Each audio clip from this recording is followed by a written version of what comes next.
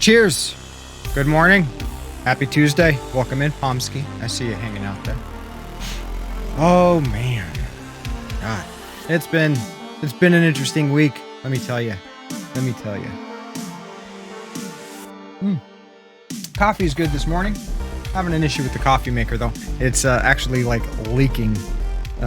So might need to replace that. Yay. The coffee's still delicious though. So how's everybody been? Huh? I've been pretty good. Playing a lot of Valheim. If you're listening, Pomsky, we're not running any add-ons right now. I'm not necessarily opposed to doing that. It's just I would only be concerned about some sort of data conflict or something over time. What happens if you drop something out of your inventory that has an enchantment on it? I'm doing well, Razor. Oh god, now I took the glasses off. I need to put them back on so I can re-chat. There we go. I'm doing well. I'm doing very well. I'm excited. We're gonna be doing little things a little differently today. We're starting off obviously as a retro talk show. That's what we do. That's like my favorite thing. I got the massive backlog behind me. And so I like to follow my passion, really. And right now in gaming, one of my passions is not only retro, but we're also going to be doing kind of like a split show. And then on, at least for the time being, we'll see how it goes. Nothing is set in stone. However, or not even however, nothing's set in stone. We need to, at least from my standpoint, I need to follow where our interests lie, and just experiment. We can't, the definition of insanity is doing the same thing over and over and expecting different results, right? All is well, Pomsky, all is well. I don't know if you heard what I was talking about with the add-ons in Valheim. Nobody's using add-ons yet, and the only thing that concerns me is, like, if you drop something with an enchantment, would that possibly cause an issue server side? There's a few of us that have put a lot of work into what we're starting here, so that would be kind of my concern, so to speak. 1 second, guys. Sorry about this.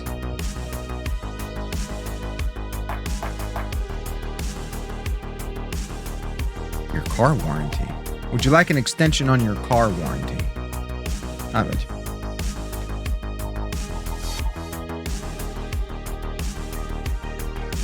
Not using Epic Loot. That's interesting. You're more than welcome to play. I don't want to give out the password publicly because, that's just opening the door to issues, especially when people are investing. Like, I'm invested in the server, right? I'm invested in the server. So I don't want to create an environment to where people are a little more apprehensive to come and play and invest time because there's trolls showing up, and I mean, not trolls in game, but internet trolls showing up and destroying structures and stuff like that. Everybody's really respectful about where they're building and stuff. I did. Yeah, I thought I did. I'm going to probably change it like once a week. Just to keep everybody informed. Not sure how I'm going to manage all of that, but the thing that we're going to talk about today on the retro side of things, this, I managed to do it. It was being a bitch this morning. Is an MV1C board. This is the size of an entire arcade board, right? That's all it is. My MV1FZ is much, much, much larger than this. So this board here, I'm currently having a certain air with. We're not going to tackle that today, but I had to pull it out of the arcade machine, the Neo Geo, which you can kind of see right over there. In fact, I'm pretty sure it's up and running. Let's check. Let's see if the Neo Geo's up and running.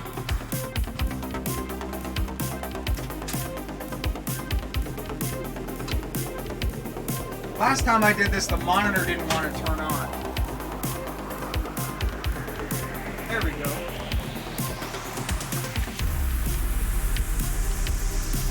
What are we gonna put on in the background? How about some...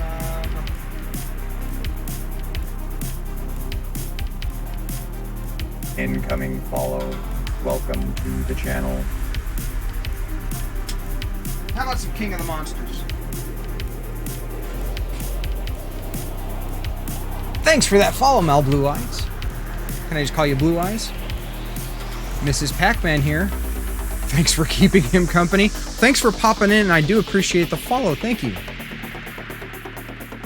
Tech problems is never fun. Well, it's weird. You can't even really see the angle. The angle's all wrong. Your tone, it's all wrong. We just rotate just a little bit. There we go. We got King of the Monsters playing on in the background there. So the inside the arcade machine is an MV1FZ, right? There's a number, I think like 5, 6, 7, something like that, different revisions of the SNK Neo Geo board for the arcade machines. There might even be more than that if you like go down into the individual chips, but there's like, you know, the MV1F series, the MV1C, the MV1B. Those are the ones that usually get consoleized. This here's the MV1C. Running in the machine right now is an MV1F, as in Frank, Z as Z for our European viewers. Inside's a 161 in one cart. Now, those things can be problematic, especially if you're using just a regular old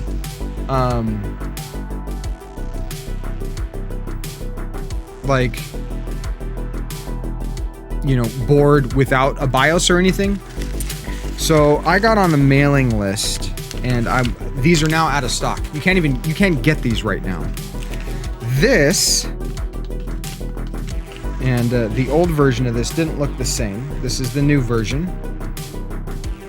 This is a Neo BIOS Masta, M-A-S-T-A. And what this does, this allows me to connect. I'm gonna go ahead and open this. I've been waiting to open this until I was live on stream. This is the only, don't use your teeth. I believe this is, yeah, I'm pretty sure this is the only EEPROM, because even the multi-cart in there doesn't have an EEPROM, and none of my other cartridges are even tech problems, is the actual UniBIOS. You can't even see that. Glare is the son of a bitch. UniBIOS 4.0. This is an EEPROM with a modified BIOS that basically, and I'm actually going to pull the cover off of this and show you guys like the installation. One of the things that I talk about quite a bit here on the Retro Talk Show is, or are the some of the setups and you know, retro type deals. So we are actually working on the ability to stream a Neo Geo through RGB live, as opposed to trying to figure out a way to capture the arcade machine, because that would involve me running more cameras and setting up stuff over here, and I don't have a way of really capturing the video output of that. So I would rather play it on my CRT here with appropriate things. So I am on the fence. I'm leaning towards the Supergun route of things in order to get video and audio output and controller input into this. However, there's issues with some of like the video outputs, and oftentimes it's putting straight arcade RGB signal out of the JAMA. This is the JAMA connection for those uninitiated right here. This is how everything goes in and everything comes out of this particular board. You can get a super gun, which is basically an interface that plugs into this that will allow you to connect a power supply, controllers, and audio, video out. There's no in. Now, that's one route. And the reason why you would go with the super gun over consoleizing like a Neo Geo is because... Oh, hi, Mr. Manchong. Is because with a super gun, if I come across another arcade board, I can literally unplug my Neo Geo, plug in whatever arcade board it is, and it will run. It will just run. That's what super guns do. It's a way for you to play, you know, usually on PVMs, BVMs, and that type of deal, or other like arcade monitors. However, because I'm splitting that signal, I don't want to damage the amp. I don't want to damage my CRT. I definitely don't want to damage the RetroTink, even though out of all of these, the thing that I would want the least damage is probably the CRT. That would be the hardest to replace. The RetroTink's just a matter of money and time. The CRT is something that is difficult to find.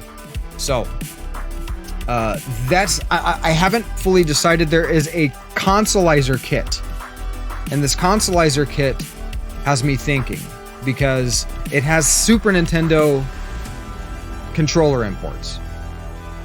I don't necessarily want to use arcade sticks for my Neo Geo. I would be fine with just regular Super Nintendo controllers.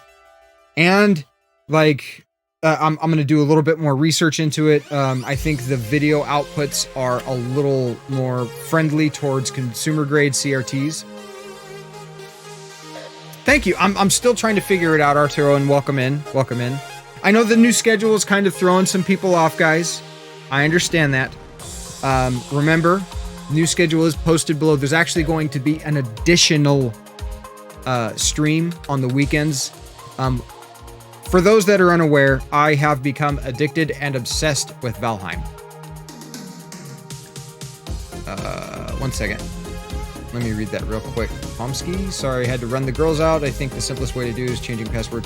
Set up a Discord specific role for Valheim players to have a specific channel only, visible to members. Yeah, I've been thinking about doing something very similar to that, to where like there's an application process if you want to, however I decide to do the process, whether it's just I talk to you and you're a regular supporter of the channel, therefore you are more than welcome to come and play with us. But like a dedicated channel that only certain people get invited to, that I can just have server specific stuff, you know, people that are trustworthy. So that's probably gonna end up being the path that I take. I think that's like the most secure, and it's gonna be people that I obviously trust, that aren't going to give out passwords, IP addresses, that kind of deal. So, back to what I was saying. The consolizer kit also, I think, has more video output options. But when you do the consolizer kit, you're limiting yourself to the particular Neo Geo platform, right? So if I were to come across, say, for example, X-Men, right? Or something, you know, like a Street Fighter arcade board that's functional. Or like, you know, a CPS-1 board, or a Turtles board, or fucking Smash TV, something, right?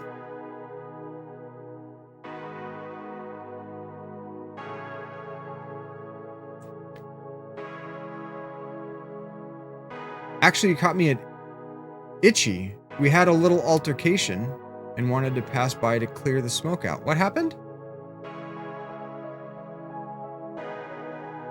What happened? I hope I hope everything's okay, guys.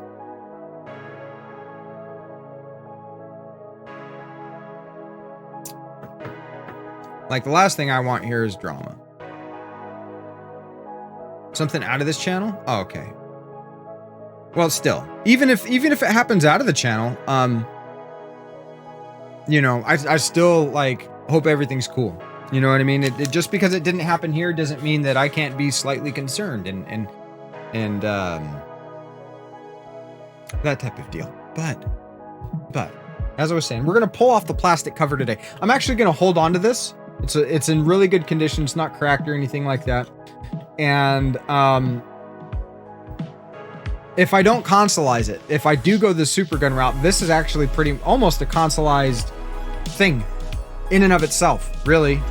You know, it's very compact. I was actually really surprised at the size of the MV1C when it arrived. My NV1FZ, for example, is about this much wider.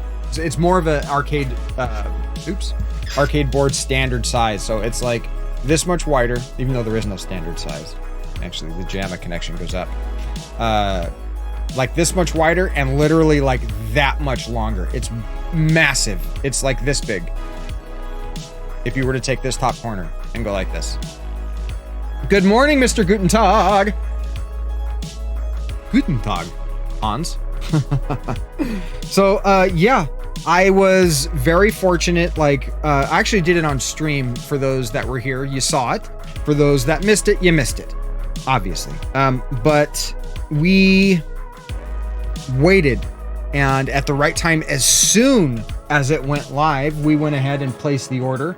The very next day, out of stock. And this is what we ordered. For those that are just joining us. They're only about $60. It's a little bit of a learning curve, Arturo, but it is, I would say it's a learning curve, but it's a gentle learning curve. I mean, arcade stuff can get complicated as long as you're willing to spend the time and do the research and use a little bit of like forethought. Like, okay, let's look at what type of video signal this is going to output and how am I going to deal with that. A lot of the different super guns and consolizer kits, you can just get straight composite out of, right? If you want to run composite, that's fine. I don't want to run composite. I want to run component. Now, there are converters that'll take a VGA signal or an RGB signal, even an arcade line or arcade level RGB signal, and convert that to component. But the way that some of those work can be a little complicated, and how you have to get these things, that's where the learning curve comes in, because I am actually probably going to have to do some soldering and other things in order to get a super gun to work. Now, the reason why I would go the super gun route is because that leaves doors open for other arcade boards for me to actually stream and play, which would be fucking awesome, you know, absolutely awesome. But I also have to look at it this way. What is the probability of me finding an arcade board in working order? You know, would I be better off just doing the consolizer kit? I do with the Neo Geo, Arturo. I'm not a full purist. There's just a different experience between putting, and I'm going to get EverDrives. That's really the next step on my NES collection. I want to replace Punch-Out with Mike Tyson's Punch-Out, right? I have the normal Punch-Out, but I'm a fan of Mike Tyson, and so you don't think finding one will be hard? Well, here's the thing. If I find one, I'm going to go ahead and pick it up whether I have a super gun or not. So that's, you know what? Honestly, probably that's what I'm going to do, is get the consolizer kit. And then if I come across an arcade board or cheap arcade boards, then I'll start looking into super guns and the like. But because I have a 161 in one cart for my Neo Geo, because I have 3 official carts, but Neo Geo, even the MVS side of stuff, is starting to really drastically increase. It's becoming out of my price range, too rich for my blood, so to speak. And I don't think that, like, I have no problems. You know, when people call me a purist, I'm also not a gatekeeper. I get called a gatekeeper, but I'm not. Play how you want to play. If you want to use flash carts, emulators, I don't give a shit. I'm just into the games. Me personally, I like the experience of inserting a cartridge on original hardware.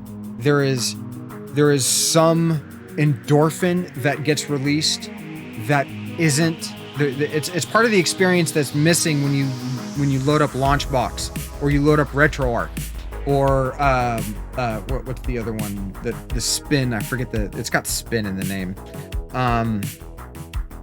But these front ends and stuff, there's a certain experience, part of the experience that's missing, that I crave. That it is so much more satisfying for me to have, that cart slide in and work. And I mean, I like it when it works every time, but at the same time, when it doesn't work and the graphics are a little garbled up and you need to, pull it out, put it back in, or clean the cart a little bit, that's part of the appeal. I don't want necessarily everything fully handed to me on it.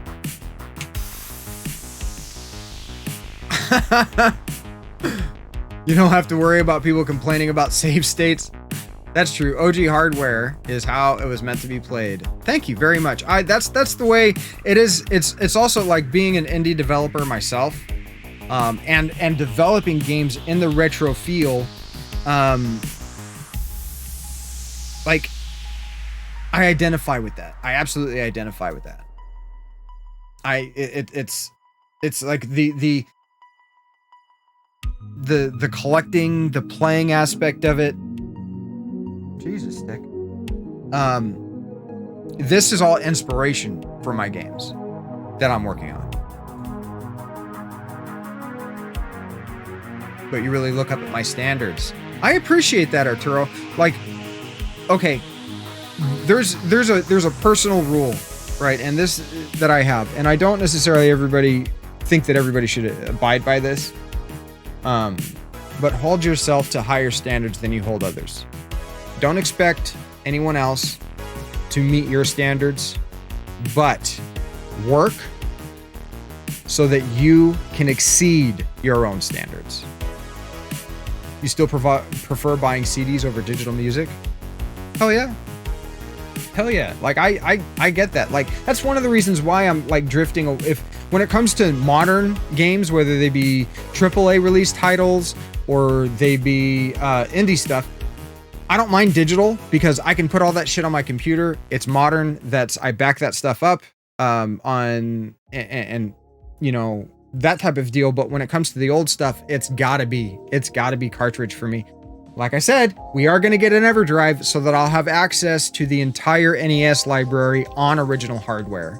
And then for extremely difficult games that I'm struggling in or I need to learn, some of the better EverDrives have save states built in. So you have some like modern functionality, and like for games like Ninja Gaiden where I need to practice certain sections of that game in order to get good enough to beat it, that will allow me to do so, and then I can go through and beat it without using a save state. Vinyl is the way to go. I like cassettes. I mean, I like vinyl too, but I don't have a vinyl collection. I don't have a really cassette collection. I like VHS too. I like VHS a lot, actually.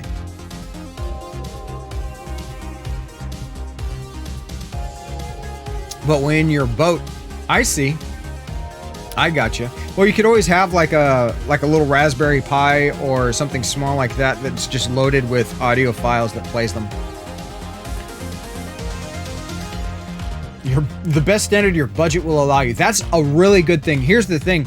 Don't like some people go overboard with collecting, and there are times that I've done it where I've exceeded my means and been like, oh shit. It hasn't been catastrophic, but letting your budget dictate what you're able to do and what you're not able to do is very wise. Very, very wise. It really, there is, I agree, Pomsky, like nothing compares, especially if you have an audiophile set up with a good record player, good speakers, good amps, like all that stuff is high quality, and you're not just getting something, that's off Amazon for cheap to play records, right? So, it's literally a fully analog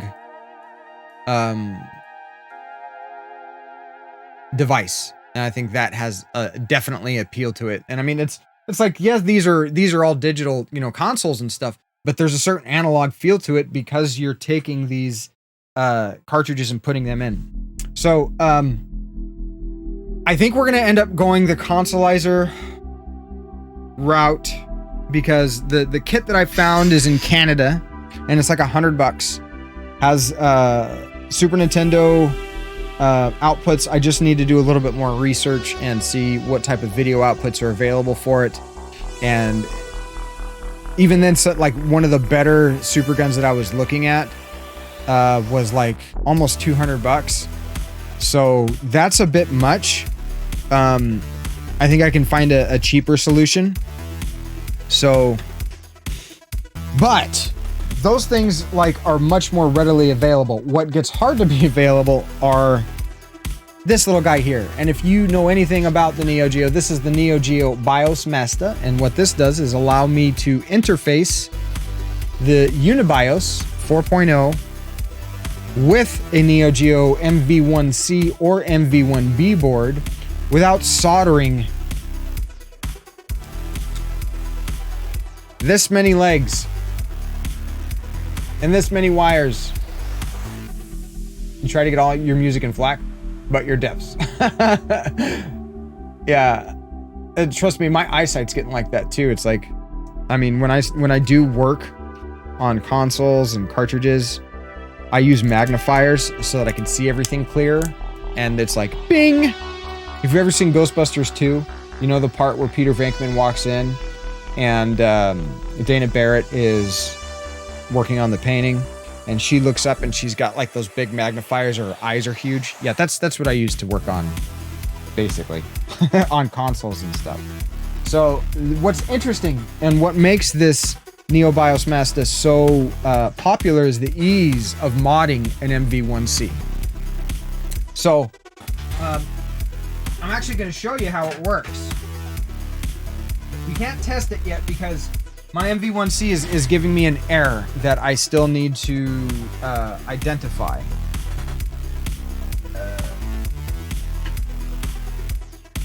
Taking out the screwdriver.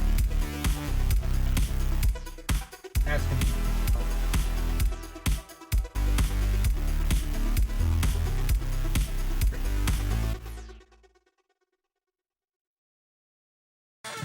I got one of them fancy iFixit kits with the amount of time that I spend unscrewing these things. But what I'm going to do now is I'm taking off the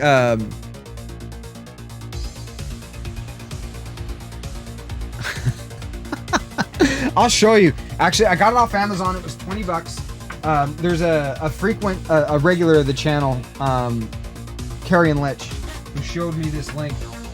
And I was like, ooh. And he was like, yeah, I think I'm going to get these. It's going to be perfect. But I'll show you. This thing's actually really cool. You remove the glasses, right? And then you can either have it as glasses. I have it as a headband because I spend a lot of time looking down and the glasses tend to slip down the nose. But when you do this, total Star Trek thing, right? And then these are the strongest ones. And these just clip in here. Like that.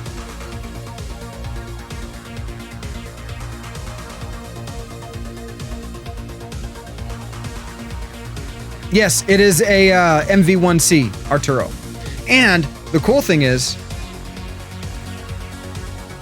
it has a light. It's like a headlamp. It's like a dwarven magnifying fucking, like, I can see my pores. So like when I'm doing like fine soldering and stuff like that, I'm able to actually see everything that I'm doing without using a microscope or something like that. This is also, the cool thing is it's actually USB charging.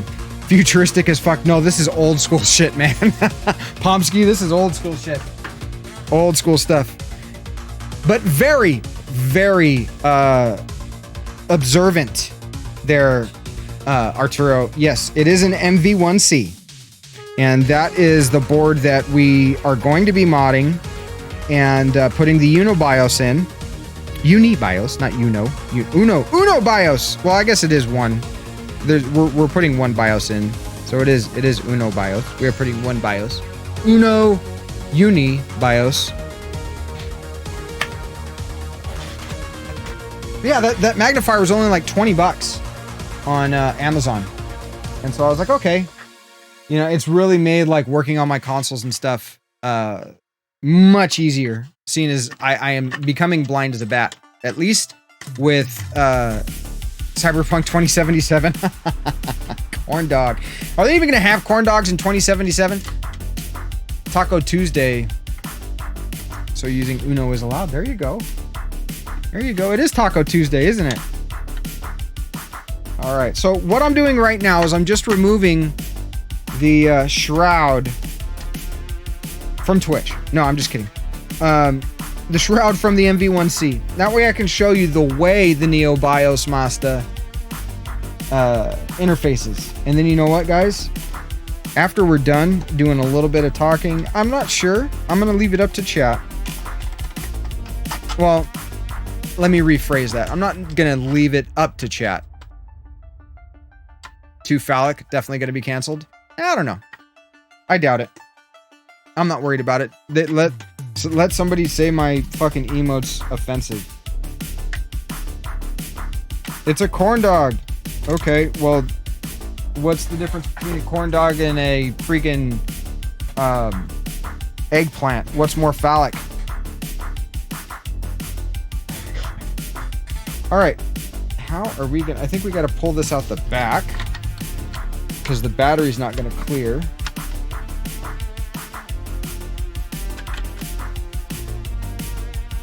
And also, like, I'm pretty sure I need to replace the CR, nope.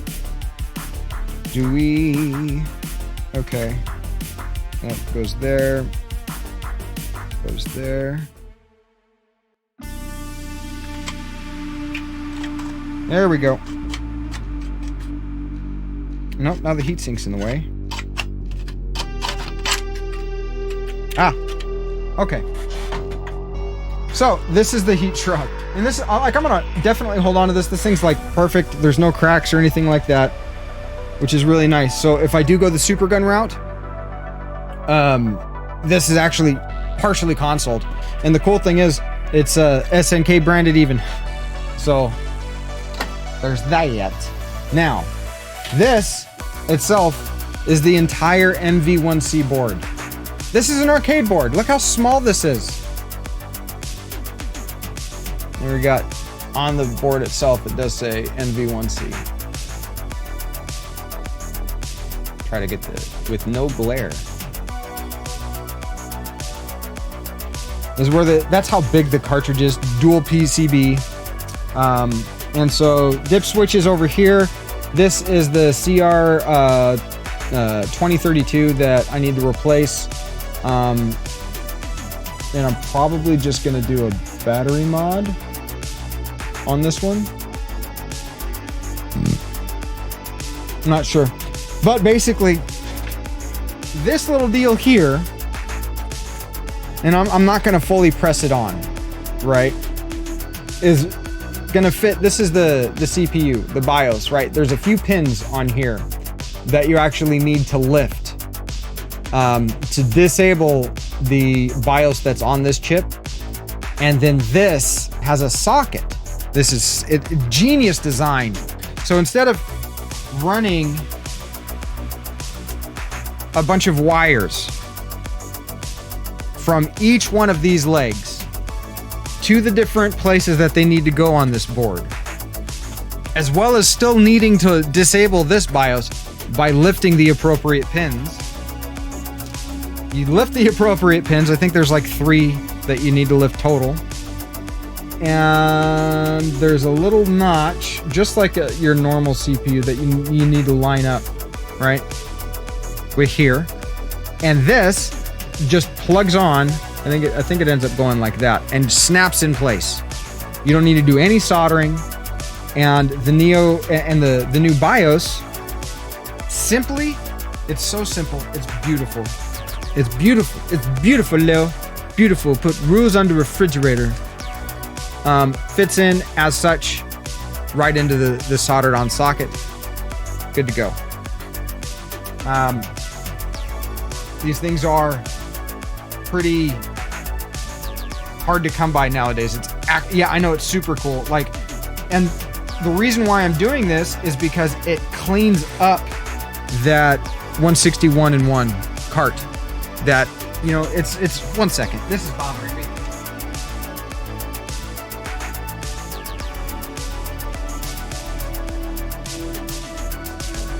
Need to reset it. It's, I guess, King of Monsters on this is set to just free play, like, or have like a bunch of credits.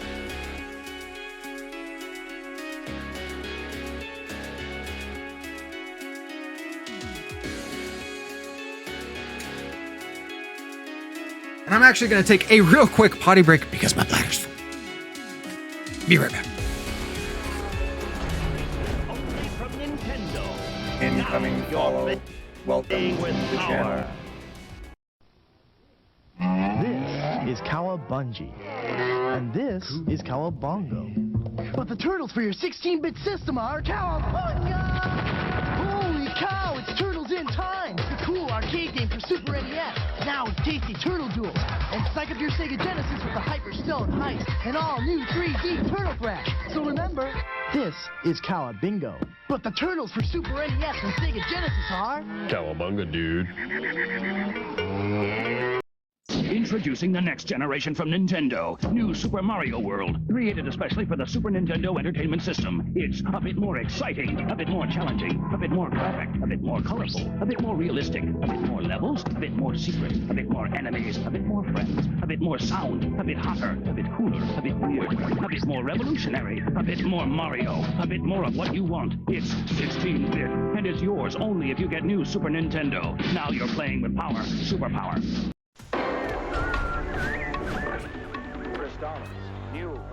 Ugh. You caught me right as I was heading out the door to go to the bathroom. Welcome in, Arnie69. Thank you very much for that follow. How are you doing today, Arnie? We are talking about the MV1C, the Neo BIOS Master, and the Unibios 4.0. Just going through the retro channels. Well, welcome in. I'm Gaining Ground. This is the, not the morning retro talk show. This is just the retro talk show. We start every Tuesday and Thursday, 9 p.m. Specific standard. Oh my God. It's the coffee. Coffee hasn't kicked in. Below's a link to my schedule. Monday, we used to be Monday, Wednesday, Friday. We are currently Tuesdays and Thursdays. Just did a schedule change because we're going to be returning to jiu-jitsu probably next week, and I'm going to be in class and not available to stream. So behind me is my collection. Below me is a link to my collection. Feel free to go ahead and take a look.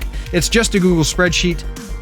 If you see something there that you would like to talk about, I'd probably want to talk about it too, so feel free to bring it up.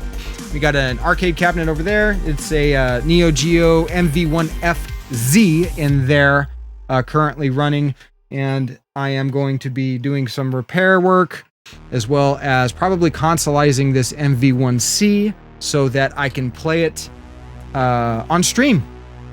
I have 3 official Neo Geo carts and 1 multi-cart, the 161 in 1 cart, which is currently running in there.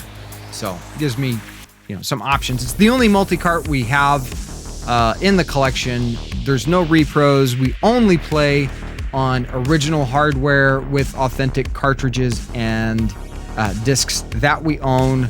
That is until we get an EverDrive for like the Nintendo the cartridge systems, right? Well, thank you very much. I've been collecting for a few years now.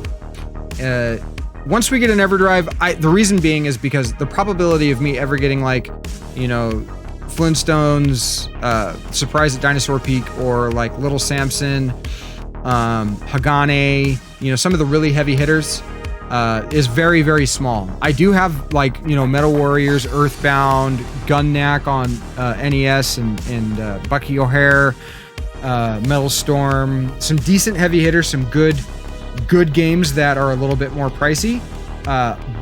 But those games are continuing to climb, and the probability of me getting some of the more rare stuff is just going down and down and down and down. Metal Storm it's a late release. It's fairly rare, yes, and it is currently around somewhere between 120 and 140 bucks.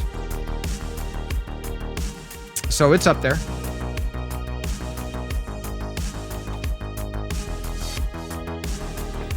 There's a website that I use called pricecharting.com that they're falling behind because the collecting market has just skyrocketed, especially with all the people at home, all the stimulus checks.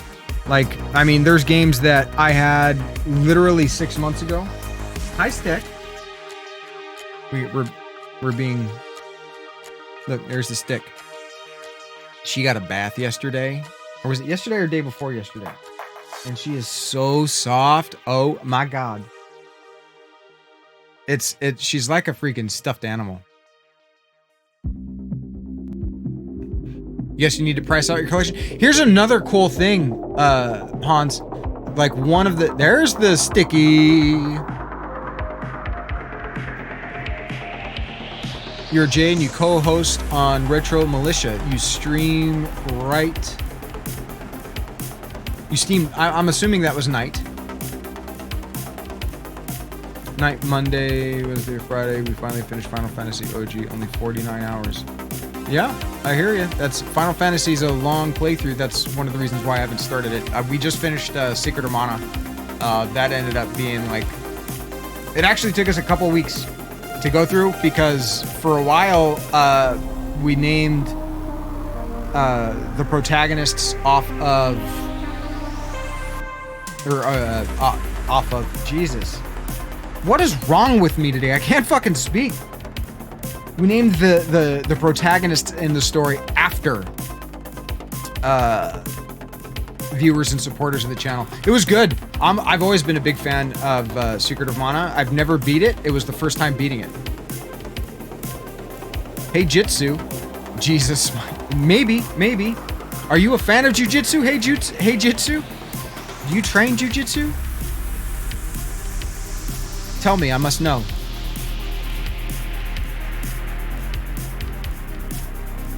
He interrupts people. But yes.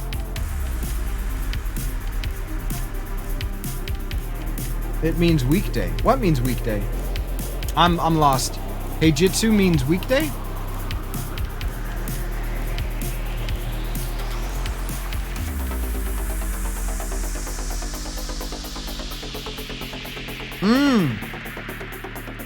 Okay. Ah, interesting. Interesting. I thought you might be a jiu-jitsu player. I was like, woo. I like that. No, that's cool. That's super cool. Super cool. So, for those that are just joining us, we're talking about the MV1C, right? I'm going to be consoleizing this. Fixing, okay, right now, it's not... Hello, unexpectedly. Right now, it's giving me a backup RAM error, and that could be tied to the battery.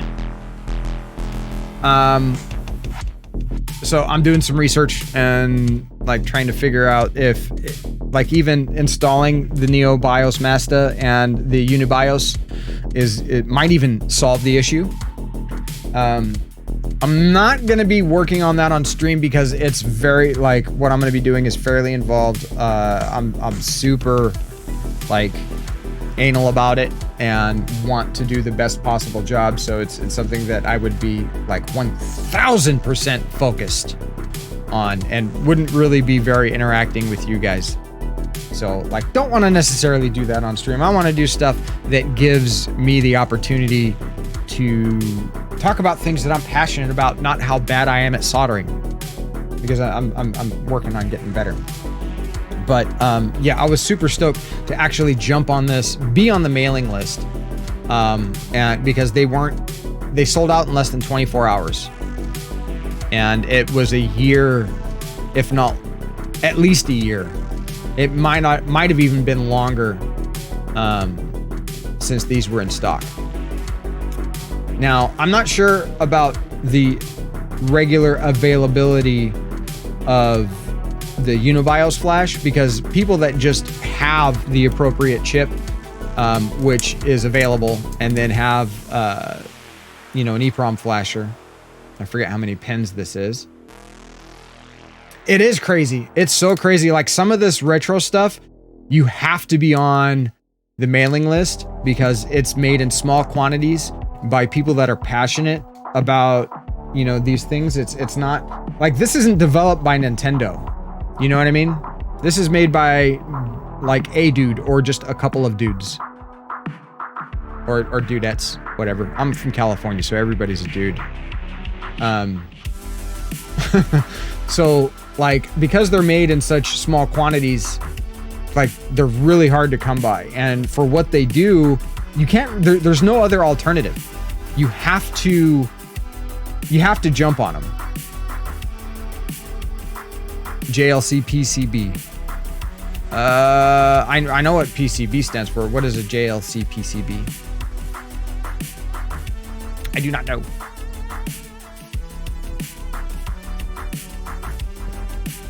I do not know. But I'm willing to learn. I don't mind being educated. Website for those. Oh, okay. Sweet. Yeah, you can get different like board printouts and stuff, but like I don't know. I don't know how to do this kind of stuff. You said too much. This was cheap. This wasn't, these aren't expensive. This was like $20. It's a make your own. No. I know what you mean. It's a, you design the printed circuit board. They manufacture it for you, correct? It is one of the hardest things to maintain, or not maintain, obtain for a lot of retro gamers is, we'll switch cams for this, is, hopefully everything wants to work. These bad boys, the CRTs. Those are the hardest to get a hold of. This is a 27-inch Philips with S-Video, composite, RF, and component in. And it's all about the component. All about the component. If you're able to capture component, then like your signal goes up so much from S-Video, pardon me, or composite. So, yeah, I wanted to talk about this because these things were ordered as soon as they were in stock. They're out of stock. They're highly desirable. The mods that I'm going to be doing to this are in my wheelhouse. Unfortunately, I actually, in order to test it after I've modded the board, I need to pull the whole thing out. I'm going to redo what's on the inside as far as how I have the MV1FZ mounted. I'm going to mount that so that I can remove the JAMA connection from the front here, from the coin access door, and put it on here should I need to go back and forth. But we are going to be working towards either consoleizing or using a super gun so that I can stream Neo Geo stuff, which is something that I want to do. There's a lot of amazing titles on the Neo Geo that I don't think get enough love because of how rare, expensive, or like just plain old difficult it is to stream this stuff on original hardware.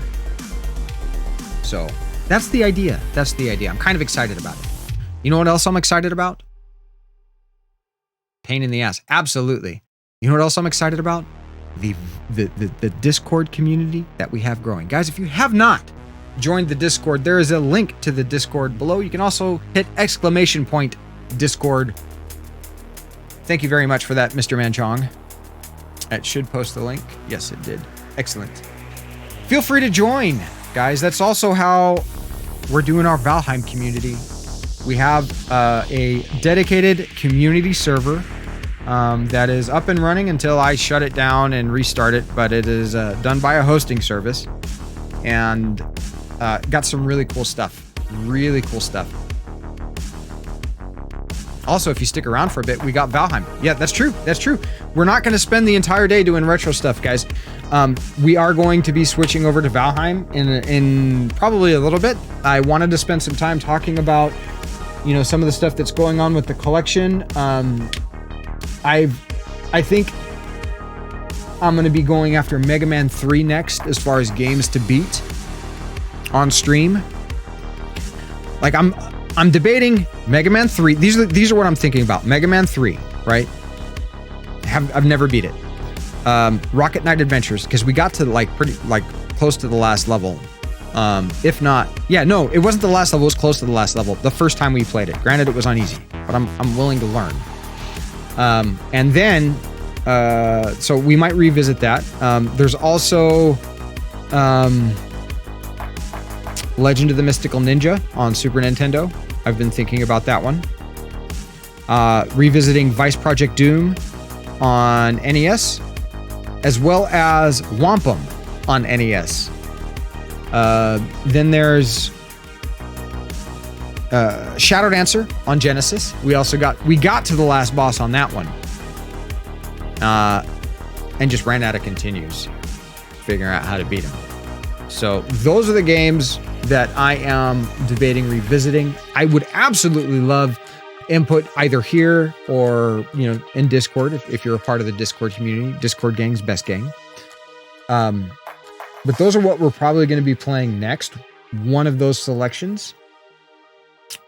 Obviously, I've got a very large backlog. That's my backlog. Everything behind me is my backlog. Well, not everything. The majority of everything behind me is my backlog. Below is actually a list of games that we have completed on stream. And somebody thought we didn't put Secret of Mana there. Secret of Mana is there. I double checked. Don't confuse the streamer. I'm easily confused. So this, I'm super excited about this. And the more research I do into it, the more excited I get about that Neo Geo stuff. I always wanted, growing up, I always wanted a Neo Geo.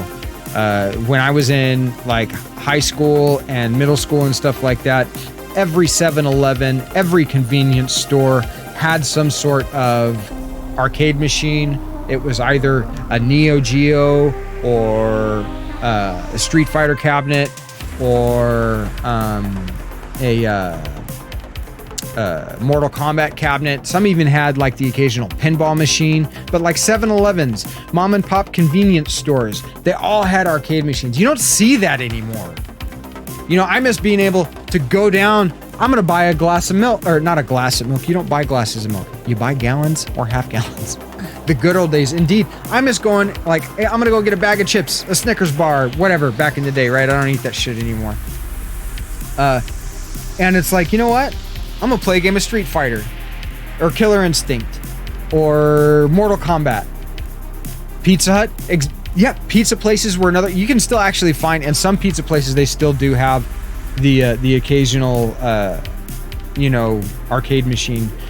But I mean, even like places like Denny's would have like the small little area where you've got the claw machines, you know, the little arcade stuff also.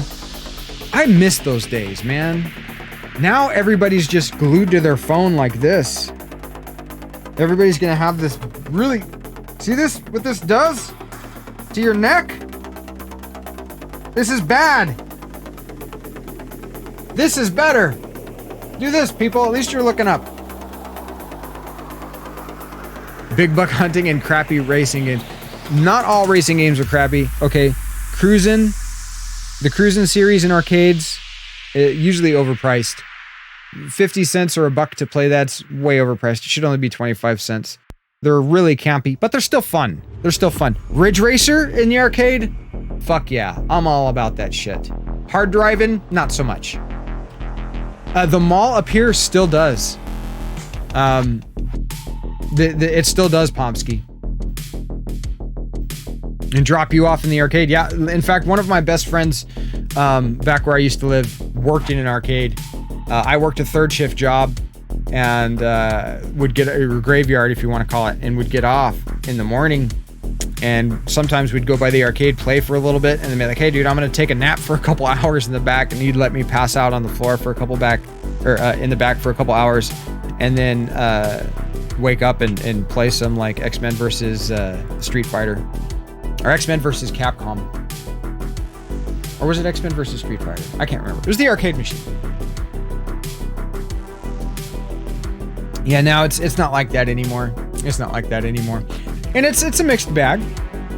You know, it's awesome having all the stuff at our fingertips, but at the same time, you know, and it's a lot cheaper nowadays. It's not like, you know, fuck, I just went and spent $10 at the arcade. Now it's like, no, I just downloaded the entire Neo Geo library for free, and I'm playing it on my phone for free, as opposed to like, I've played 5 Neo Geo games at the arcade. First tabletop game, was it Denny's? Yeah, we used to play Magic the Gathering at a place like Denny's, that we would meet once a week and have these big multiplayer Magic games. This was back in the day. I think the newest set was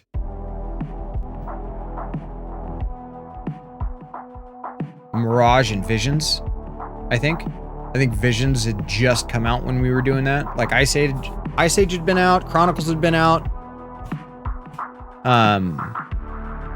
It was so different back then. Oh man, it was good. I miss those days. But then again, people think I'm a boomer. I'm not a boomer. I'm Gen X. I was born in the late 70s. Not a boomer. Not old enough to be a boomer. I'm growing the beard out. Maybe it's all the Valheim playing. I'm super hyped about Valheim, by the way. I know we're primarily, okay, to be upfront, especially for those that have just joined us. We are primarily a retro channel. I started this channel to share my collection with you. Good morning, Sindel. Watched the documentary High Score on Netflix? No, I haven't, but I will. Thank you for the recommendation, Sindel. Welcome in. Hi.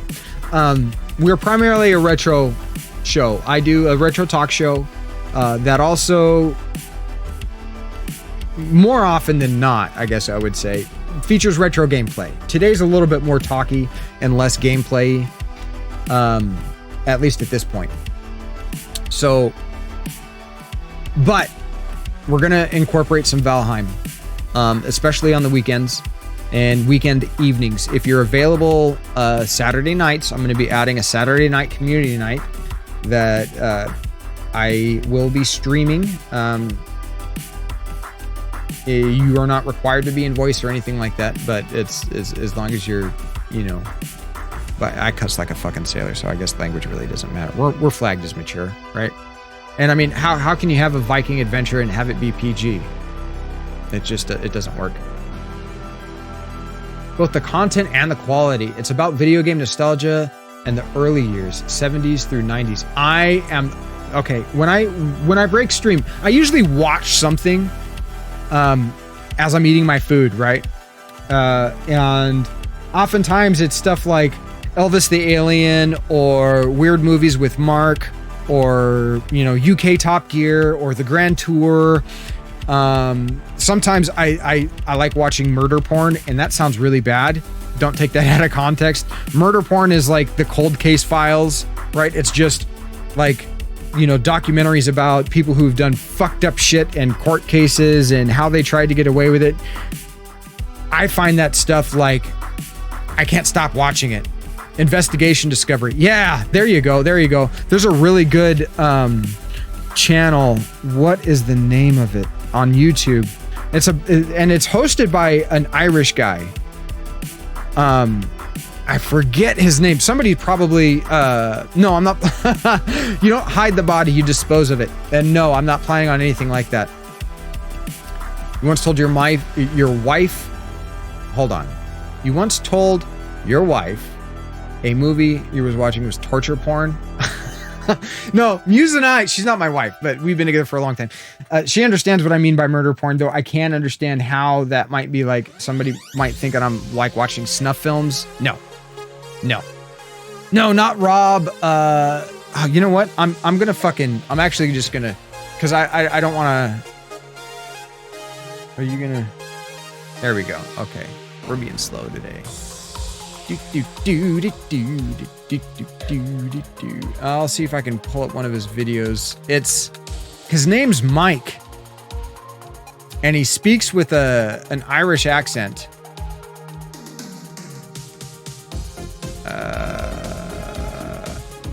I'm just gonna scroll down. I know that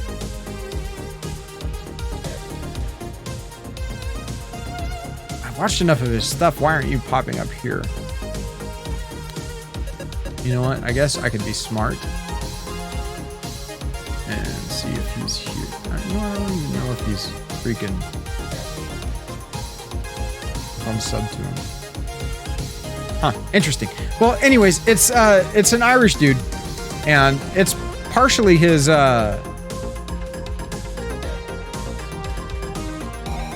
accent. I can't put it down. I gotta watch it. It's good. Oh god, there's a bunch of stuff that I want to see on recommended that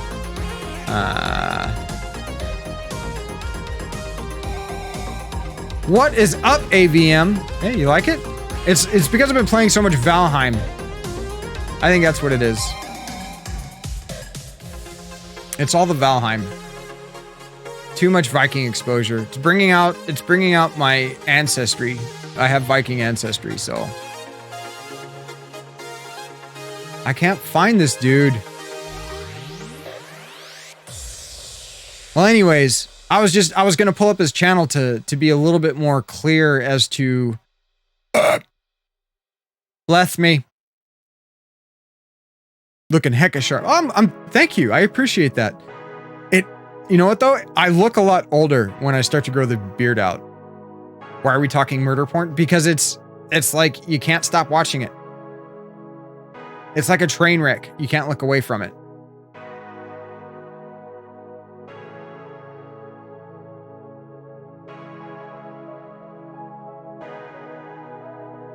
Do you guys have a moment to talk about our Lord and Savior Odin? No, I'm just kidding. Necrophil. No, not like that. No, it's about, okay, here we go. That chapter.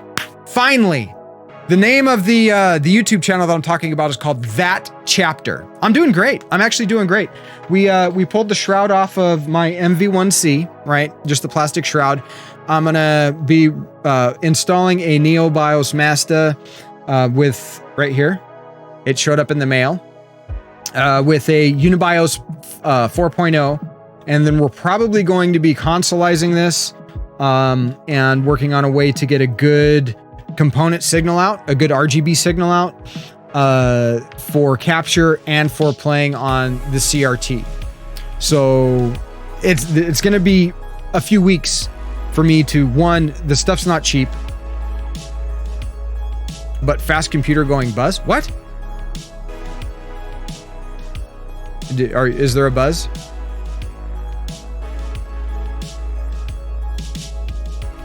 Oh no. Is everything okay? You're confusing the streamer. Don't confuse the streamer.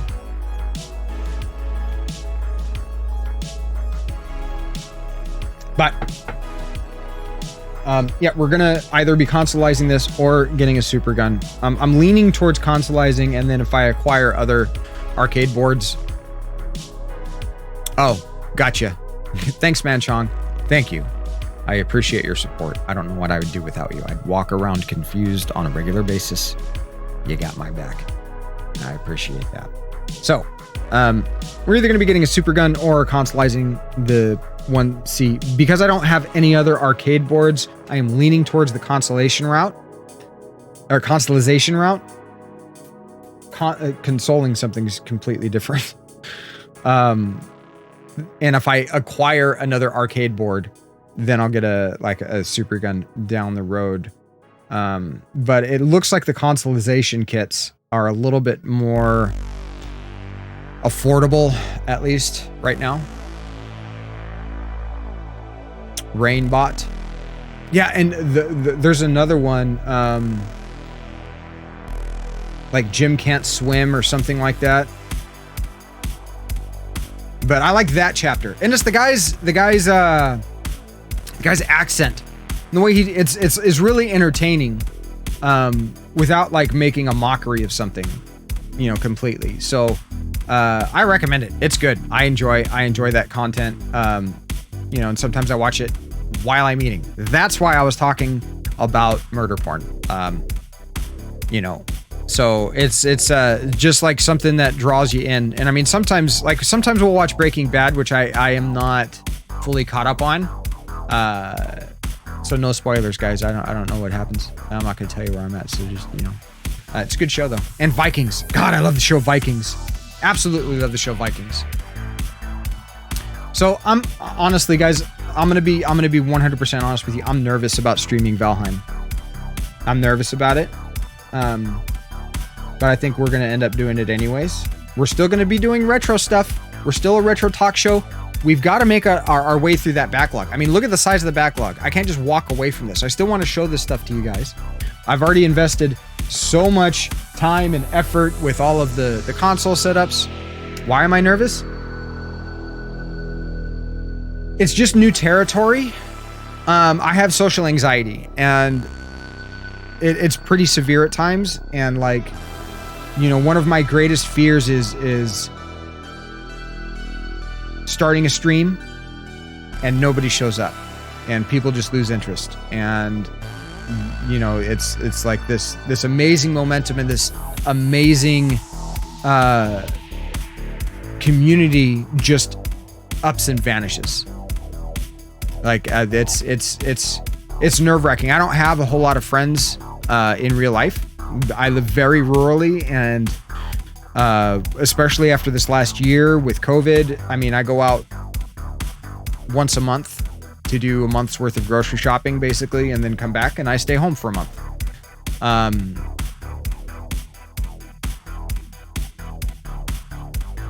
Yeah, Valheim is probably a rough category to grow in, and it's fine, whatever. I'm just extremely passionate about it. I talk a lot about it, like here, and yeah, I will jump in on that group hug. Thank you. But it's so fucking good, and it's like my brain is stuck on it. I keep thinking about it, and so because I'm so passionate about it, I'm thinking about the retro stuff. Obviously, I'm thinking about the retro stuff. Obviously, I'm thinking about the retro stuff. So that's not going to go away, but I want to branch out, and for what I'm doing in game, I'm not seeing anybody else do it. Like I'm really applying some artistic stuff. I just need the heroin. Yeah, and seriously, Valheim's kind of like crack. I fucking love it, guys. I love it. We're going to be doing some Valheim here in just a little bit. We are going to be switching. We're starting off in retro because there is no MV1C category. And honestly, with that behind me, what else am I going to fucking... I mean, I've got a Neo Geo arcade cabinet in my game room. You tried some edibles? That shit was crazy. Oh, yes, it will. That'll fuck you up. Your body processes vaporized or smoked, inhaled, we'll call it inhaled cannabis, differently than it does ingested cannabis. And it lasts a lot longer. I can't do edibles. It was a milkshake. Wow, I can't do edibles. The last time I did edibles, it gave me vertigo. Everything is edible if you try hard enough. Yeah. Sure. I mean, you can turn a rock into sand and drink. You just ate too much, man. You just ate too much. The problem with edibles is like, the taste is kind of appealing. It's like, oh, this is strong. Holy shit. But then a half an hour later, when it's just barely kicking in, you're like, oh, this is fine. I could eat a little bit more. I want, not knowing that you probably want to wait another half an hour to 45 minutes before you ingest anything else. And let that shit rise up. Took you, you ate way too much. Way too much. Everything is edible once. Yeah, sure. I can't argue with that, Arnie. I absolutely can't argue with that. You're still dizzy. Yeah, I know. It gives me the spins real bad too. That's why I just stick to vapor. Like, I vaporize concentrates because it's much cleaner. I don't deal with any tar or anything like that. And then I source my concentrates from dispensaries, legally obtained out for you out there that are wondering. I live in Northern California. You can go get freaking weed like it's 7-Eleven. It is. It also matters how it's been decarboxylated. The temperatures involved in that, you know, it gets to be really complicated. But edibles, your body absolutely responds to differently. Are you guys kind of pumped about Neo Geo stuff? I am. 4 cups, way too much. Way too much. Is Arnie? I don't recognize your name, and I've been talking to you for a bit. You've been hanging out with us for a bit. Is this your first time here?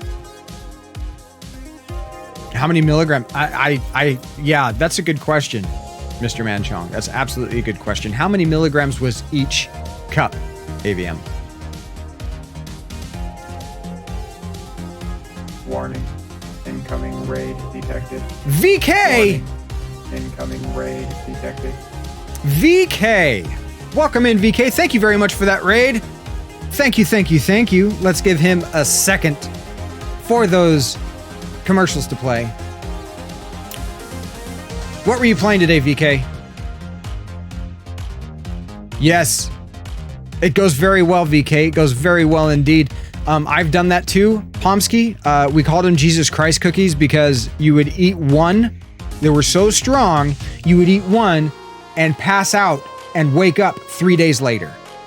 More Tomb Raider. Gotta finish it before April 1st. Everybody's gotta have goals. Everybody gotta have goals. Today, VK, because you're just joining us, this, my friend, is the size of an arcade board, specifically an MV1C for the Neo Geo. This is a board that I've had for a while. I'm going to be performing some repair work and some, we're going to be doing a battery mod on it.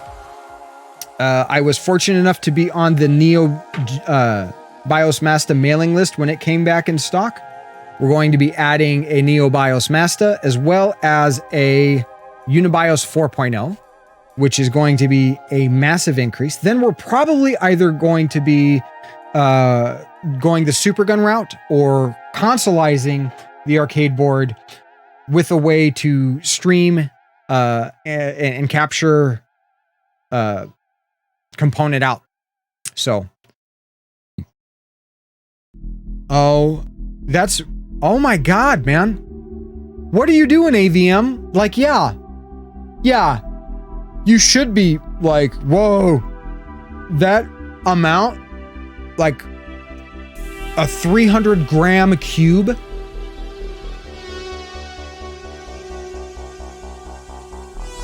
Okay, there's what, 460 some odd, basically 460 grams in a pound. That's way too much. Way too much. And even then, if you mean milligram instead of gram, 2 hours? Oh, no, I got you. I know how that is, man. Ninja Gaiden's doing that to me on 6.2. And so it's like, that's going to be one of my things. Once I get an EverDrive, I'm going to use save states to get better at 6.2 so that I can beat it without save states. I think beating a game with save states, you're selling yourself short. You're kind of cheating. If you're using save states to learn a game, fucking A. That's how speedrunners do it. That's how they're able to get so good at sections, because they can focus on the timing of that section alone without all the bullshit to get there. They can develop the muscle memory that they need to develop.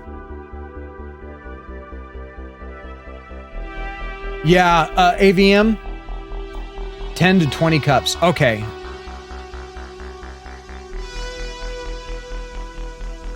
I don't think it'd kill you.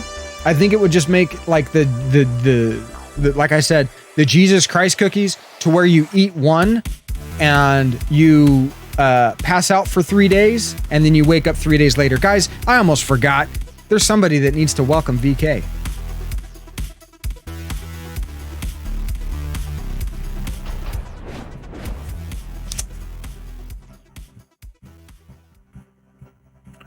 Welcome, virtual catch-up and raiders, to the channel. I am the curator. Allow me to extend our deepest gratitude for your unexpected visit. At the moment, we are talking about the Neo Geo MV1C, modding it, consoleizing it. As always, original hardware. Thank you again for stopping by. You are greatly appreciated. Please get comfortable as we return to the task at hand.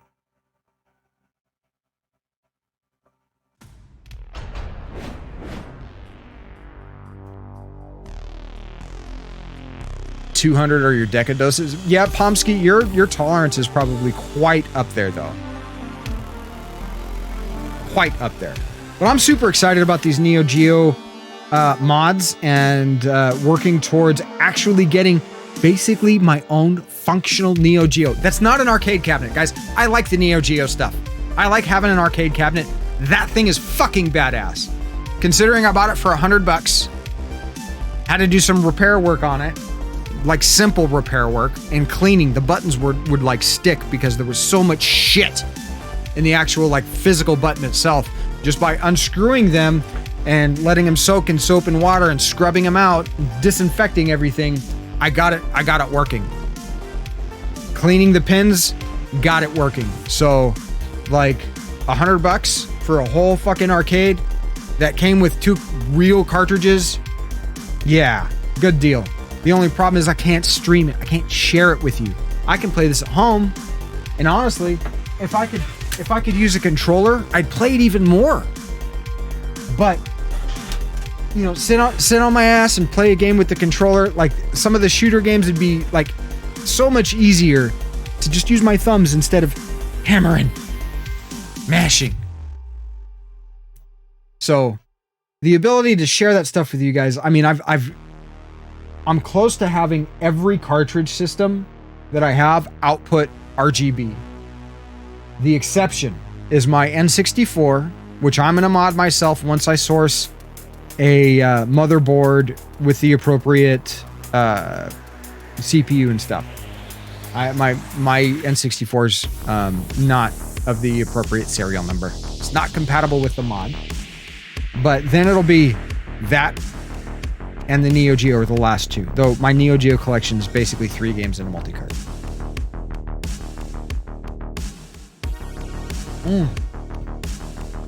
Happy Tuesday, everybody. Happy Tuesday. I guess T is for trepidatious because we're going to be switching here to Valheim in just a few minutes. I just wanted to give you guys an update as to what is going on with the channel and the plans and what has arrived retro-wise for the collection and what's going to be upcoming. I mean, maybe I can put those...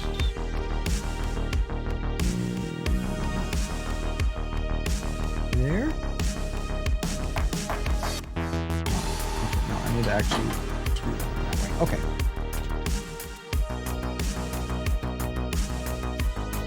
Before you quit. That's a lot. That's a lot. You might, you know, something that I've found, like taking a break is definitely a good idea. You don't have to take a break for a full month and do like, you know, sober October, like, which is not necessarily a bad thing, but you know, lowering your tolerance is definitely, you know, a not a bad thing at all. You save yourself some money. Save yourself some money.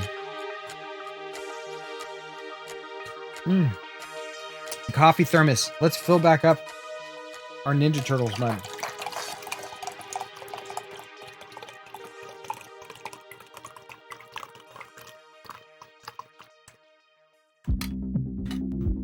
Oh, we spilled coffee. My balls! My balls. So yeah, I think the next game, the next retro game that we're actually going to try to beat on stream is going to be Mega Man. And that is simply because the game's got a password.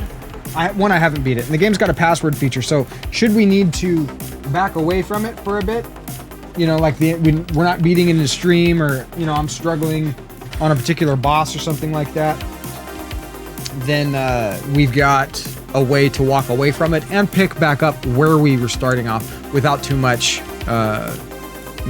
making it back up. So that's why I'm leaning towards that one. I mean, Vice Project Doom or Wampum. I'm not sure if Wampum. I don't think Wampum has a password system. I don't think. I don't remember there being one. I'm not saying there isn't one. But yeah, those are going to be some of the games that I'm going to be contemplating beating on stream for you guys. Today, though, I think we're gonna do something a little different, and this is going to become a regular thing for the weekends, right? We're probably going to do for Saturdays. We'll do 1 to 2 hour retro talk show, probably like the weekend recap, right? This is what I'm thinking to keep you guys informed. We'll do a weekend recap for an hour to 2 hours Saturday mornings. And I might start that an hour later. Might start that at like 10 a.m. instead of 9 a.m. because it's the weekend. Gives people a chance to sleep in.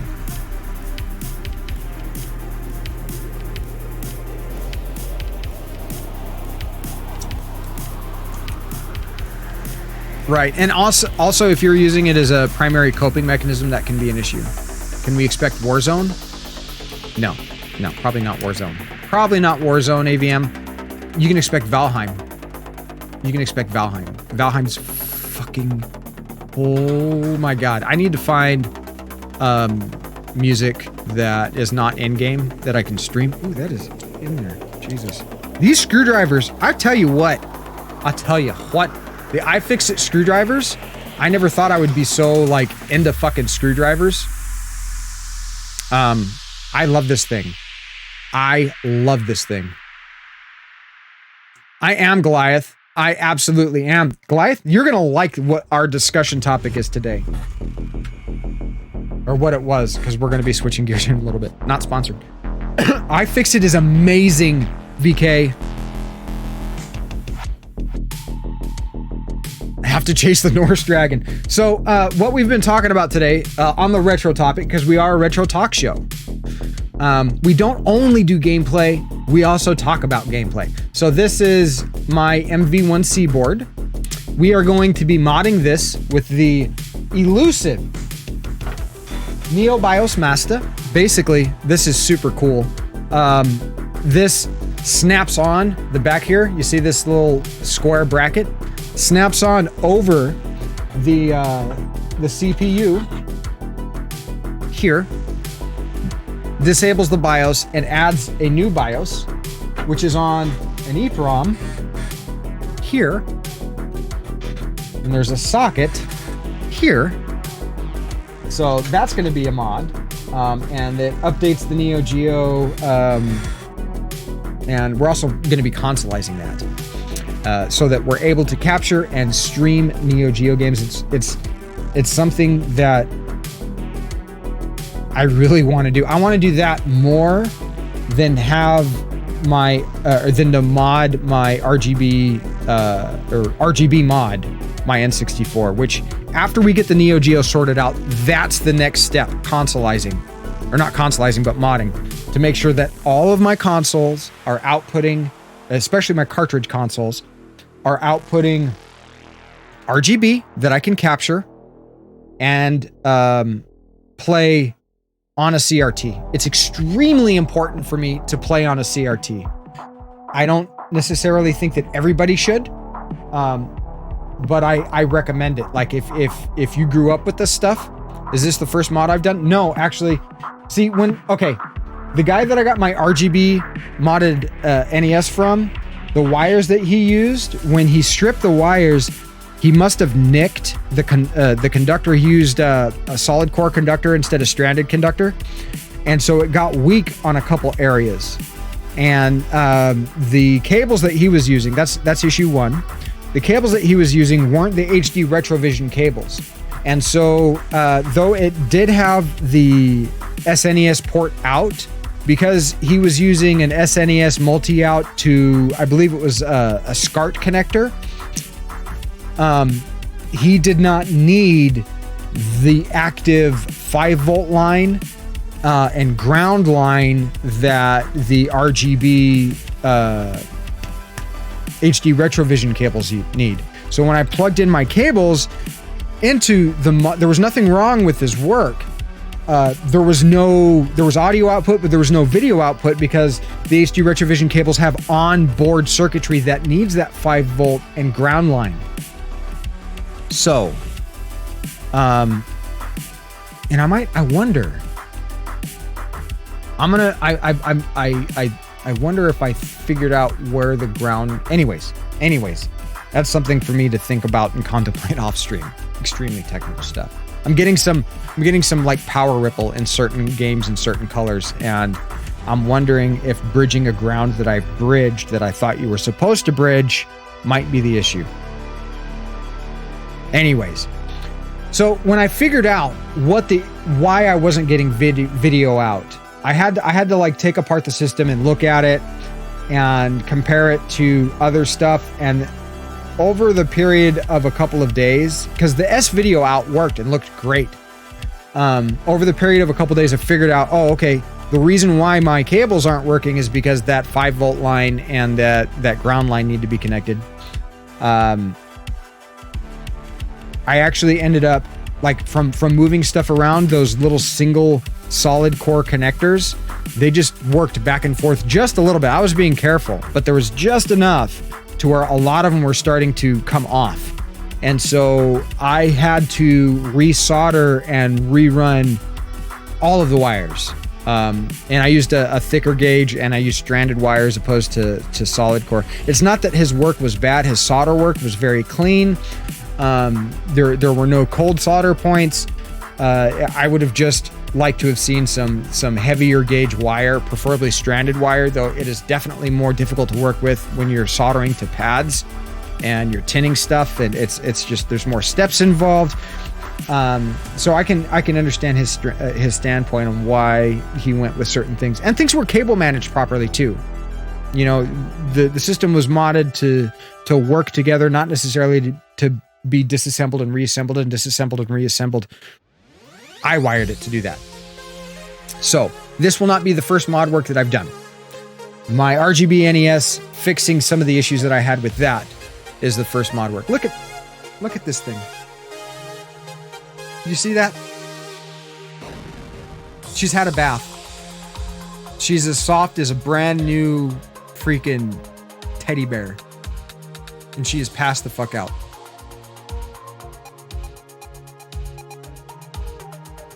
It's alive though. It moves. She sleeps like this. She does this.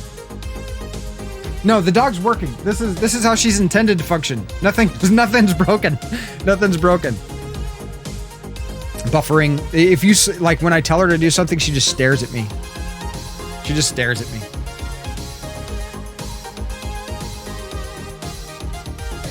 But yeah, I think the next game we're going to be on streams probably Mega Man 2. And then after Mega Man 2, we'll go to Rocket Knight Adventures. And we'll figure out where we're going from there. Probably might do another Sega game. Now, I'm more of a Nintendo guy personally. I wouldn't call myself a fanboy because I necessarily think that Nintendo's better than Sega. The consoles are, you have to think about it this way, guys. Remember, the Genesis came out when the NES came out. So comparing the SNES to the Genesis, though they're both 16-bit consoles, the Genesis was out years before the Super Nintendo was out. So it's kind of like a staggered, Sega was ahead of their time constantly trying to outdo their competition, and in a lot of ways led to them being a stepping stone, I think, that people would bounce off of. So that's the order that I think I'm going to play them in, though I just think I have more nostalgia for the Nintendo, because I grew up with more Nintendo systems wanting to play Sega.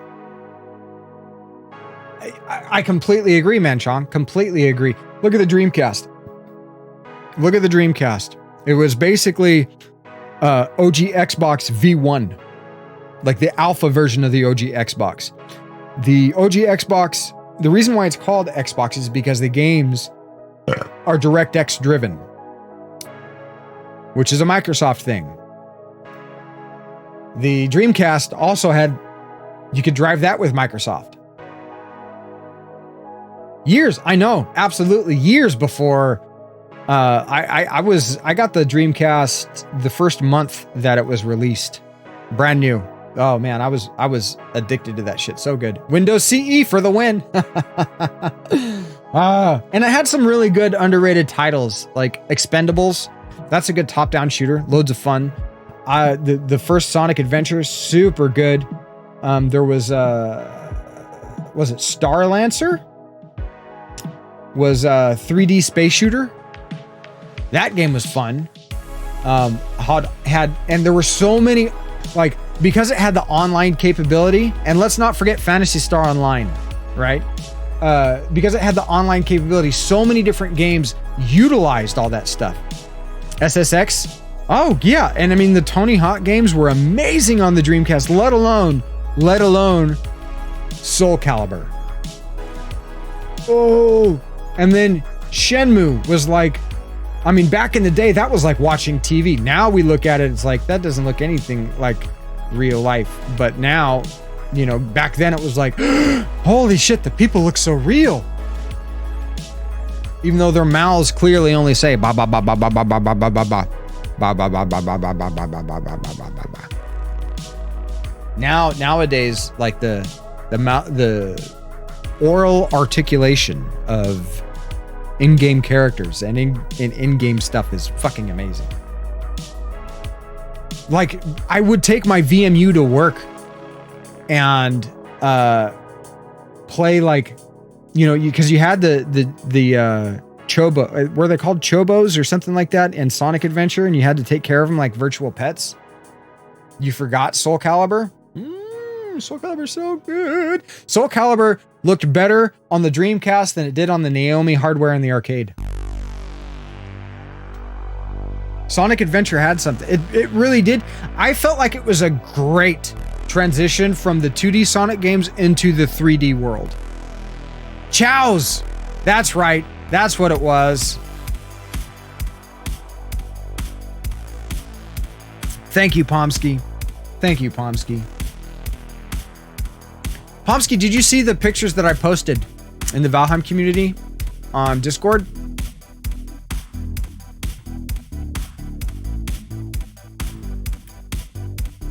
Somebody's got to have my back. Pomsky's coming in. Oh, the Chow Garden. You know what I spent a lot of time doing? Fucking fishing with the big cat, fat cat dude. Some of those builds, you like the fire runes.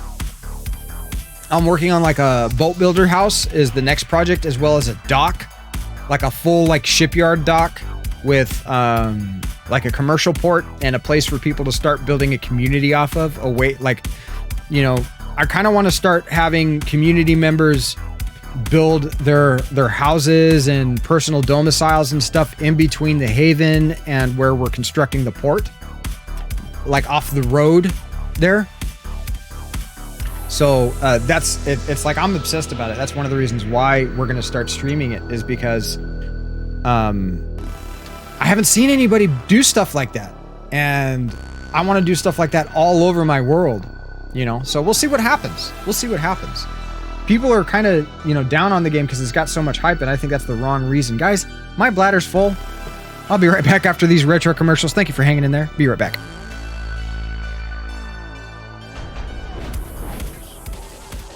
As others do unto you.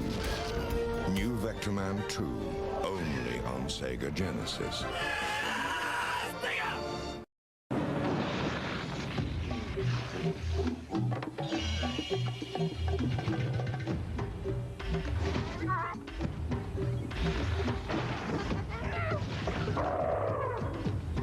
The beast is back. On the system that keeps pounding out the hits. Super NES. Donkey Kong Country 2, Diddy's Conquest. It's even tougher than the original. Mario!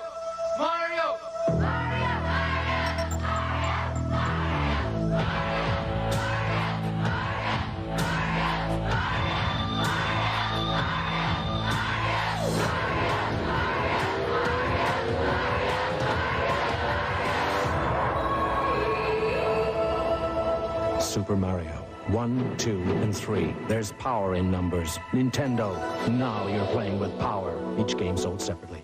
The challenge is Metroid. The power is Nintendo. Defend the planet Xephus against the evil Mother Brain. It's survival or destruction. Do battle or die. Metroid only from Nintendo. Do you know about the best-selling game system in the world? About Nintendo Game System? Do you know about games that will swipe you off your feet like you're really in them, with real sound and real pictures that come out and hit you in the face? Games that'll challenge you till you explode with excitement. I can restore life. I can give magic. I can. Games that you'll never want to put down, that'll dare you and captivate you. With so much action, you'll be absorbed by them until you're sucked into your television set.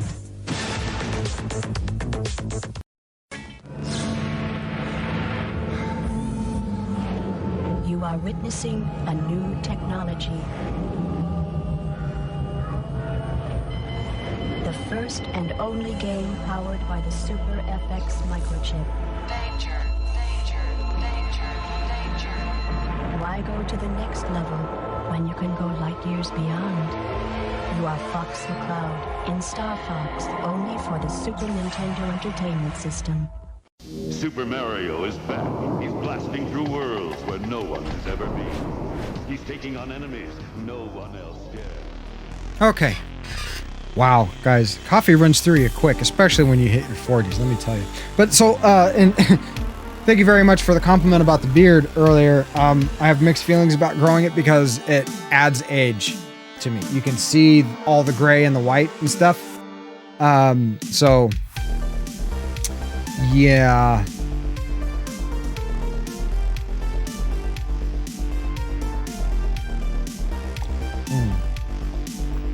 Coffee's good. Coffee is super good. Yeah, that's the technical stuff, Goliath, if you're still here. That's the technical stuff I'm working on. We're going to be modding that console, or consoleizing it, and modding the board and that kind of deal. And I haven't gotten into it yet because I'm going to have to bust out all the equipment and get started that way. And it's going to be a bit of an undertaking. We've had a lot of stuff going on. I've really been working on this community server. It's up 24/7 for those supporters of the channel that wish to come and play with us. And we're not even going to play any retro games today. Can you believe that?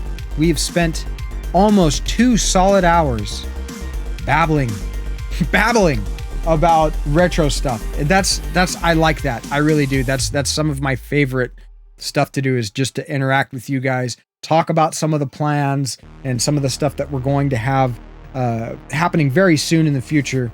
And you know, just being passionate about things.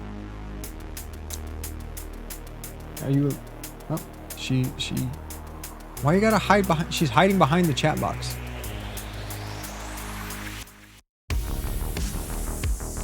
Little puppers. She's my puppers. Hi, puppers. Heck. You guys want to see something funny? Want to see something funny? Watch her face when I do this. You want a treat? She knew it was coming. She knew it was coming. You want a treat? I'm serious, yeah.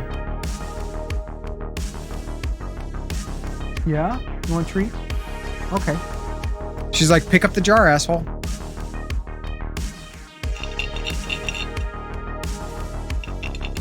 Can we do it on this side stick?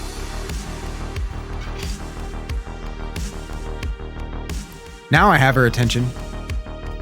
Now I've got her attention. That's a good girl. Oh my god, look at those eyes. She is so focused.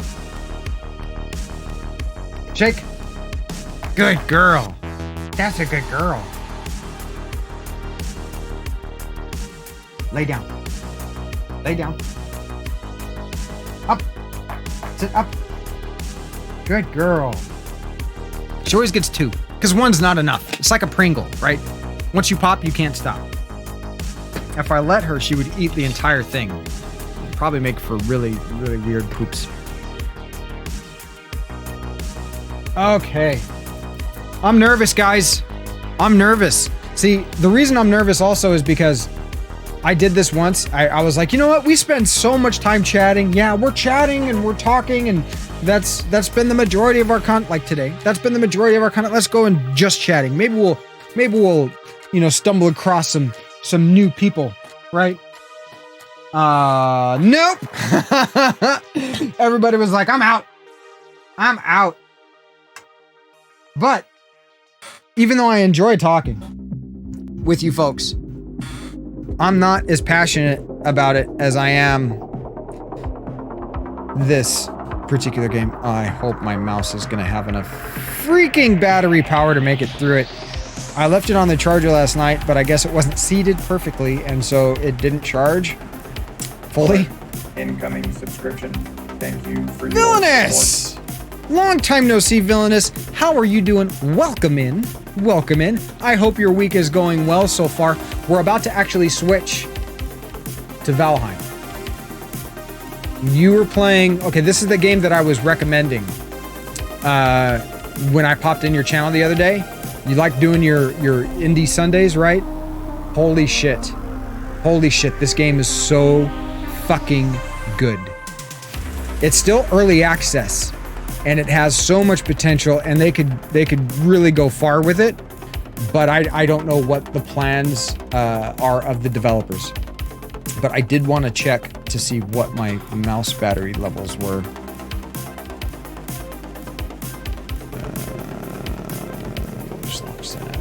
Welcome back, Arturo. 50%? Okay, I think we can do that.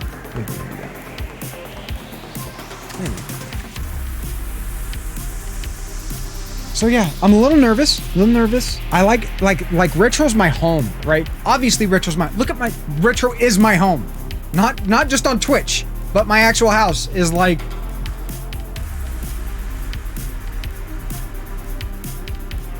See? I mean, we got Steel Battalion boxed over there, matching cereals, all paperwork included. Like, you know, Lego, arcade controllers. Like, geez. The stuff. Retro's my home. Hearth and Home update? What's that?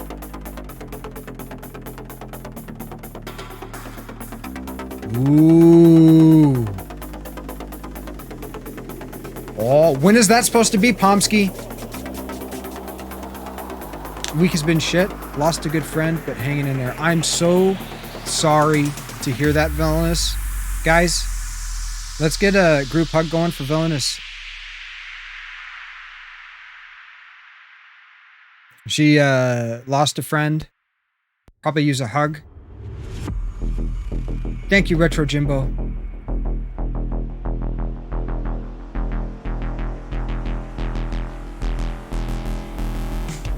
Guys, that group hug is a way to show somebody support with your channel points. It's not just about me. It's about you guys also. Honestly, Villainous, it's like I really work hard on the community here, and the community works hard on the community here also. Whether they realize it or not, I've got a great group of people that really like hanging out. If you look, there's a little coin symbol beneath the chat, Goliath. And if you click on that coin symbol, it's how you redeem channel points. You get channel points by watching, right? If you are like a Twitch subscriber, you get like an increased rate. Hug harder, damn it. I will hug harder.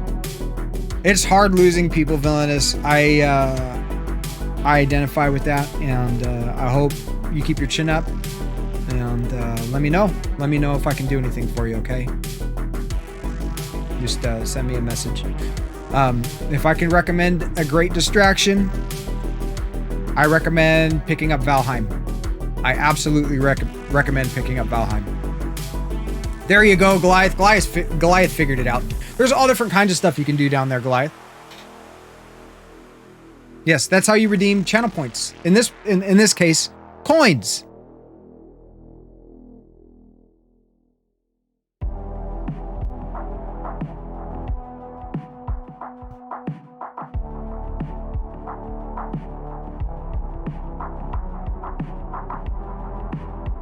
Oh, really?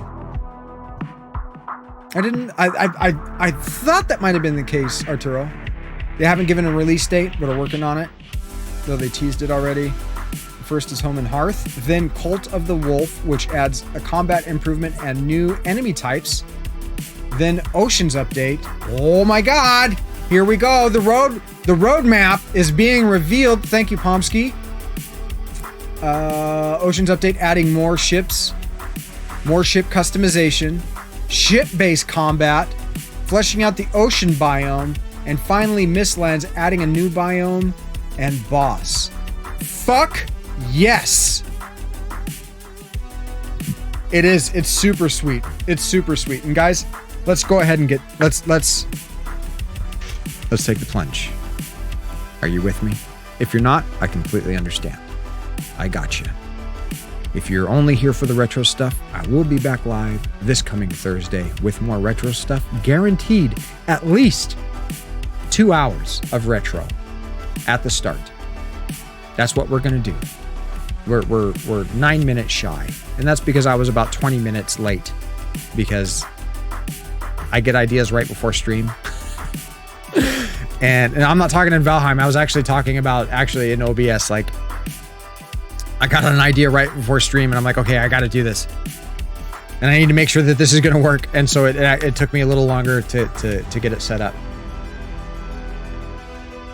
I guys, honestly, in all the recommendations, I get a lot of compliments from people, and I'm super grateful. I'm surprised that people actually enjoy my content. I'm actually surprised that you guys show up at all. To be perfectly honest, they say that the first hit is free. It is. Well, no, it's not. You actually gotta pay for this one. You gotta pay for your first hit of this one, Arturo. So, or Manchong, don't be scared. Don't be scared. But, we're gonna do it. We're gonna do it. I can actually go ahead and, you know what? We'll minimize that. And hi, Steam.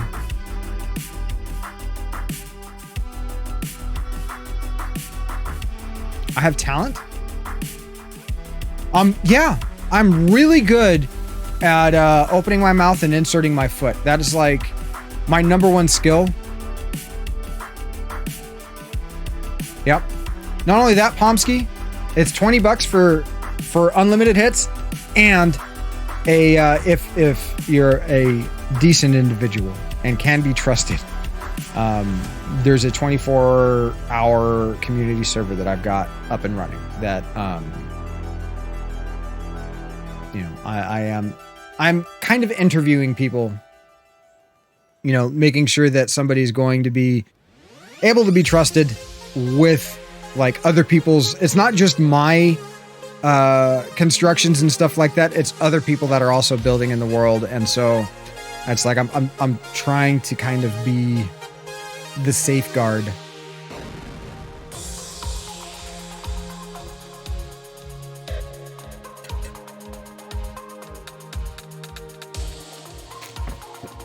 But here we go. I'm going to do a quick AFK while I get a couple of things set up, and then we're gonna hop into some Valheim.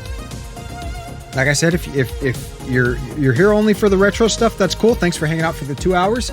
Hopefully I get to check you out. You get to check me out again this coming Thursday when we're live. Same channel, same time as always, 9 a.m. Pacific Standard Time. I did say Pacific, not specific. You're excited to see how crazy that server gets? Me too. Me too. And it's only 10 live slots right now, so I can have up to 10 live people. But as the server grows, the hosting service that I went with can have up to 30 people live at the same time. At which point, I'm probably going to open it up to like, you know, more people. And if we grow to get that big, and we'll start having like maybe community like raid nights and that type of deal. Really excited about it. But we are going to take a brief AFK while I get a couple of things set up. And we're going to hop into some Valheim. Hang out, guys. I like games, right? But games that bring out creativity, bring out passion in me. And this strikes a certain chord that I just can't walk away from. So I hope you hang around to check this out and enjoy it with me. I'll be back after these belches. No, I'm just kidding. Retro commercials. Plus, you get stuff for free. So now it's see what you can do when you apply yourself. One mind, one machine. XI, multi-entertainment system. Call 1-800-JVC-XI. Okay, kid, get out there and remember, you're a tiger, kid! A tiger! That's the champ. Now he's running. How you feeling, kid? Good, good. That's using your head. Strategy. You're a genius, kid. A real professor. You're a bum! You're an animal, kid. A bum! Don't worry, kid. It'll heal.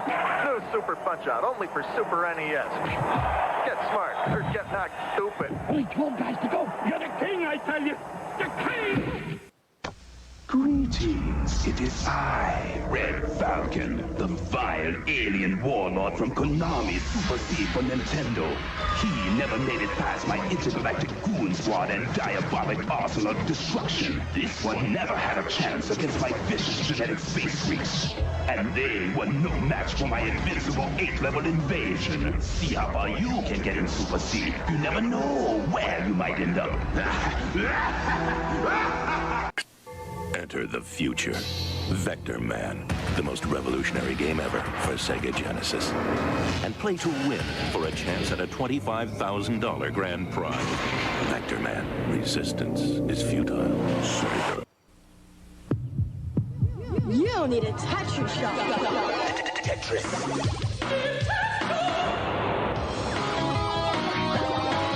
How do you even Tetris-sized? Square, rectangle, trapezoid, tetrazoid.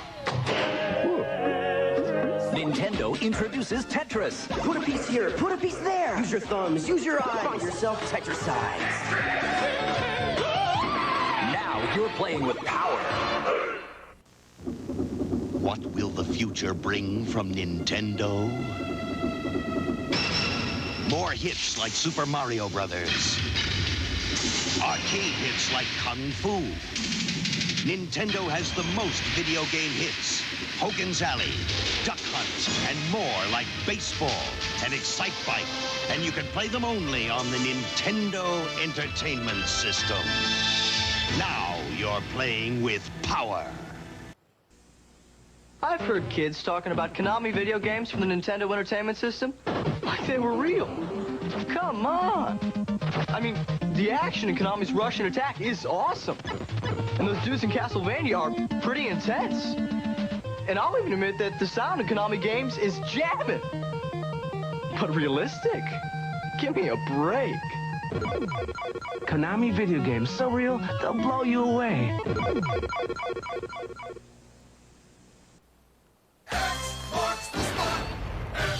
Extraordinary, exceptional X-Men.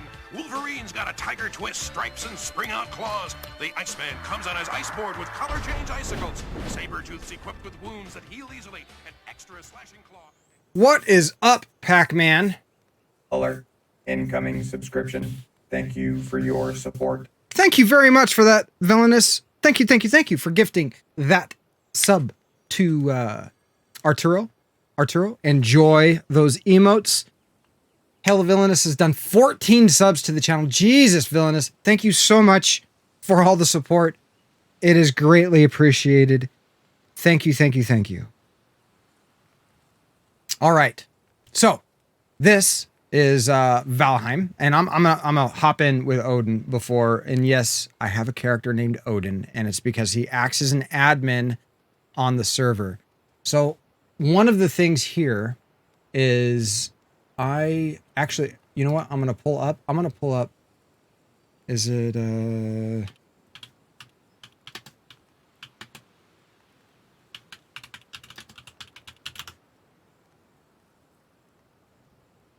good morning, Pac-Man.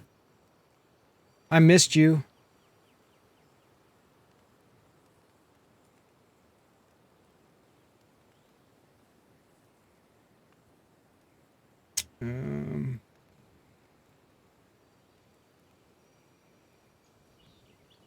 Here we go. Wait a minute. We might have...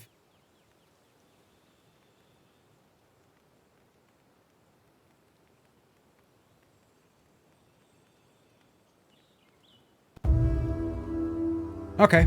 We'll use this.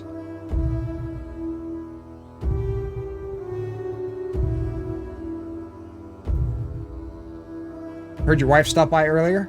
Just getting into Twitch? Excellent! Yeah, she did stop by earlier. She introduced herself as Miss Pac-Man. A hype train is oh my god, we almost have a hype train! One more person needs to sub, gift, or use bits. Awesome! Well, let's update the stream title, guys. And our category.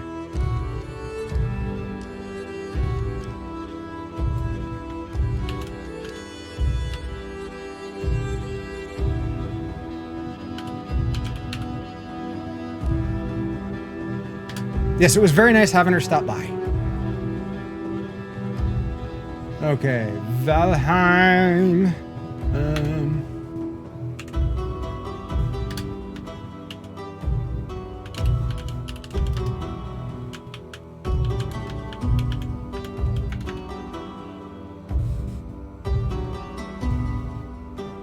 And we're not in retro.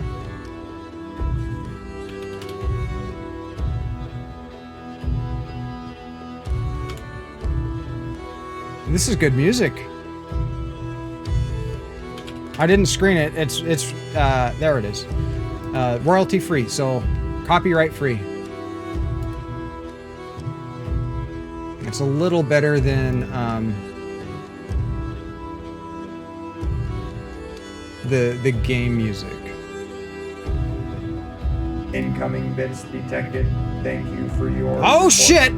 Here we go. Hype train. Goliath kicking in with that 100 bits. Oh my god, Goliath, thank you so much.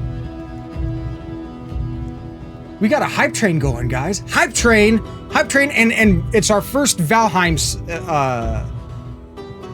stream. Bits detected. Oh my god, Villain is coming in with 69 bits. Thank you very much. Thank you guys. You guys are awesome. Still, I'm not gonna lie to you. I'm a little nervous about like streaming in this category because we spent so much time in retro, and I feel like retro is my home. Bits detected. Thank you for your support. Mr. Manchon coming in, 400 bits. Holy shit! Did we just complete a level 1 already? Did we really? Oh my god! Level 2 complete. Oh my god! Holy shit! Level 2 hype train, let's go! Let's go! I need more coffee. I don't have enough energy to match you guys. Big dick swing. Somebody been talking behind my back. Incoming subscription. Thank you for your support. Oh my god, not now!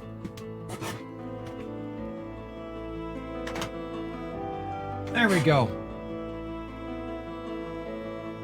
Don't rope yourself in. I appreciate that. Pac-Man, thank you for gifting that 1 month tier 1 sub to Mal Blue Eyes. 36 subs. 36 subs. Do I owe you like a hand job or something now? I don't know. That's a lot of subs. That's a lot of subs. Jesus, Pac-Man, thank you. You absolute Incoming fucking bits legend. detected. Thank you for your support. Mr. Manchon coming in 300 bits strong with the strength. Like a fucking power lifter. Jesus, guys. You know, when I talk you guys up all the time, like I have... Incoming bits detected. Thank you for your support. 100 bits from the wizard himself. Green Wizard Games, thank you very much for that 100 bits. How many more do you need for a hand job? I don't know. Pac-Man's getting close. He's done 36. So he's also done a tier 3 sub. He was after those sticky emotes. I think that's what a lot of people go for, the sticky emotes. I can't blame him though, because I mean, well, she's now on the floor, but she's worth it. No, it's not the sticky emotes. It is the sticky emotes. Pac-Man went for the consoles. That's right. Fuck, Incoming oh my god! Thank you for your support. Green! Green Wizard Games, Green Villainous Wizard. Jesus Christ. You guys are taking the wind out of my sails. We're about to go on an epic Viking advent. Well, the adventure is about to unfold. Incoming bits Oh detected. my God. Mr. Manchong. Holy shit. Holy shit. Sticky emotes is a code for hand jobs. I guess it could be perceived as that. Holy shit. Oh my God. Pac-Man, we didn't do the secret word today. There were like nobody here. Oh my God. Level 4. We completed a level 3 hype train. Ha! It's the Viking music. That's what it is. It's the music has everybody pumped. Normally I've got that, the synth wave or like the lo-fi stuff. But now we've got that epic Viking adventure music going on. Oh my God. Thank you so much, Mr. Manchong. 1,000 bits. 1,000 fucking bits. Holy shit. Villainous. You like those sticky emotes? We're working on better ones too. We're working on getting them better. But that is all of the sticky emotes are actually of sticky. You need sticky too. Everybody needs a little sticky in their life. Everybody needs a little sticky in their life. Okay, guys. So for the tour, I'm going to be using Odin, right? But when we actually go in to do adventuring... Bits detected. Thank you for your support. Whoa. Whoa. 2,000 bits. Holy shit. Mr. Manchong. Thank you. Oh my God. We've completed a level 4 hype train. Group hug indeed. I got chills. I actually have chills right now, guys. I actually have chills. Group hug indeed. Oh my God. Thank you. You really want that hand job, don't you? You're working for that. That's got to be what it is. Either that or he really loves Valheim. Oh my God. Thank you, thank you, thank you. I can't thank you enough. I spread the love every day. Well, you're definitely handing it back. Paying it forward. Bits detected. Goliath coming in with 1,000 bits. Ha! Holy shit! Oh my God! I need to think of like better stuff to say. I need to think of better stuff to say. We are 39% to maxing out a hype train on the first Valheim stream. Oh my God. Okay. All right. I want to show you guys. This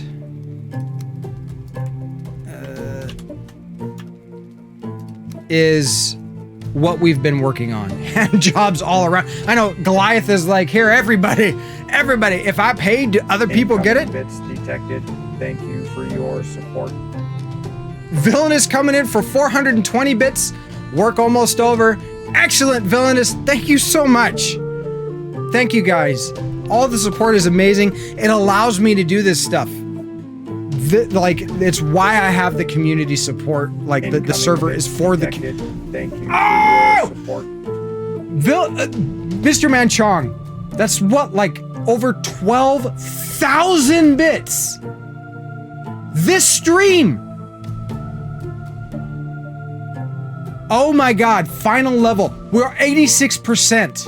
86% through level 5. Almost max out a level 5 hype train. Oh my God, what an amazing day. What an amazing day. Jesus, guys. And gals. I mean, I know we're trying to be inclusive here. Oh my God. Wow. Everyone, thank you so much. You guys are an amazing group of people. I can't thank you enough. The best thing that I can do is try to keep coming up with good show ideas, good talking points, doing things like the community. Detected. Thank you for your support. 100%. We have maxed out a level hype train, and all I did is talk for 2 hours about some retro stuff that's coming up. Subscription. Thank you for your support. Oh my God. All I did is talk for Pac-Man. All I did, 4 tier 1 subs. Thank you very much. Incoming subscription. Thank you for your Pepe, support. Arnie, Mr. Hoot, Batstella, enjoy those emotes. Pac-Man, thank you so much for those gift subs. Oh my God, 40 subs to the channel. Thank you for your Jesus Christ. Holy shit. Indeed, we're having a party. Alert. Incoming subscription. Thank you for your support. Oh my God, Pac-Man, thank you. Yeah, you know what? I feel like I owe you something. I mean, because you kind of carried everybody through the last boss on Secret of Mana. A stream and drag? I think the beard might be kind of contradictory. Wow, guys, thank you for all the support. Let me kind of show you and give you a little bit of a tour of what we've got going on. I think I'm going to turn down the music just a little bit. Might be a little loud. Hype train success. Oh my God. We maxed out a level 5 hype train on our first Valheim stream. Thank you guys so much. You guys are all fucking legends. If you haven't joined the Discord, please do so. It's not required, but it is recommended. We've also got hype train emotes. Woo fucking who? I received a level hype train emote. Wow. Thank you for linking that, Mr. Manchong. Oh my God, guys. Welcome back, AVM. So we're going to do a little bit of a tour. This is the blacksmith shop. I don't even know how this is going to run. Trying to stream. We're flying by the seat of our pants. Yeah, seriously, AVM, we just missed a level 5 hype train max out. Like, oh my God. So we have everything labeled here. you got the sticky koi E1s, emotes E1s. Jesus. So everything, so you know where stuff is. All of the, by the way, guys, all of the stuff in this game has been acquired in game. No spawners or anything like that.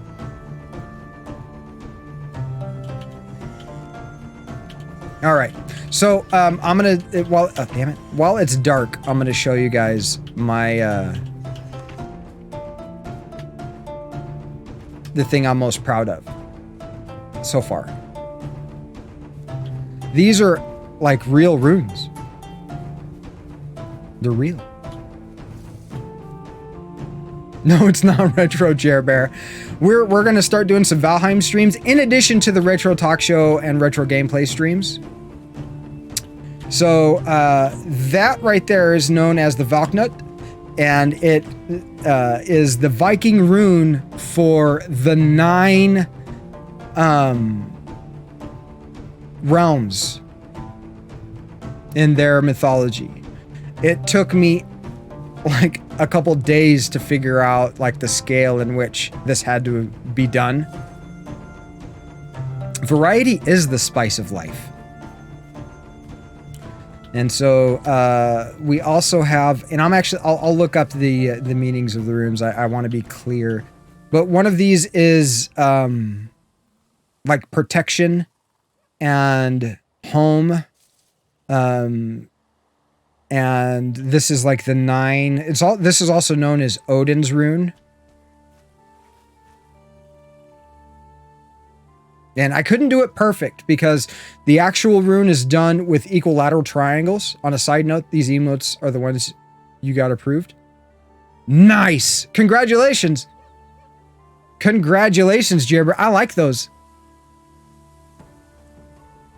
Those are sweet. So this is the main hall here, right? And this is kind of like the back / main entrance. Everything has a double gate system. It's just easier that way. And these are fueled by just regular old campfires.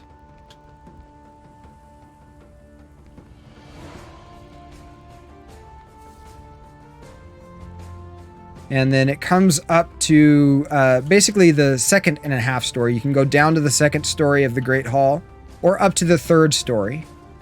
And the way that this works, guys, for those that are thinking about joining our community server here, you see how these are all different rooms. And the rooms that have the 3 dots above. Did I get to planes on the server already, or did I bring over an existing tool? No, we've had a couple people bring in some technologies just for building purposes, but no materials.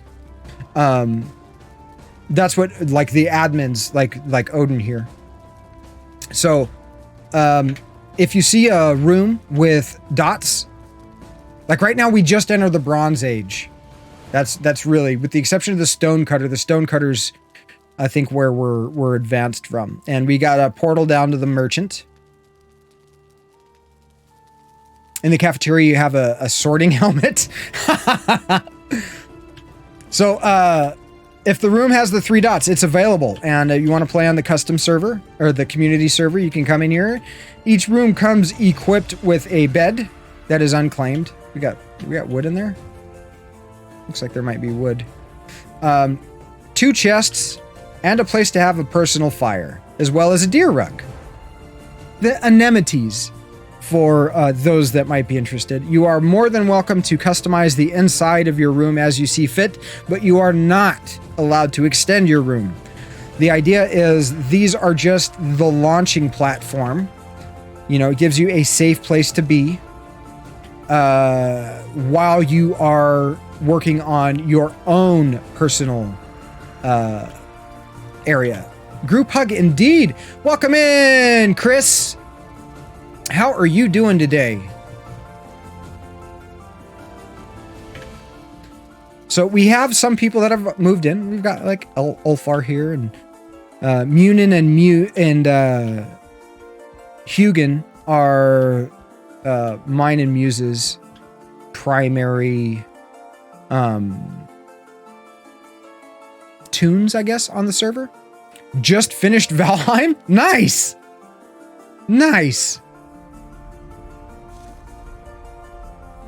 So that's our little port down to the merchant. This is the ground floor of the Great Hall, which again is labeled Raven Hall because this is Raven's Haven. If you don't know who Hugin and Munin is, they are the ravens that basically work for Odin. One, Munin is memory and Hugin is thought. And so it all kind of ties into Viking lore. Here's the smith shop and the external forge, right? And we have Stonecutter, the Adays. You know, this is a level 5 workshop, a level 7 forge. So, you know, people that need to build stuff, that need access to that kind of deal, are able to do so. Norse mythology for the win, indeed. And then Voland, if you're familiar with Norse mythology, he's one of the Norse smiths. There's a really cool myth with him. Hold on. Odin's getting a little hungry.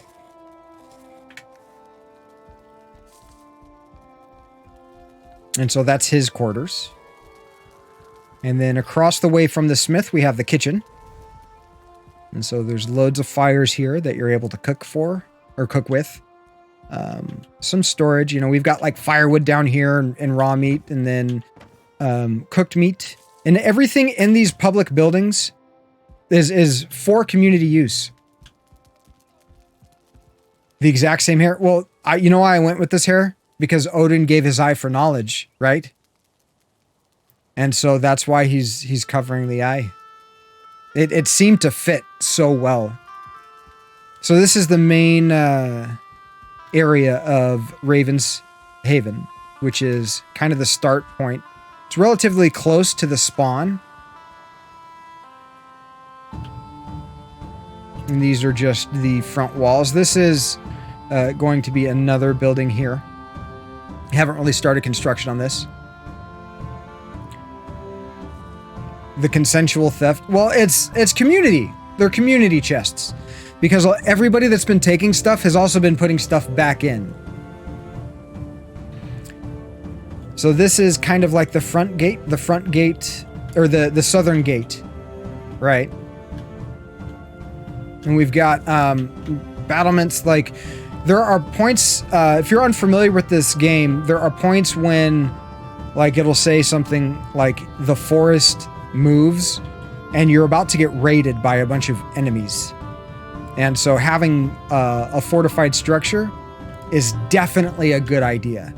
And so you can take these paths up on the walls. PvP round. You may not want to fight Odin. This is like our... And the cool thing is I did this unintentionally, but it is true. There's the eastern gate right here, the southern gate, and then the northern entrance. And eventually we'll have a gate for each point of the compass. We're not doing PvP yet. We're definitely open to the idea, but at that point we'll probably be running like Valheim Plus, so that we can have more people on instead of just, 10. So this is Raven's Haven, okay? Now we have begun, and this is the, like, for most of the construction, I do the construction in game with my main tune, right? In this case, it's Hugin, but in here, for like excavating, I'll pull in somebody that's a little bit more leveled, just for the greater stamina pool, the better tools, so that I don't have to as consistently repair and rest and stuff like that. It gets so much longer when you have to take into account that type of stuff. So down here is going to be the boat builder, his house, kind of like Floki. If you watch Vikings on the History Channel, we've got a waterway set up, right? And so the boats get made here and then sent out. This is the road that leads to... I have the drawn distance turned down a little bit just so things run a little smoother. That is the road to Raven's Haven, which is also going to lead down to where we are building our docks. And this is all really kind of rough. We haven't spent the time to really flesh any of this out yet. And so this is where our port is going to be. And what I'm going to be carving out with Odin today. One of the regulars on the channel, or not channel, the server, is going to be in charge of really building the port. And so this is that waterway. We're still going to have to level some of this out so that boats can pass. 11% frost damage. Okay.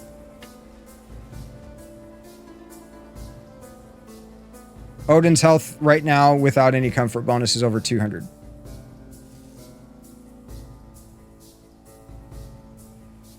Base health with... Wow, that's huge. So that leads back to the boat builder.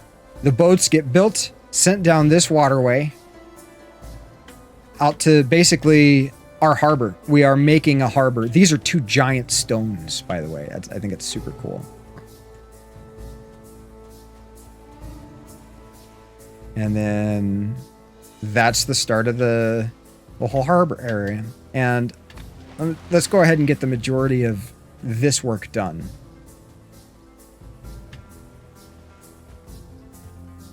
Because Odin gets this shit done fucking quick.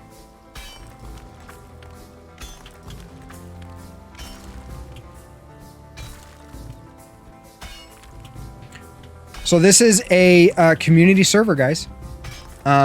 If you play Valheim, and would like to come and play and build and be a part of what we're doing here, we're basically trying to build kind of like a trade center and a community area that people can use to build off of and, you know, venture out into the world. Like, to give you an example, here's a bit of a flash for those that want to see. This is the map.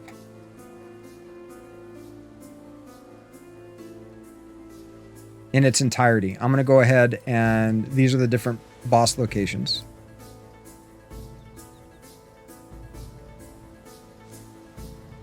And zoom out. The awesome thing about this map is that all 5 biomes are represented on the primary continent here.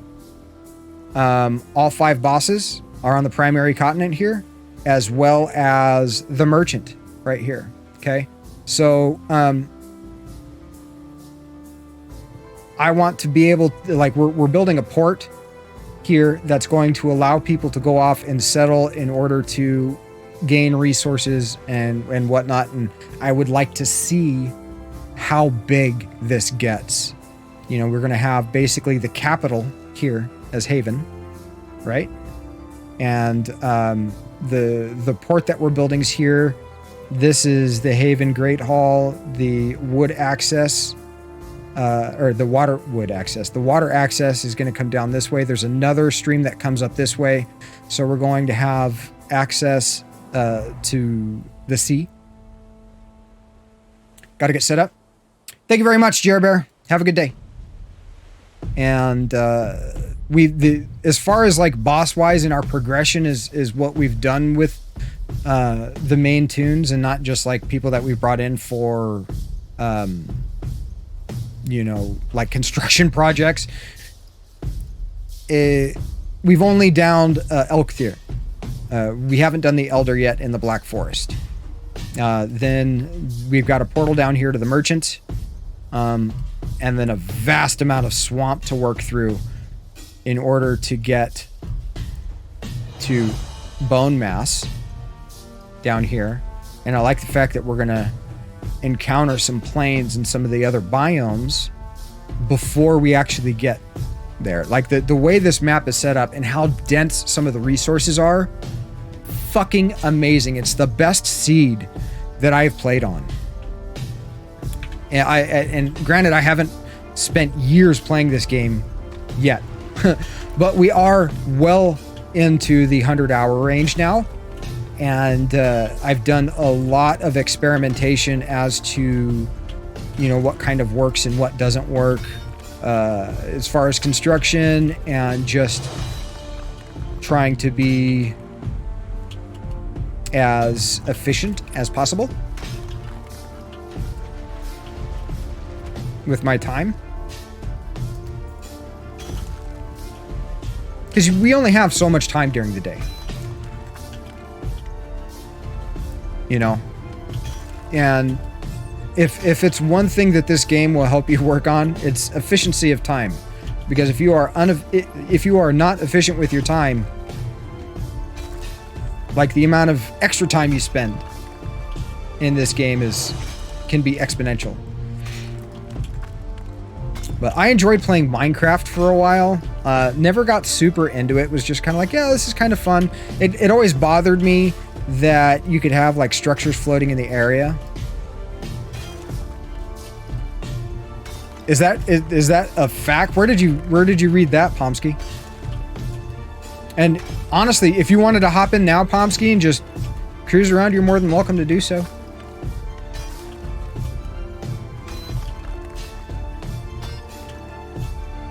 You should have saw the parking job that I did last night.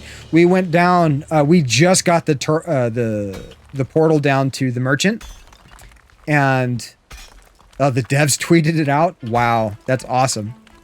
I'm not surprised. This is good. It's so good.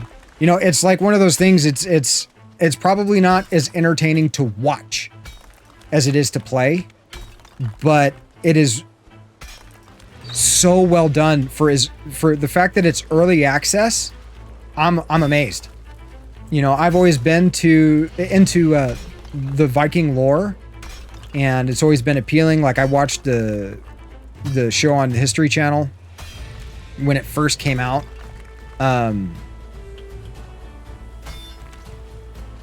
Because it was really cool to see kind of like a more realistic depiction of what it was like, you know, back then.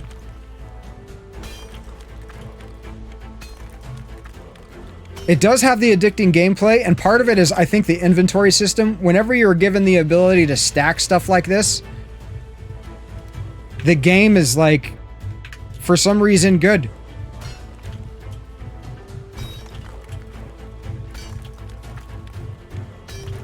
It's something about that inventory, the stacking inventory and grid system. There's something satisfying about managing that.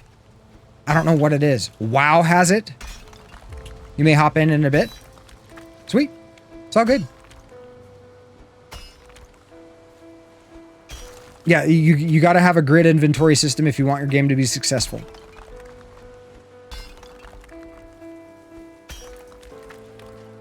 No, this isn't the most realistic depiction. And I'm not walking on water. This is wet ground, and the water's really shallow here. You don't walk on water in this game. See? I'm actually, like, you can see up, actually you can't see. The status is behind chat. But behind chat, there's a bar that lets me know I'm wet. You can get cold. Your stamina pool and your health pool is based on your food. No, I'm using a god character. But everything that I'm doing is actually in the like game environment that everybody, there is no this is not a creative mode.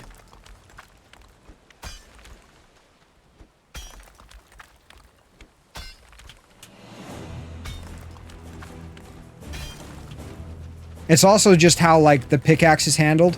When you learn how, like, you can be more efficient with your use of the weapons, because it's based on where my feet are. So I'll take out a big chunk like this vertically, as opposed to having to chop it down.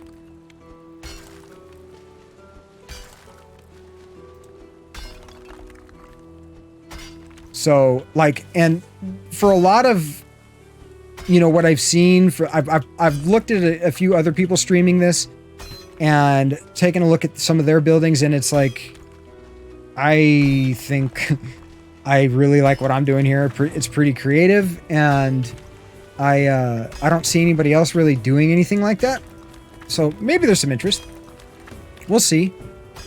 But I told the person that is working on our port area here, because it's not just, I mean, we're basically building a full-on harbor. And that's why I bring Odin, because Odin has, like, the best tools. The character that I actually use on this server for, like, primarily building and like, you know, playing, only has bronze tools. And so I would have already been back to the forge to repair probably multiple times in order to clear out what I've cleared out. So, like, for some of the bigger tasks, I'll pull in someone like this just because it's more efficient, much quicker. But as soon as we get this cleared out, we're gonna probably start working on the boat builder's house. I don't think Hugin is really ready for solo adventures out into some of the biomes yet.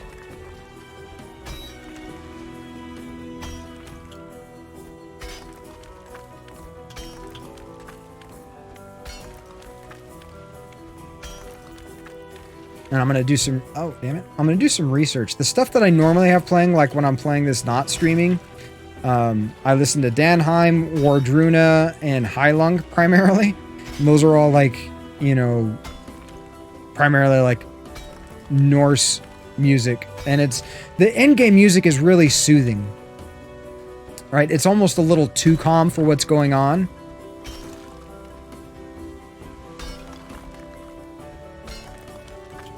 We've almost got this cleared out.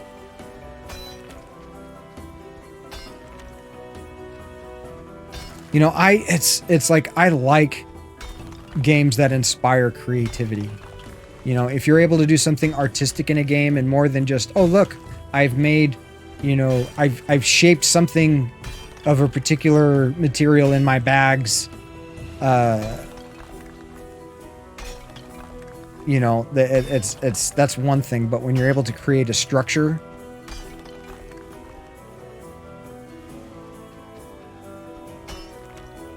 you're just a naked man running around in the woods compared to this. Well, we'll show you the in-game character I have. Like I said, I have 2 admin tunes that I bring in to this world, Thor and Odin. It just seemed freaking fitting, right? You know, if you're gonna have an admin like in-game character, like a GM you would have in WoW, it just seems to make sense to have them be like, you know, a god name. You like art for that? Huge castles. I looked at Ark, but I haven't tried it. Gotta say, I don't necessarily have anything against it or think that it's a bad game. I know very little about it other than it's a survival game. It's just there wasn't another aspect of it that appealed to me. Like the fact that this is based on Viking lore is one of the huge draws and gives me like, you know, inspiration of like, you know, what I can do or what to do in game. I think we've got the majority. So we've basically, on that island that I'm looking at now, we're going to put a lighthouse. And then this is all going to be port area. And I think that's good enough. We've got a little boat here. A boat. And so let's go drop off. Actually, you know what I'm going to do? Pull out the hammer. We're going to make some stone piles out of the way. We can clear up room in our inventory. All right. Need more stone. Leveling your jump. You know, there's a great way. Odin's gonna pull out a spear. Die, bitch.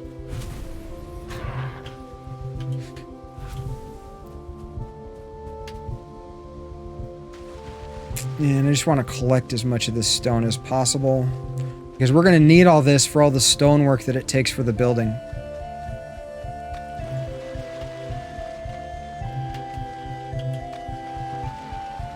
As well as I probably should go back to the forge, repair my pickaxe and other tools. You can see the little life bars beneath the items in my item bar thing. That sounds redundant. And that lets you know the health and condition of the item.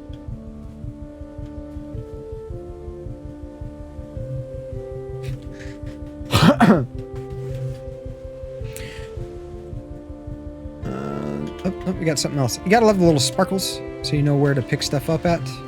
Added stone is that. Did we get it all? Underwater dandelions. This is what level 100 jump looks like.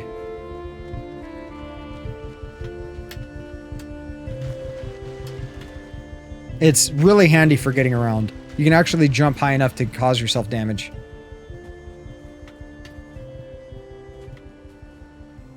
Ooh, you know what? Maybe we'll do the road down here.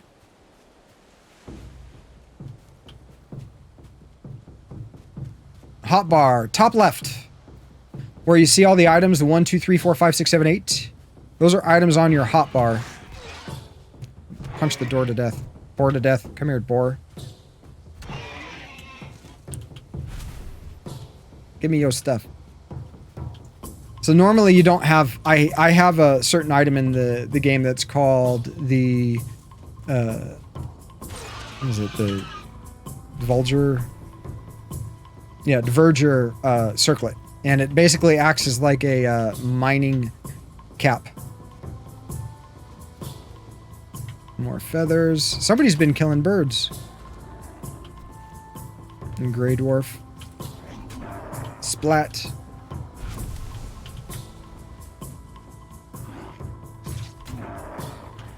Gratitude check. Pac-Man, today I am so grateful for all of the support you guys have given to the channel. You guys are fucking amazing. And I am completely blown away at the level at which you guys contribute and support. Like the least I can do is host something like this, so that people that are into this like me can hop in, you know, and try to do as much increasing of the quality of content that I create for you guys as well. Oh, got it. You also have to fuel your torches. You can do that with resin.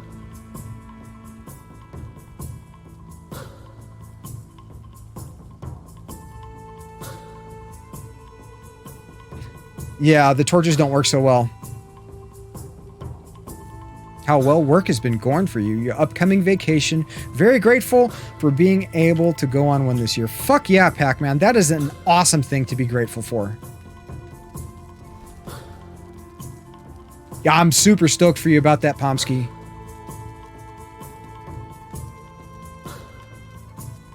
Picked out your first hobo harp. Sweet. Is that the mouth harp? Is that the wang wang wang, the wang wang wang? I want to get one of those if that's where you hold it like between your Oh, harmonica. Gotcha. I should know that. I worked at Guitar Center. Oh yeah, that's right. I'm in here to repair some stuff. Luckily, repairing things doesn't require materials in this game. Nice, that sounds like fun. I don't know where that is. I mean, I know where North Carolina is, but I don't know where Maggie Valley is. All right, guys, I'll be right back. I need to go potty.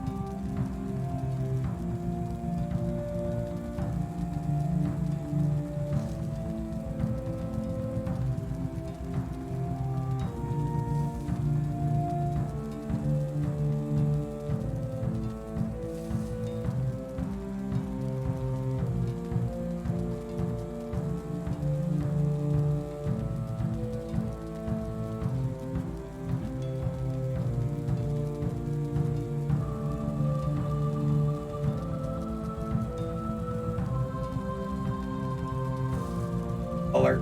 Incoming subscription. Thank you for your support.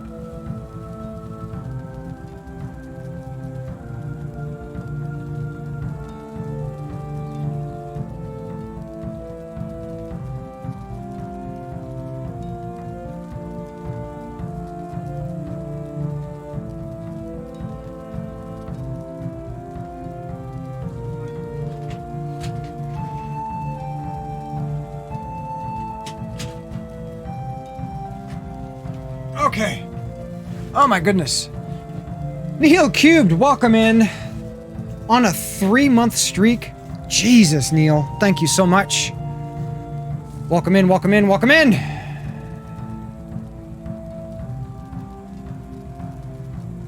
Oh, then, oh, I got you. Pompsey's going for the one-man band thing. That's awesome. Dude, where's your retro?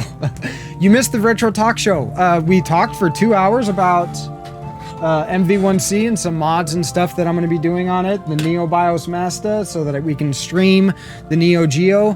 But one of the things that we're building right now is a community Valheim server. And like I'm extremely passionate about this game.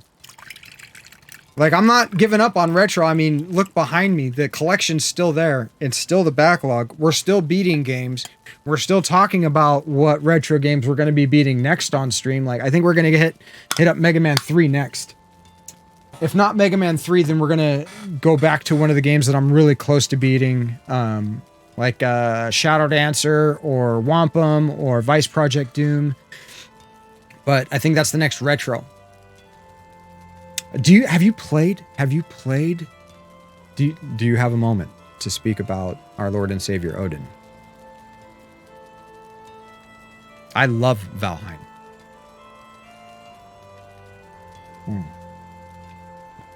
The coffee's good. The coffee's good. You've played a load of Valheim? Really? You and Rob? Okay, look, Neil, I've got a fucking community server. It's up 24/7. I'm paying to have it hosted. And it is open to trusted members of the community, because what we do is we ask you respect other people's buildings, and not like if you're trying to build something, you destroy someone else's stuff. You're forever seeing Neil and Rob on Valheim on stream. I know, without me. But like we've got some people that are in here building. I wanna. Okay. All right. Let me switch over. This is one of my admin characters, and you know what I need to do? I'm going to, because this is taking up bandwidth while I'm doing this. So we are gonna download this here.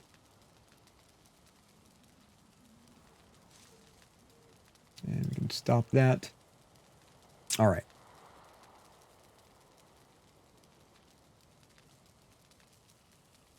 Neil, they are in the Discord.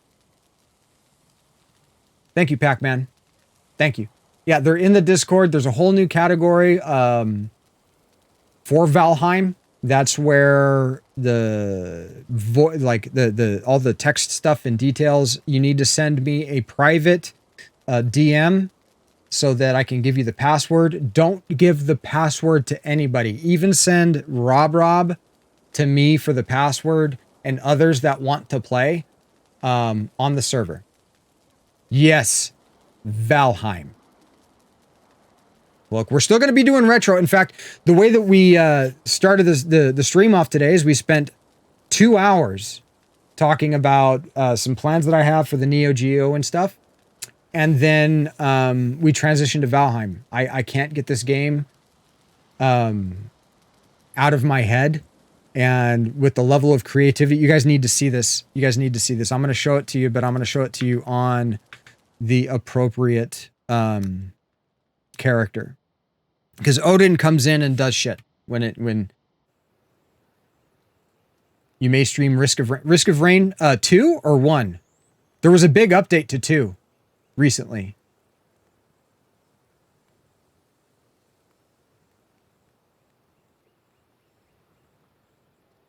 Two? Nice. I like 2. Withdrawals kicked in. That's a good way to put it. So, the various characters I've made. Eric the Red hasn't been leveled at all. Now, Hugin is the character that I use in-game. And then there's Leif Erikson, which is, like, supposedly the son of Eric. Whatever. Odin, Ragnar, kind of a throwaway guy, and Thor, and Volund, the smith. So we are going to be using Hugin, which is the primary character on the server. I've gone deeper than you think. Cloak, what kind of name is that? It's a good one. Make sure I don't have cap. Okay.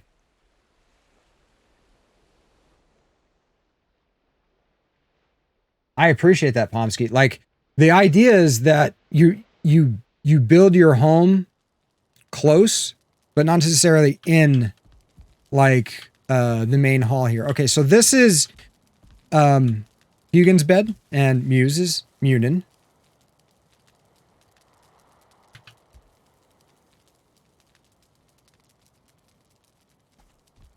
Gonna get El Rabo to, yeah, please do. Fuck yeah, no, I'll show you. Check the, oh, do we have wood sitting out here? Okay, no, all right. So this is Munin and Hugin's room, right? There's Munin's bed, Hugin's bed, and this is our domicile inside of the Great Hall. We've got some trophies of some stuff that we've killed and collected, right? And then every room, guys. So here's how it works. You're going to have to start playing it. I want to spread it, guys. This is awesome. This is awesome. And when we get to the point where we've got like consistently, you know, close to 10 or 10 people, or there's people waiting to play, waiting for someone else to log out, we will increase the size of the server.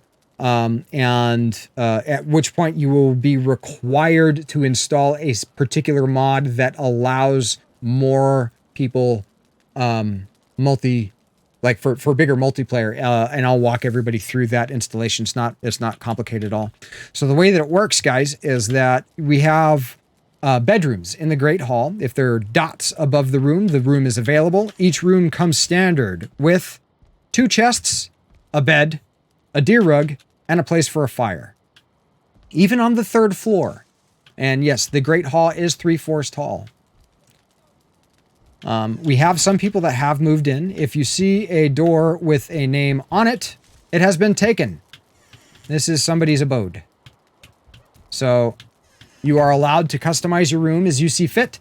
Just don't expand your room. We don't want any wooden dildos coming out of the side of the Great Hall. If you want to build, go off anywhere in the world. You can build anywhere else in the world, just not on top of everybody else. So this is the 3rd floor observation deck, right? You can come down to the 2.5 floor. This is the northern entrance. And I'll show the northern entrance from the exterior in a moment. This is the 2nd floor. We've got a couple more people that have moved in here. There's also community storage inside. If you want to build a chest or something and start putting stuff in, right? And so these are more rooms that are available. There are a total of 8 available rooms. Like here we have Ulfar, right? And there's 3 more rooms available on this floor. It is, but it would be covered in leather, Neil. Is there fruit punch here in the cult? No. It's orange flavor. So this is the 2nd floor, right? So the 2nd and the 3rd floors of the main hall are for domiciles, basically. This is the 1st and ground floor of the Great Portal, or the Great Portal, the Great Hall. There's a portal down here to the Merchant, which Muse and I took an epic adventure of last night. God, I wish I would have recorded how fucking smooth parking the boat on the way back was. It was the way that I like power slid it in the spot. It was awesome. It was definitely picturesque. So that is Raven's Hall. We're now on the internal. This is the southern entrance, which is the entrance inside of Haven itself. Tokyo, it is so satisfying. Here we have a level 7 forge, right? This is the only thing in the game that is out of our technology range. And that's so that people that bring in higher level stuff, like that need it repaired, they have access to it without building it someplace that others in the community are like, that doesn't make any sense. So this is our maxed out workbench, level 5. Let me just repair everything real quick. Our bag's full. Our bags are pretty full. Let's put some stuff away. We have the storage for the smith and forge is all labeled, so you know where to find stuff. And then here's the kitchen. Everything again labeled. So people know what's up. This is where you do your cooking. This is all vented smoke. Storage. We have cooked storage up here, and these are all community chests. If you start playing on the server, you're welcome to use these things. Just remember, like, you know, try to put stuff back. If you've got too much room in your bags, instead of hoarding all that raw meat, put it in the chest with the wood. You want to do another boat roller coaster? And you've got to keep it organized, Pac-Man. Otherwise, it's just you spend more time searching for stuff than you do crafting stuff. There is a building up here that we haven't really fleshed out yet. But outside of these walls, you are welcome to build whatever, wherever you wish. Now I'm going to show you, and actually I should probably eat before going outside. Now I'm going to show you. So this is the eastern gate. And gates act kind of like an airlock. You open the inner gate, close it, open the outer gate, close it when you're exiting. It just prevents you know, mobs and stuff from coming in. So we have lit. I'm going to actually, Pac-Man. I actually told Muse, I said, you know, I'm going to go full carnivore in this game. We've got runes that are lit up by as fire. And honestly, oh shit. No, don't hit me, bro.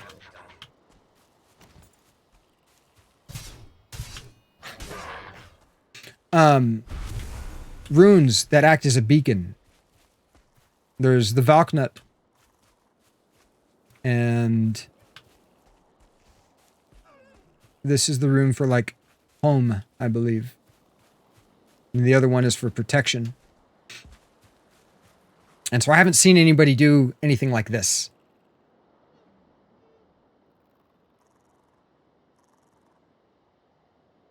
I need to get that on unarmed. I know, right? Grappling. They need another in-game skill. Grappling.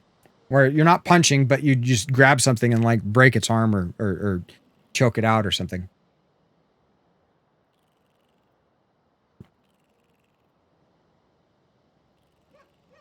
Yeah, they hit for 0. But this is like, I don't do any exploration or anything like that on Odin. Odin is specifically for admin things, or like, oh, we need a thing here, this massive project. So let's go ahead and, you know, I'm going to pull in somebody that can wipe it out real quick, and then we come back in with the characters and actually build the things.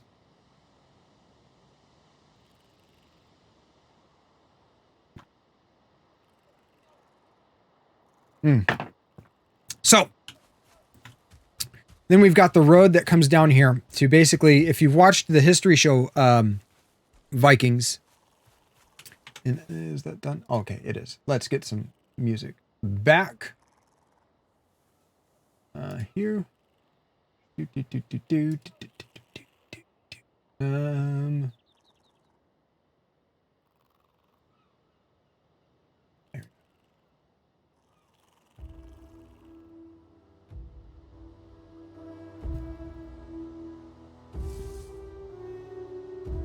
All right, let me know if that music's a little too loud for you guys. So this is where the boat builder's house is going to be, and that's what I am about to get started on. So some of the tools that you're given are like the hoe. leveling ground.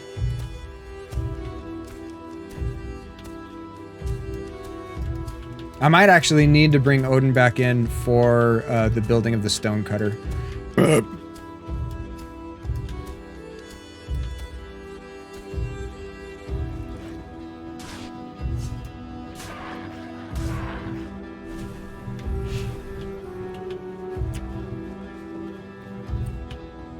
Alright.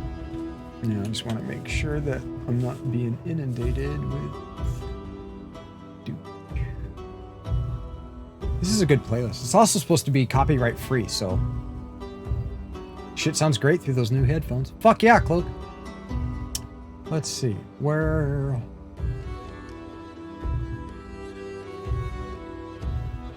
so much stuff open right now. There you are.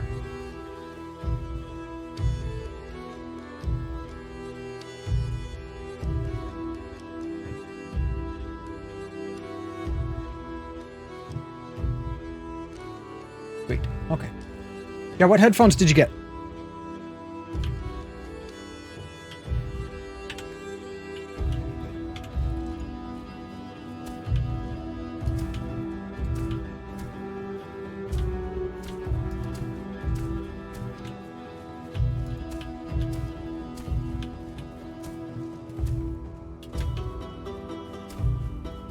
Also, Odin has the cultivator, so like it's easy to like repair stuff when you need to, as far as like, you know,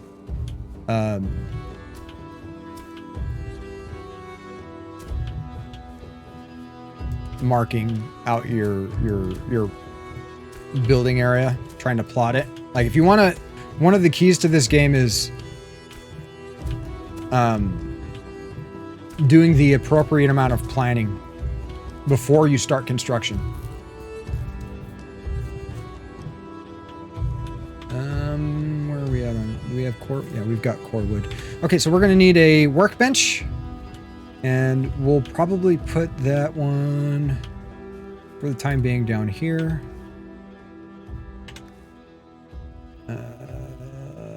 No, we need our hammer. We're missing wood.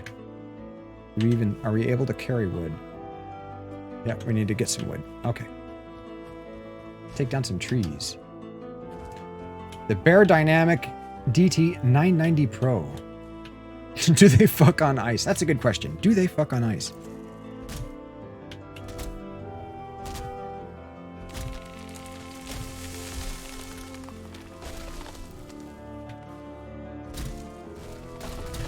Until far into the Bronze Age. I did some research.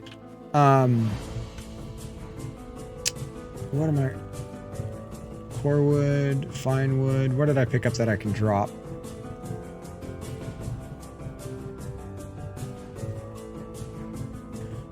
The Royal Jam's still going. One flint. There we go.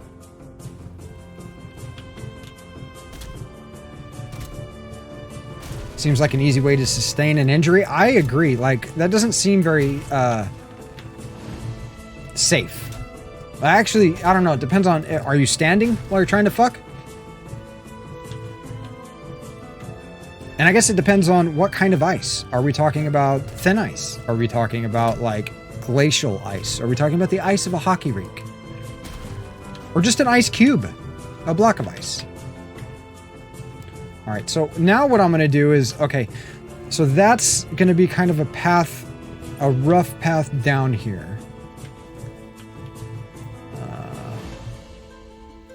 I think I should start down here.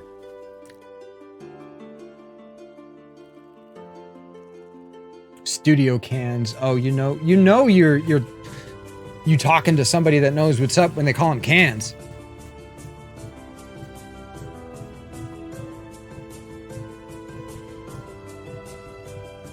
The Pomsky likes to chew on cords. Ugh. All right. Pull the back out. We've got the ability to make our workbench. Boom. Workbench in game. So now what we're going to do is start framing out our construction, right? If you're new to this, this is, you want to build something large or impressive, this is what you should do. Start at your lowest point. And I think we're going to have maybe that as our lowest point. And I could actually, do I even have the recipe for stonecutter? I do. I need 4 stone, 2 iron. Yeah, I'm gonna go make a stone cutter. That way we can start building a stone foundation. I've been thinking about getting some higher end headphones as well, but like with the way I have my mic set up and stuff, I'm not even sure that it's necessary. Let's go get 2 iron bar, and I think everything else we've got around here. And that'll give me the opportunity to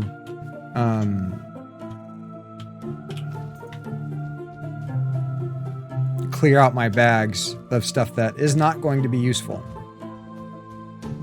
But see, look how that's so freaking picturesque when you're coming up on, you know, a building. You know what building it is by the runes that are lit that you can see from, well, depending on how far you have your draw distance set.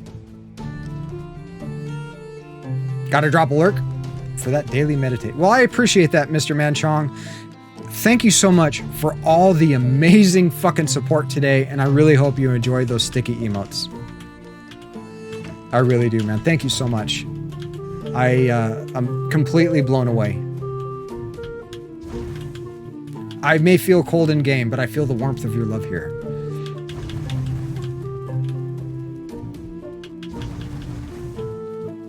There we go. Gotta keep the torches lit. And we are dropping stuff off in the inventory. All right, so we've got a bunch of eyes that we need to get rid of. Yes, there. And then feathers and bones. Parts and trophies. Yep, I do have some trophies. We need to keep... we don't need to have the fine wood on us right now, so we'll put that here. That hammer can go into tools.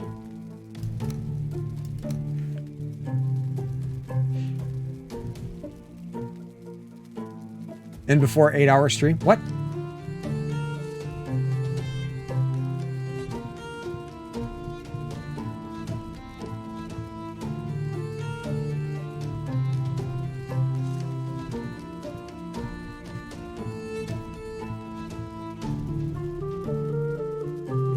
Yeah, well, Pomsky, like, I would want to get, like, flat studio monitors.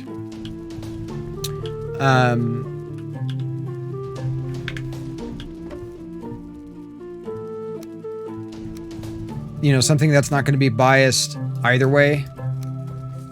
Actually, that shouldn't be in miscellaneous. Those should just be flowers and plants.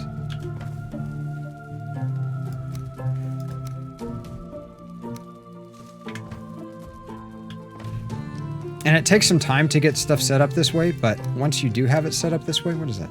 Wood? Okay, you can come with me. Eyes, you can come with me. Seeds can come with me. That's a neck trophy, you can come with me. I'm gonna put the raw meat where it goes, and that's an ancient seed. Okay.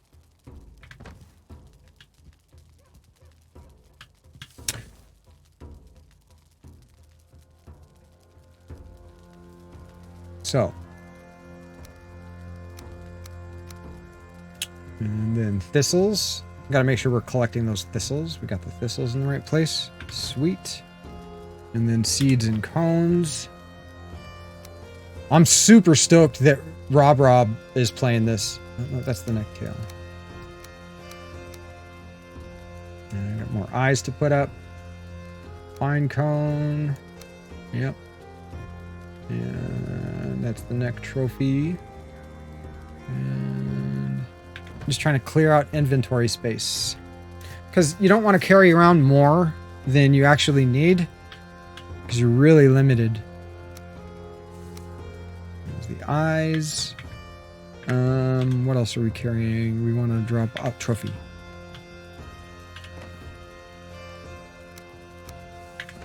And like I said, like, you know, if you join the community, you're more than welcome to use the mats. Just try to put things back. You hear ambient noises while gaming and streaming? Yeah, absolutely. Absolutely. I totally get you, Cloak. Like, and if I were to play something that, I mean, this kind of has that too, but I mean, I play music and stuff at the same time, so it's not completely, you know, game breaking. All right, we're gonna need core wood. We're gonna need that. Put you down there, and we're actually gonna grab some meat before heading out. And that clears up our inventory, right? Yes, of course we do. Perfect. Right now, I am wearing the troll hide armor, which actually kind of like gives you the sneaky ability. Well, I mean, you can sneak, but you're more effective. Your sneak is more effective. All right, so we're gonna toss these into the raw meat chest. We got people that enjoy cooking meat, so they end up like logging on and cooking us a bunch of meat and stuff. All right, are we out of necktail? Looks like we're out of necktail. I'm gonna end up cooking some necktail.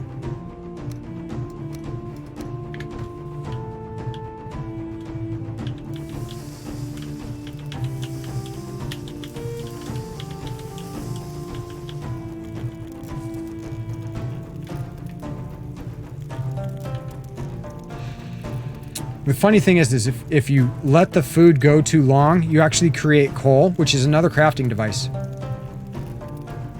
You don't eat meat, but you love to cook it for other people.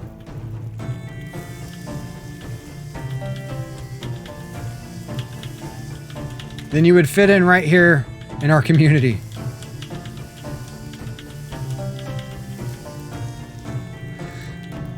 So yeah, you have to watch your meat cooking and stuff like that. Otherwise, it will burn and turn into coal, and you can't eat it at that point. It's another way of making coal. You can actually use an in-game kiln.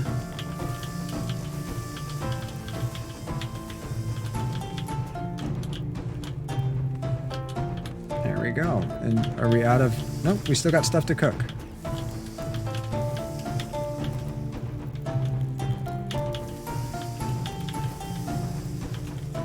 I think we might have burnt something. Nope.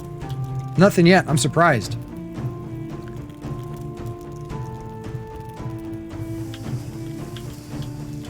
Oh, we're on fire. That's bad.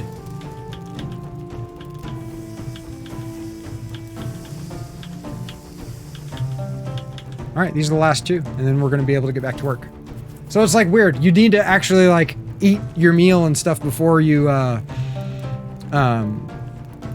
go out to do different tasks.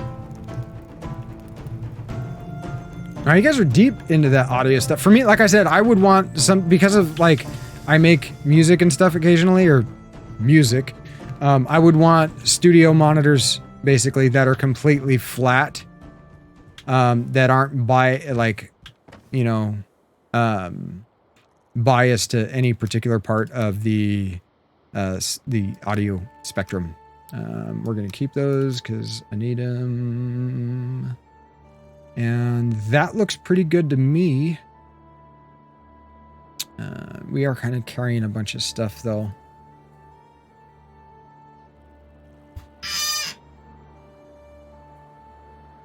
Right.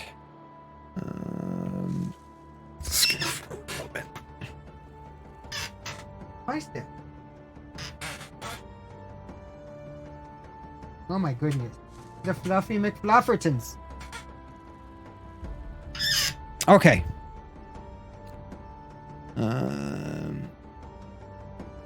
Now we are ready to go get back to work. Actually, wait, is it night out? If it's night, we might sleep. Yeah, look at that night sky. And you can see Yggdrasil.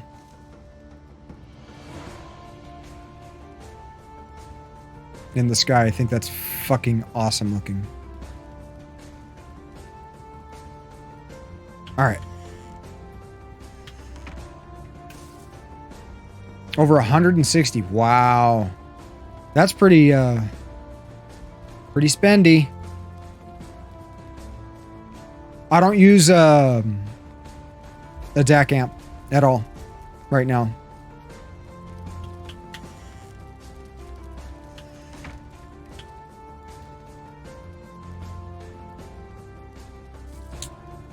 Once again, I run at the head of my warriors. The weight of my father's axe. I wake with a battle cry on my lips.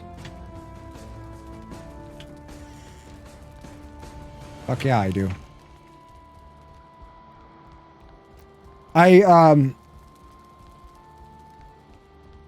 Yeah, I don't use a DAC right now.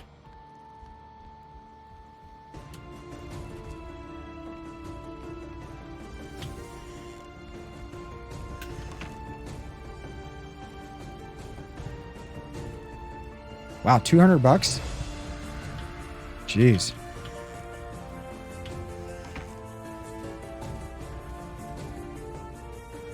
Oh, that's right. We're working on... There's a deer.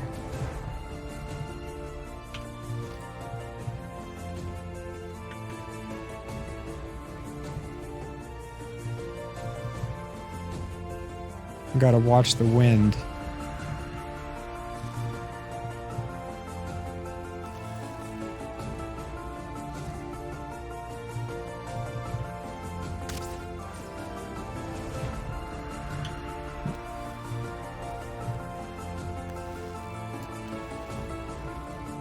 We'll just switch to the sword when the boar charges. If the boar charges.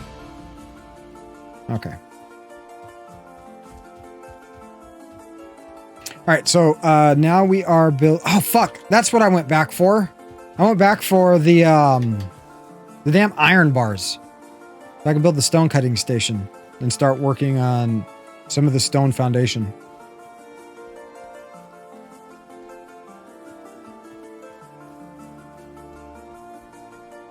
Yeah, I might have to, Pomsky, in order, but here's the thing, I wouldn't start with phones. I'd probably start with like studio monitor speakers. Thank you very much for the lurk, going pseudo lurk. Time to play something yourself. I appreciate that. Pac-Man, check out Valheim. It's good. If it wasn't good, I wouldn't be playing it on stream. All right, so we need 2 iron bars. You can hit shift to split stacks. You're gonna play some Risk of Rain? Awesome. Well, thank you very much for the lurk, guys. I really do appreciate you stopping by, and I do appreciate those lurks. Good luck and have fun in your games. Oh, we need food. All right, let's go ahead and clear out that. And we've only got 2 left of those. And some meat. There we go. Yeah, the in-game music was a little too peaceful for me. So I looked up Nordic music and stuff like that. And I mean, I've been a fan of Heilung, Wardruna, and speakers even more so once you get above the... No, that's what I want to do, is get flat studio monitors, and at that point I'll get a DAC, but I'm not really ready for that level of commitment yet. Okay, so now bust out the hammer. We are going to... What are we missing? 4 stone? Oh, that's not a problem.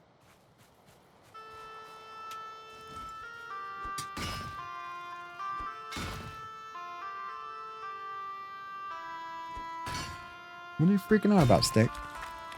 Added stone 3. Of course we added stone 3.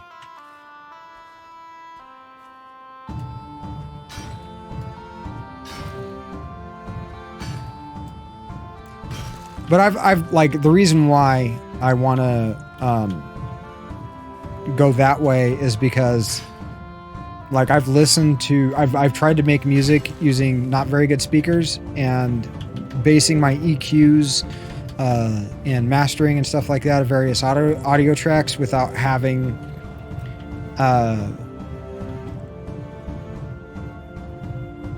you know, some type of like flat speaker, like having your speakers be bass heavy, like you end up with stuff that doesn't sound as good. Okay, let's get the stone cutting station there. Nice. So now, and I'm actually like I use the Razer Naga Pro, and one of the reasons why I like the Razer Naga series is because it comes with interchangeable faceplates, or not faceplates, but side plates. Where your thumb is. You've got your standard, 2-button forward and backward mouse, and then you've got your MMO 12-button, right? But for Valheim, I use the 6-button variant, which gives me on that hotbar there access to 6 buttons, 1 through 6, and that's where I set up my. Imagine not playing a retro game. It's not in the retro category. I'm in the appropriate category. So I have certain tools and weapons set to various things. It allows me to switch. Like if I get attacked while I am mining, I spend a lot less time getting hit and fumbling. Like here's the gray door coming up, and just pink. Or a grayling, not quite a gray dwarf yet. But VK, do you have a moment to speak about our Lord and Savior, Odin? Here, let me show you, VK, in case you missed it. Look at the epic building that I have created with a beacon of ancient Viking runes to let you know where to come for protection, safety, healing, home, and then the Valknut, which is Odin's rune, which represents each of the points of the triangle represents one of the 9 realms of Viking mythology. We went deep. We went so deep, we can't fathom it. We've only got 31 stone. We're gonna need more stone than that. But we can start placing stuff.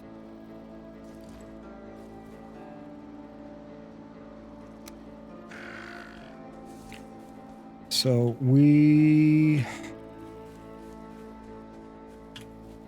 kind of want that to be the base. And everything's going to be based off of this first block, really.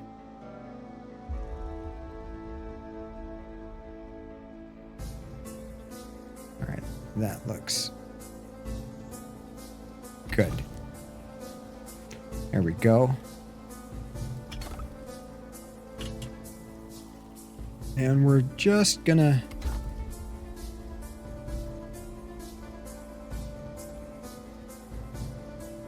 there we go.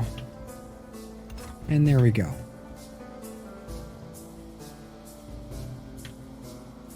And the amount of time that I've spent like building and stuff, you learn how to, if you're not getting the snap point that you actually need in order to create the structure, there's ways to create snap points by using like smaller pieces. What am I building? This is going to be the boat builder's house. Like if you've seen the History Channel's Vikings, this is basically going to be Floki's house.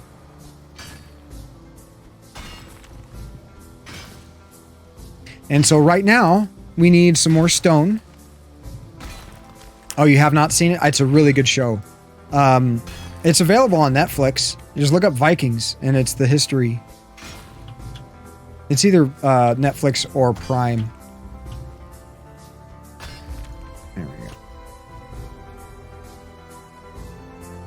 But I have, I mean, my great grandmother was from Sweden. Like, she immigrated,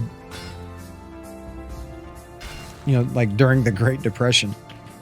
So I have some Viking ancestry. Her maiden name was Ericsson. I know. Thank you, Muse. They are. But I'm also going to be excavating this, and that's not just for us. It's also for the community. So, though, I think I'm going to change the way I did this. Because see how I'm at an angle here? That's going to make this whole grid at an angle. I need this grid to be straight. So I'm going to redo this wall.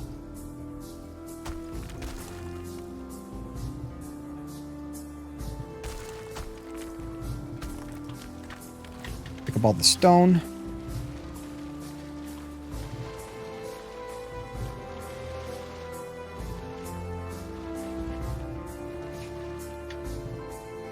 And also it almost seems like it would take, well, you know, here's the thing. Benj is working on that that huge dock area, right?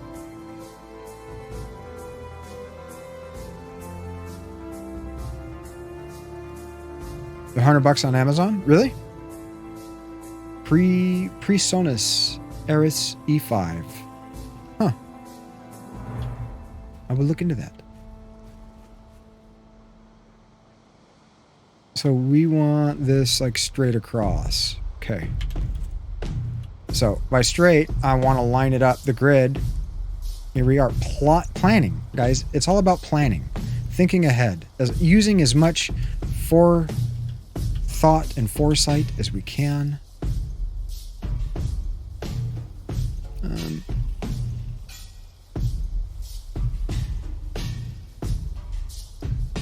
Like there.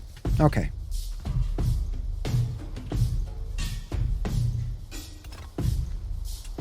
Uh-oh. We're in the water. We're wet. Big jump. Hardcore parkour. So this is going to be the grid that we base basically our entire structure off of. We're not going to worry about the small until you hit the top 5 budget monitor list consistently. Interesting. Do you have a DAC that you recommend?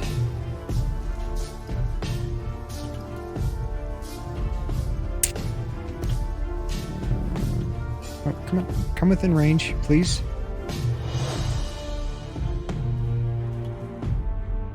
Oh, it doesn't even look. It looks like I fucked up on the lineup.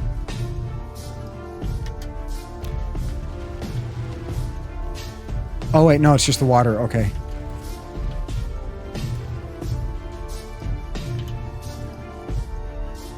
Because that's an area that, like when I worked at Guitar Center and stuff, I don't feel rested anymore. Damn it. There we go.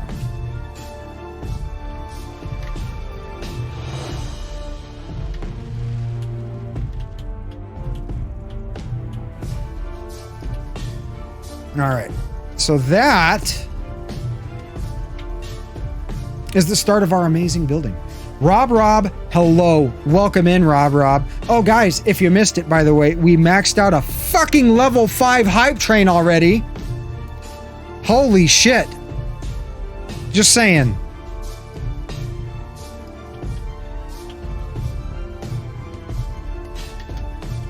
Talk about make me feel good.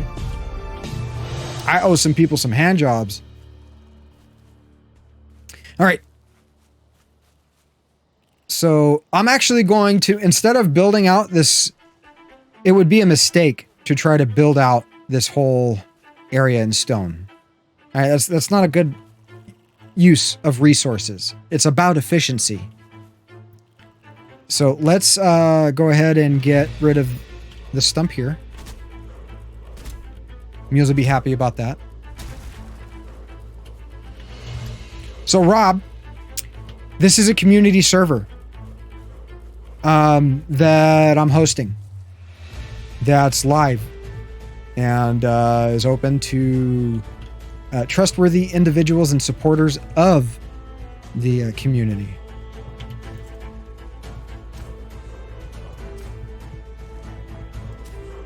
We're going to raise the earth.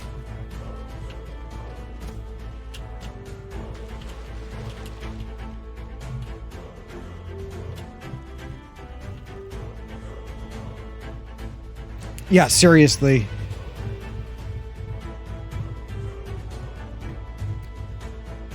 Yeah, total 40 subs total. He didn't do the like 40 subs at once. That'd be oh wait, no, we are trying to raise.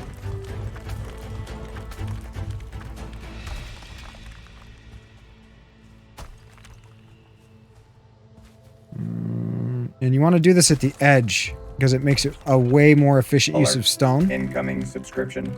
Thank you Asumi! for your support. Welcome in, Asumi. How are you doing?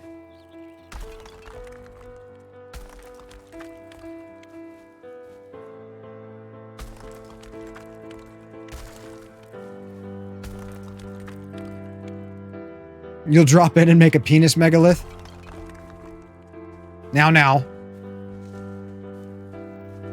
Okay, we need more stone. And actually, we're going to get the stone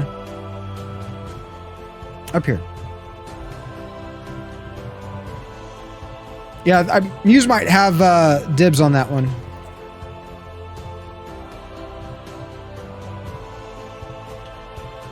I won't let me break these down without a stone cutter?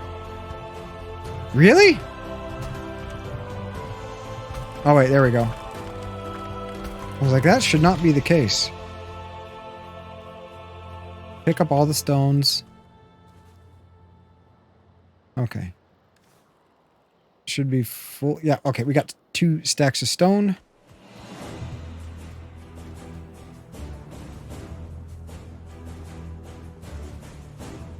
So now we're going to raise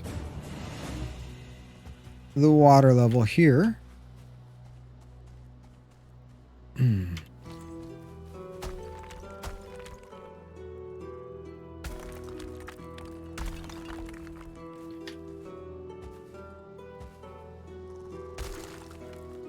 Yes, this is on the community server. We've kind of got you know, rooms available. Maybe where's where all your money is. I wonder if I accidentally picked up your money, Muse. Like, you can go ahead and take it out of Hugin's chest. Because I might have accidentally picked it up. Just trying to clear stuff. Well, it was an accident.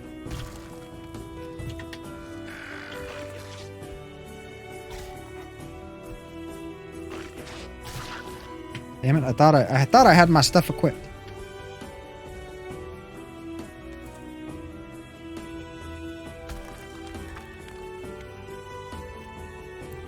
All right, AVM. Thank you very much for stopping by. Greatly appreciated. Hope to see you again soon. Remember, we start the days retro. We're not, damn, I went through a lot of stone.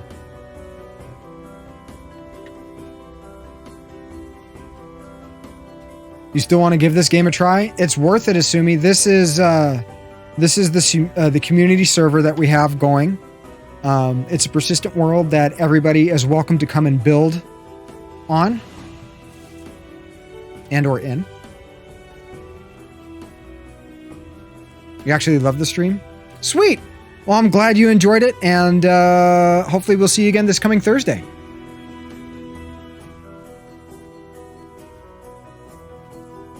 There might be cats. There's probably going to be cats.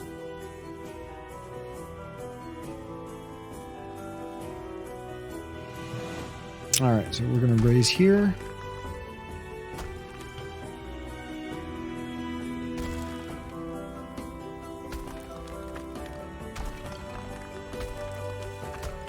So now that I've got this basically filled in where I want it, switch, we're going to level the ground, stand on the level that we want.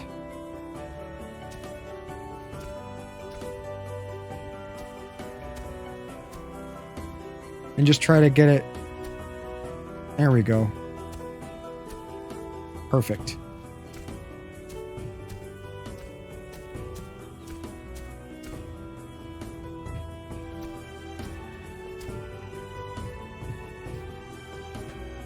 It is. It is. It's not only that, like I was apprehensive because, like I said, you know, I've had so much success and growth and had such a community. It's hard for me to tell whether the community is based around my retro content or me as an individual. And it's kind of weird to ask people, you know, it's something that you just kind of have to try to figure out. And it's going to be night. Muse, you're more than welcome to hop in and work on some stuff. You know, guys, we are going to be doing Saturday night community games where I will be most likely streaming, and we will be streaming Valheim the entire time. And, you know, where the community is encouraged. We got a levitating thing there. Okay. All right. There's our canal. And so now what I'm going to do is we're going to lay out the foundation of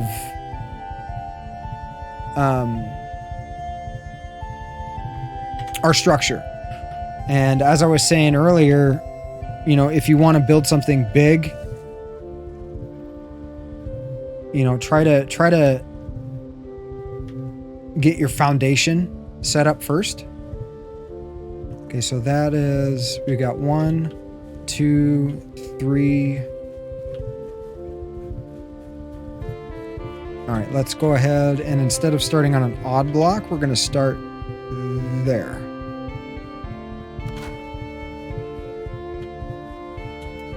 Now from here, as long as it's not like Fortnite, I've tried to play Fortnite, and I was like, oh, this is kind of fun, and then I stopped having fun very shortly after that. So, and when you're attaching these poles, right, your first one, notice how the first one is, and then it's got a beam across. If I try to attach it here, it'll do that, right? Which makes for cleaner floors. Even though you're trying to deal you crack. So because I have that started and it's now attached to the grid, what I'm going to do is take out this one. And then like that. So now we've got the same structure. And we're not going to have conflicting grids. So we've got our basic archway. Then we take a large pole and we're going to make the framework off of that.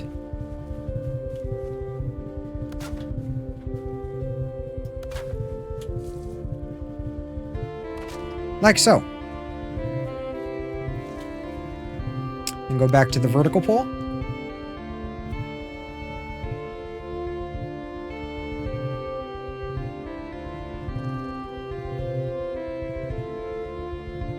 What the fuck?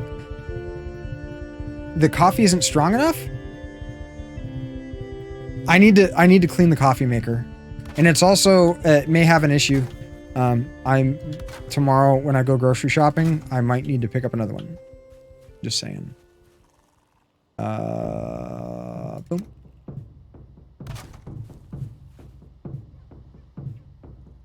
I should check out your town. I'd be willing to do that. Is it a hosted server, or is it something that you have to be live in order to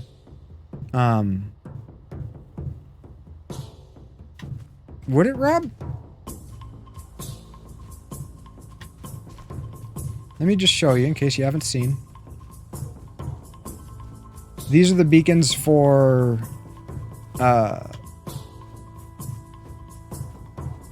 the Great Hall. You have the Valknut, the symbol for like home protection. Healing.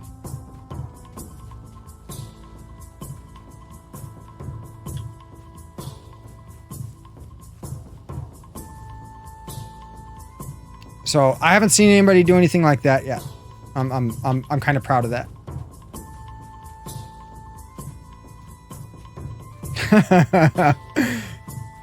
Yeah, we want to see a shrine to Frankie. Rob. So this is just the start of the boat builder's house, and where newly newly manufactured ships are launched from.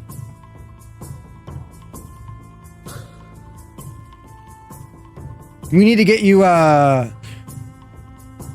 like a laptop or a sunroom with a computer in it. That's what we need to do.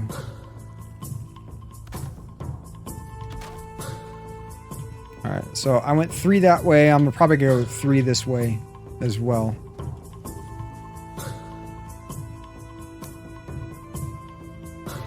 And so what you do is you build your entire structure with more wood than you're going to use.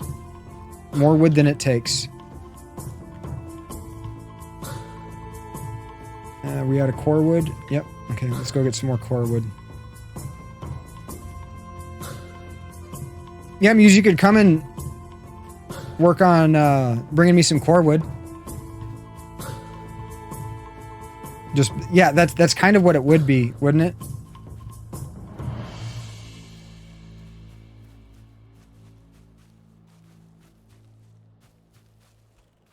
It would be like a little greenhouse, a Muse greenhouse.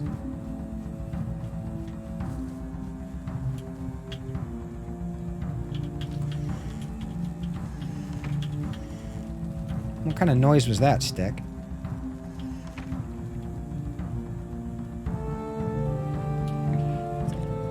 So also, Rob, this is the other entrance of the Great Hall. That's the northern entrance. This is the southern entrance, also inside of the stone walls. We've got Raven Hall, and then the Smith Shop, which has everything like labeled where to put shit, so it's easy to find. So we need core wood. And is that gonna encumber us? No, we'll be all right.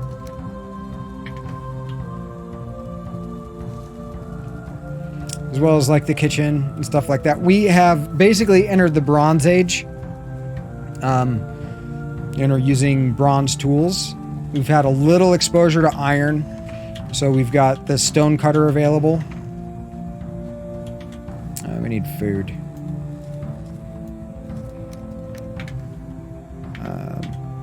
Damn it. So we're not like super advanced yet. It's been primarily just trying to develop community areas and like a good starting point to people for people to go off and have had an adventure. But I really fucking like that shit. That's so fucking dope. Right now we're working on the boat builder's house, which is down here next to a canal that we've dug out.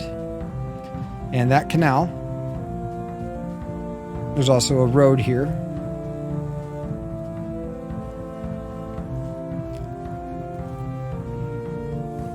You bought $100 worth of plants? I should sleep? I should.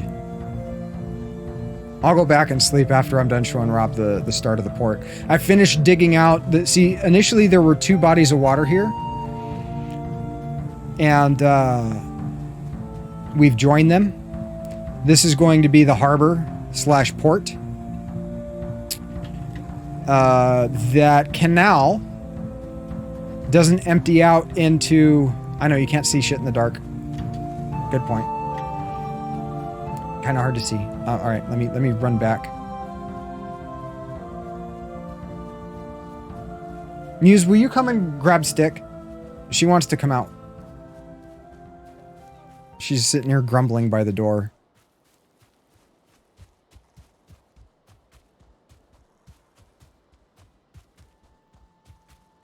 But look at that. Look at that in the distance. You can see the runes.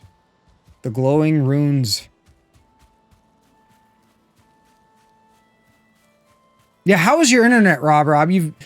Your presence has been sorely missed. Yeah, Mr. Mantrong, what was it, like over 12,000 bits today? Or yeah, 12,000. Jesus. 1,200, not 12,000. 12,000 would be like, well, I guess we're starting our OnlyFans now. You have the nets. Sweet. How is it? Like, is it as good or better than your previous nets?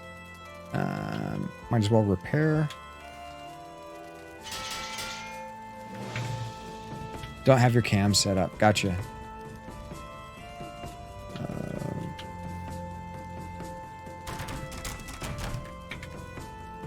I repaired the hoe.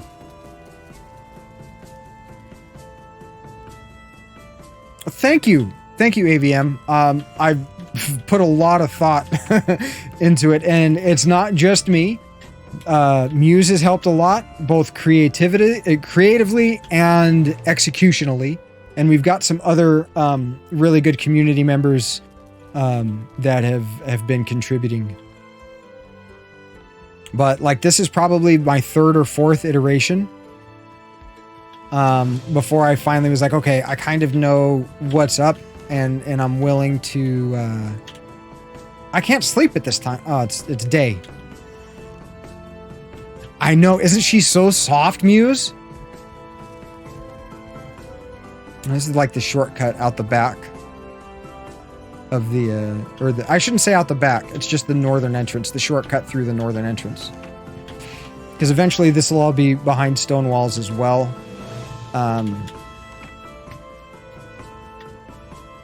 Okay. So now that the sun is coming up, we can go ahead and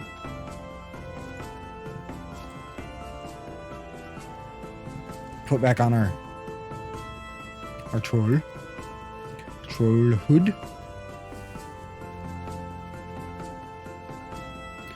So this is going to be like a cart road. You're going to have to break this. Uh-oh. What? Break what to me? Marsupials suck? Doesn't it depend on the marsupial? That's pinning with a broad brush. Hashtag not all marsupials.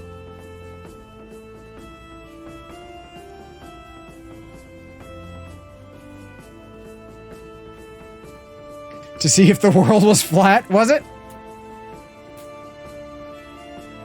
You got in a fight with a kangaroo? Oof, yeah, that might be rough. So, now that we're in the day, we can kind of see the amount of work that's been done. We have joined 2 bodies of water to make a harbor here for people that are coming in to port, basically. You know, for this place is like a capital, like a center. And then you stream off, you come off of this place and go set up your settlement elsewhere, but you come back and, I mean, I have such big plans. Big plans.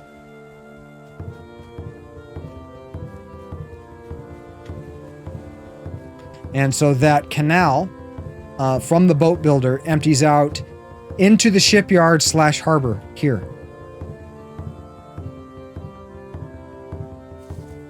And this comes back to the boat builder. The whole of Australia. Australia's had a rough time. Hey, boar. Boar is no more.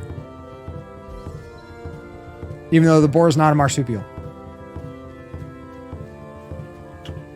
So this is just kind of like the rough... You know what? I might as well get these stones off the road since I'm here.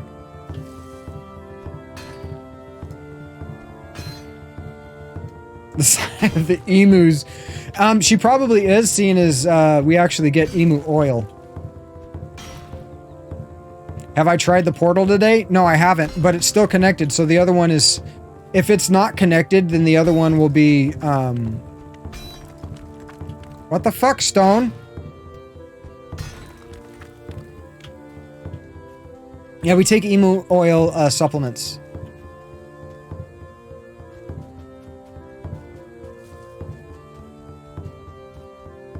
All right, back to the building.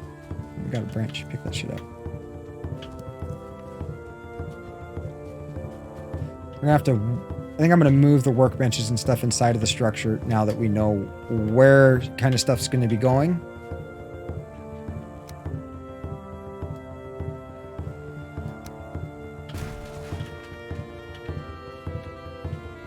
Make sure we get it picked up. And we're gonna just place this. Ah, Grayling, you son of a bitch.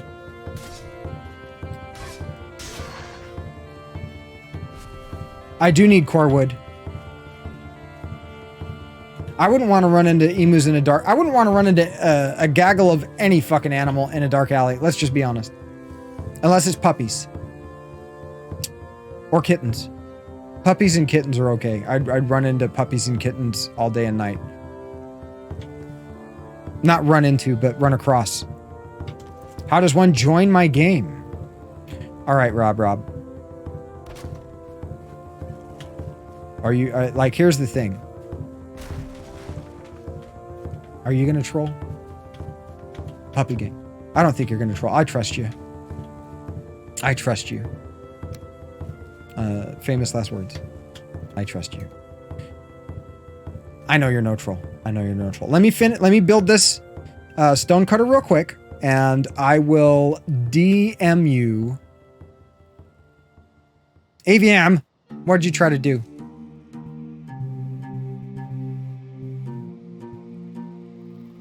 No, he can't troll because his trolling might be anti-TOS. Yeah, no links. That's what Discord's for, AVM. Discord's for links. Nobody tries to make people... Oh, was a clip? I gotcha. We got a channel in Discord specifically for that. I need to pick up that. Look, depressed Viking. I'm so sad. I'm sad. Look at the sad, depressed Viking. He's so sad. Okay. Let's build that so we can send Rob the appropriate instructions. Missing requirement. Wood 10? I have 1.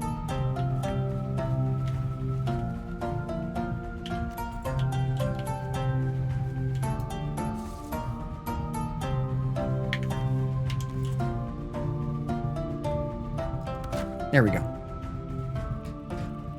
He looks horny to you? Is that how you look when you're horny? All slumped over like... Okay, Rob. Let's see. Okay, Rob. In, at the top of the Valheim Village channel. Wait, do I have a DM to you? No, I don't. We'll do it this way. I kind of go the other way when I'm you know, feeling that way. There you are. Okay, Rob, that right there is the IP. So, you click on join game, then you click on join IP. That is the IP and the port number that you need. Just copy and paste that. And here is the password. Do not give this password out.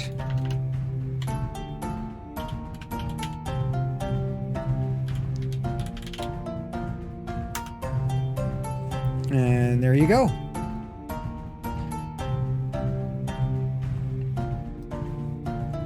Okay. You should be able to join in game. Hi, Stack.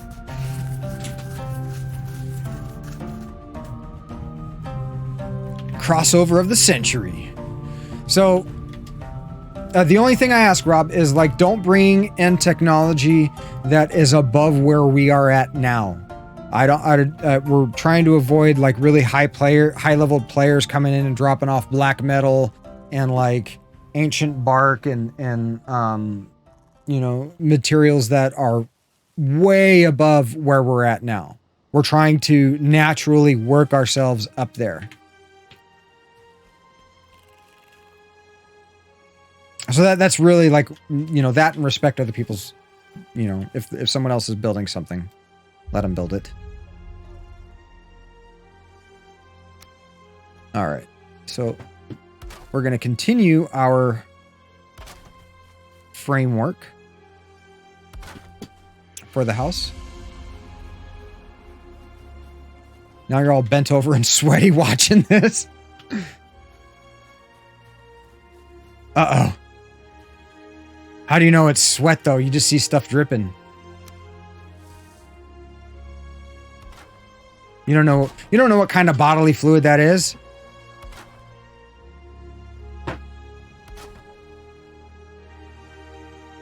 What are you doing back there? She's just wagging away. You see the tail? It's horny water.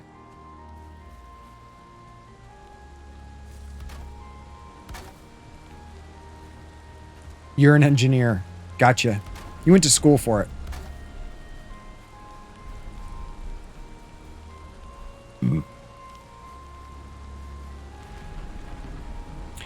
I know this is like, it looks like so like plain of building, but when you start building larger structures, you actually really kind of need this level of framework.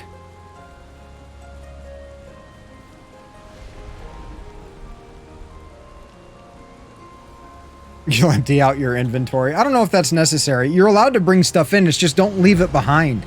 I mean, you can be like geared and whatnot. Just don't like, you know, I've got my, you know, black metal level 4 sword. You know, try not to drop that and leave it for some lobby to pick up. Or like if you build a structure, you know, keep it where we're at. We're going to be able to squeeze under there. Oh, yeah, you haven't... I don't think Rob has seen the... did I show you the inside of the... Do you want to give him the tour? Or do you want me to give him the tour, Muse?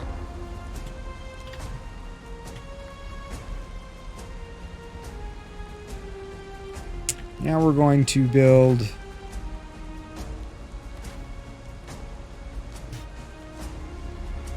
like an iron worker. We're just...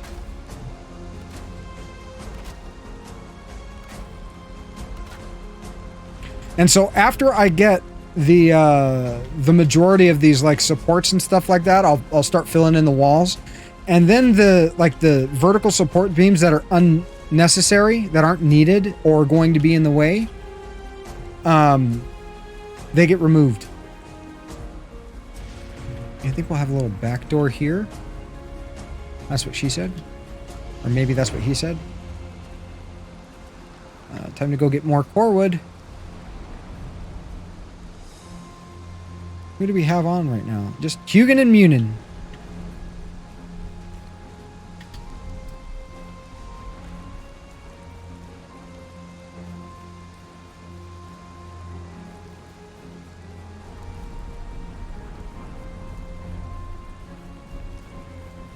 Yes, Rob, in case you're unaware, every chest and... or I'm sorry, every room is equipped with 2 chests and a bed. And all that I ask, as far as that's concerned, is that you put your name, your Viking name, above your room so that people know that that space is occupied.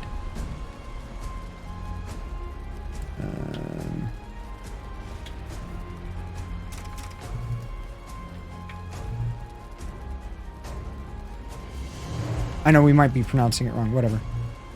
I'm not super worried about it. 350 out of 450. Okay, let's just since we're here, might as well repair. Just saves us coming back. We need more core wood. That's regular wood.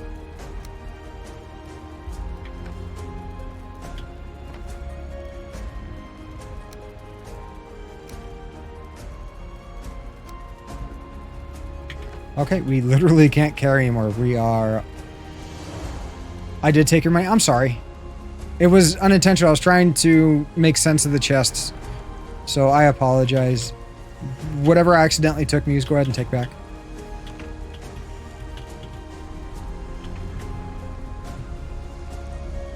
Let's go ahead and eat.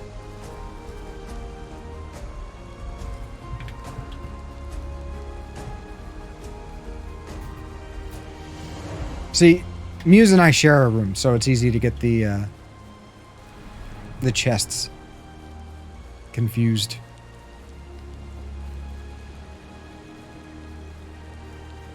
You'll just kill more trolls. Well, you can take it back. I don't mind.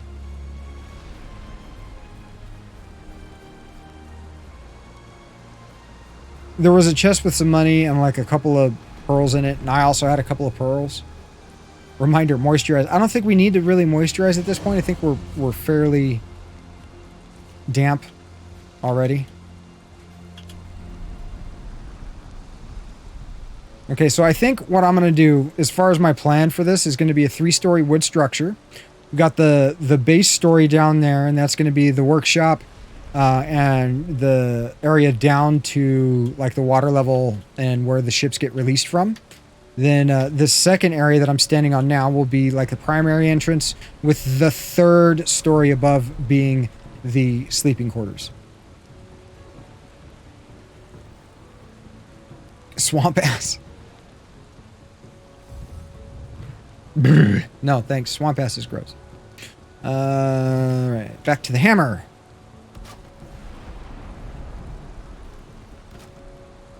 But after the successful execution of making those, like, rune beacons, I was like, you know what? I want to stream this. I can't get enough of this game. This game's so much fun.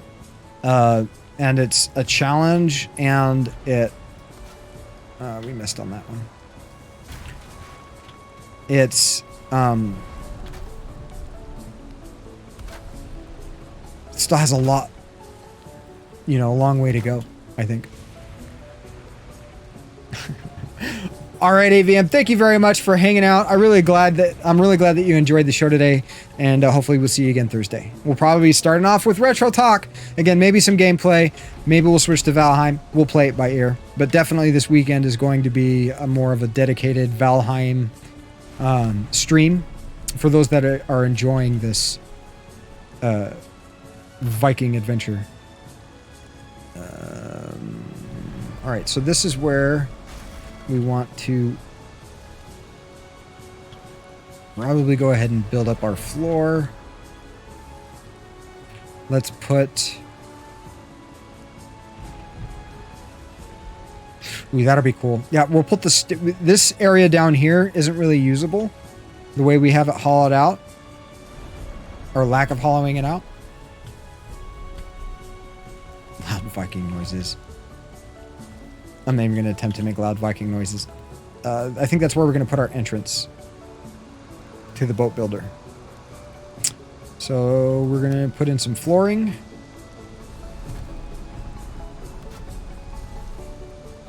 No. I hate it when it snaps and it like changes the snap like right as you're putting the item down. All right. That's our first floor. And I can build stairs down this way. Or that way. Okay. That works. Let's put in wooden stairs.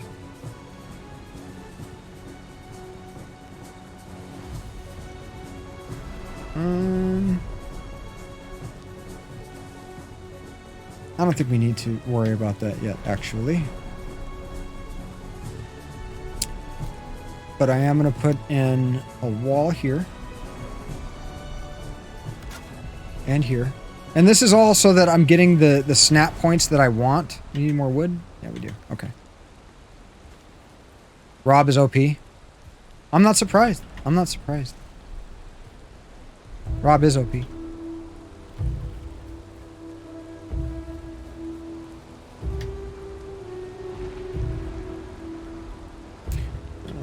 More regular wood.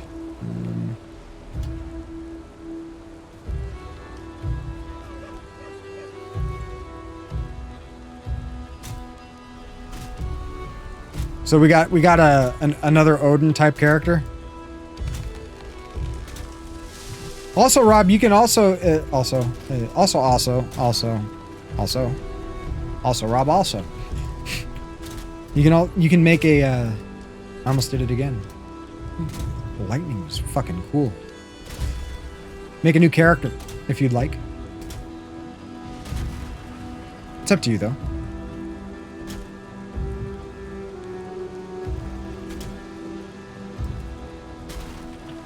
Luckily, I found some copyright-free Nordic type sounding music.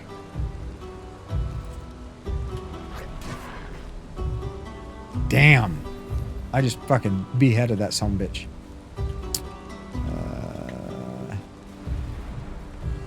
Should we get that resin?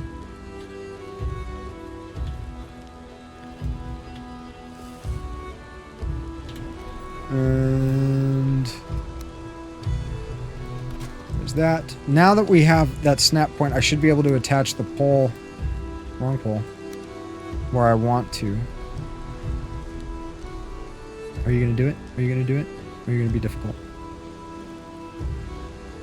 Fine. You're going to be difficult. We'll just do this.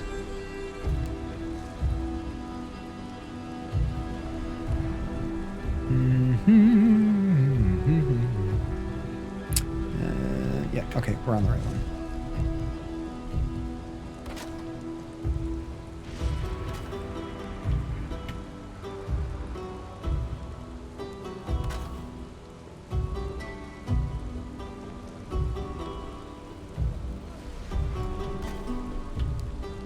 Yeah, I am completely enthralled.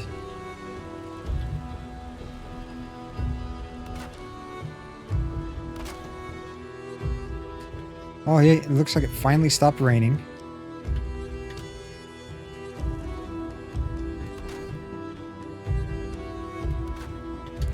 Jumping all like a cat all nimbly bimbly from tree limb to tree limb right now.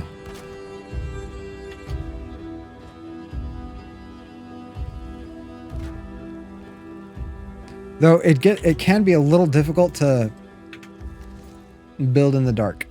So we break out the divulger, or the divulger.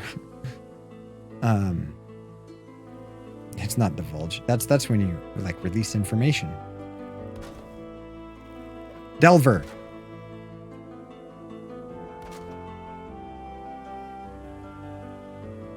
Oh no, we're out of core wood. Is that the last? I think that's the last of the core wood. Scheiße. Muse! I need core wood.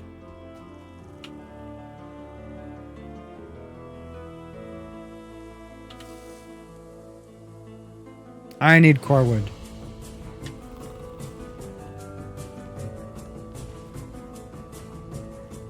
Okay. Oh, you're on a tour. Nice. I'm just letting her know I need core wood to finish the framework.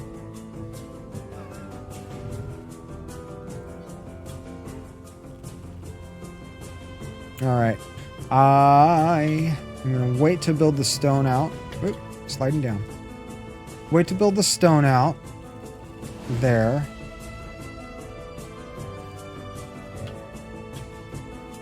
I'm going to need more wood to build anything around. So I guess it's time to do some hacking.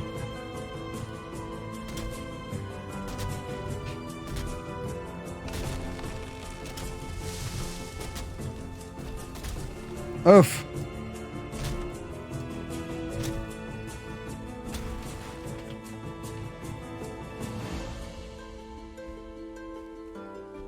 Airball.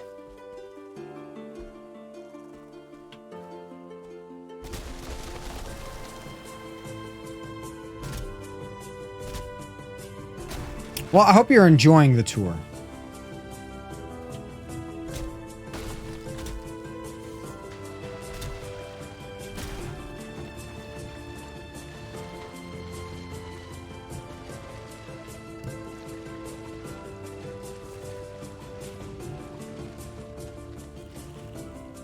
Go down here to where we can get out of the freaking river.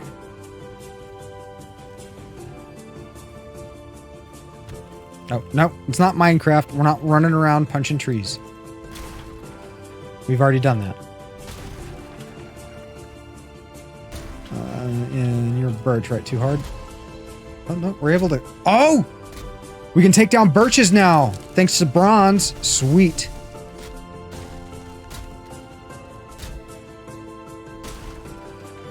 So many torches to light. Yeah, I think the server just keeps going. I'm not 100% sure on how that works. I'm carrying too much. Uh-oh. 2 pounds too much. What do we drop?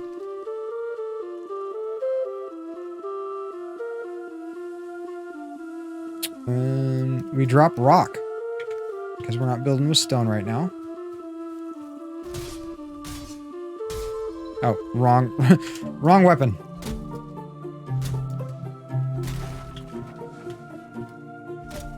Yes, I'm excited to open this up to the community members that are enjoying this game. I really do invite you all to come and, you know, build a bit of a domicile, you know, in the haven that we've created. Level a character up, and then maybe build something, you know, nearby, and help us kind of make this player-built, community-built, like, trade place. Gotta remember, I'm dropping a bunch of stone around here. Actually, what I can do, and what I should do instead of doing that, is make stone piles a little easier to find. Okay.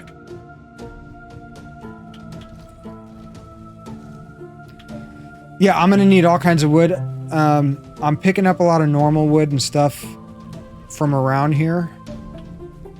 So,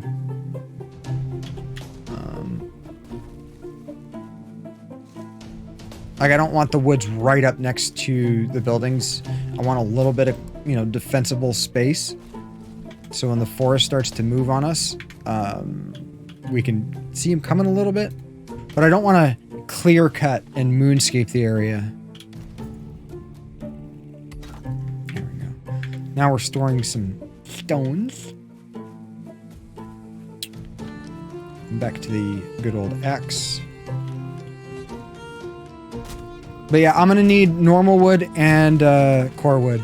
Unfortunately, there's no core wood in this vicinity, so I can get normal wood from this immediate area. Or normal, yeah, I said normal wood. But core wood, I kind of...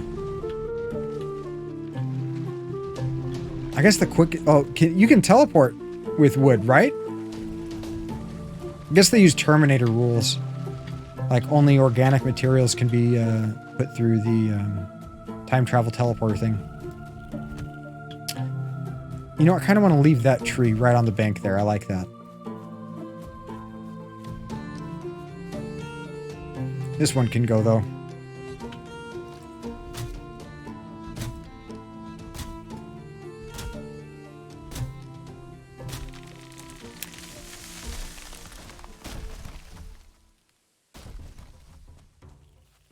Doing damage to our own freaking building, but at least it's stopping the logs from rolling in the water. Mostly.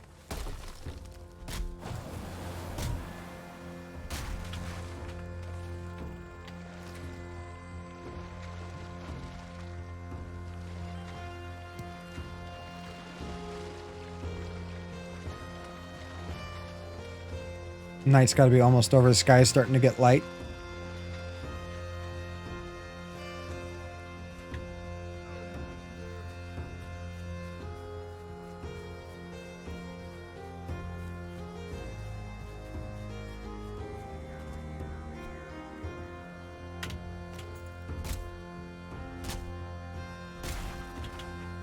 Okay, so now we've got some normal wood. Day 157. Jeez.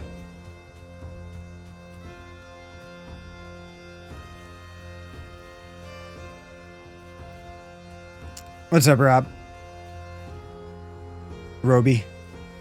Like the drill. Alright.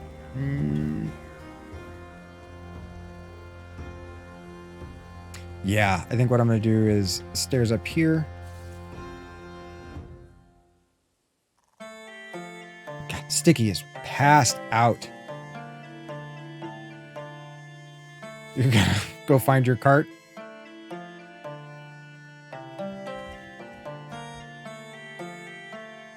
Thanks for building your house down by the river.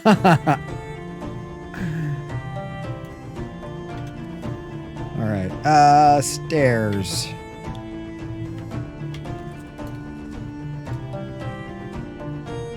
And go.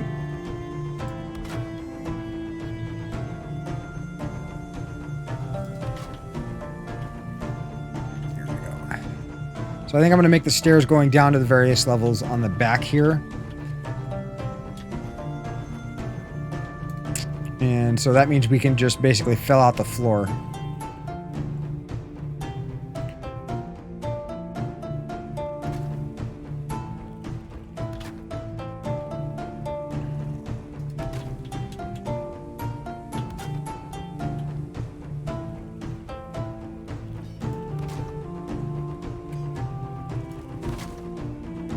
Like so.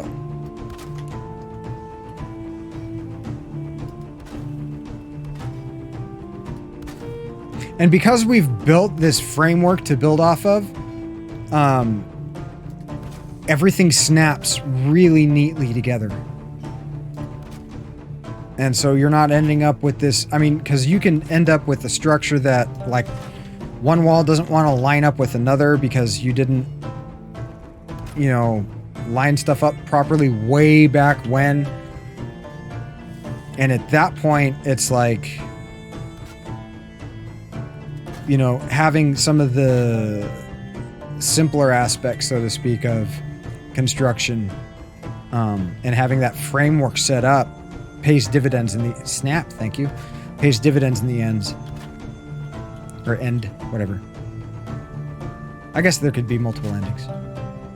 Doesn't have to be one.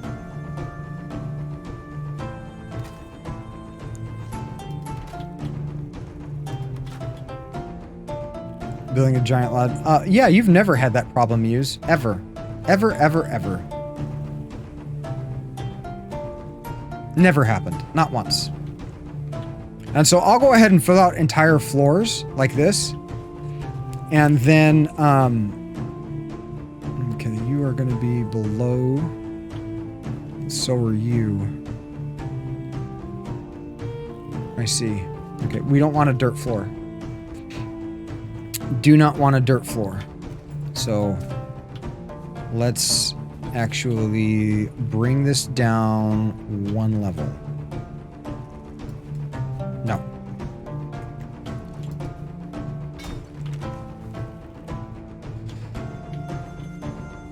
And now we go back to our hammer, and there we go. That should snap right there. Perfect.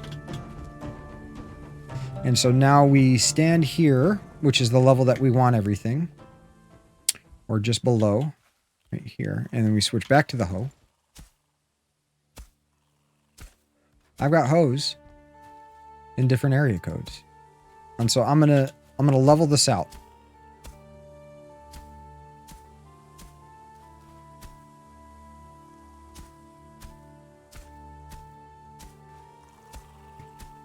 This is just going to kind of clean it up a little bit for the floor. I mean, it's not like it matters, but it matters to me.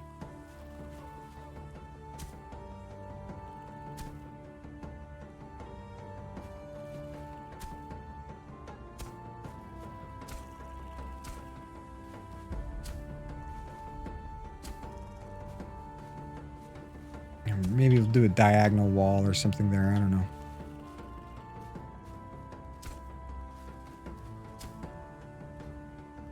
There we go.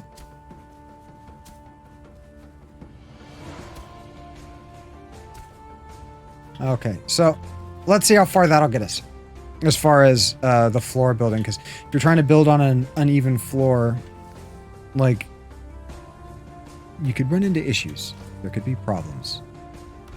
Okay.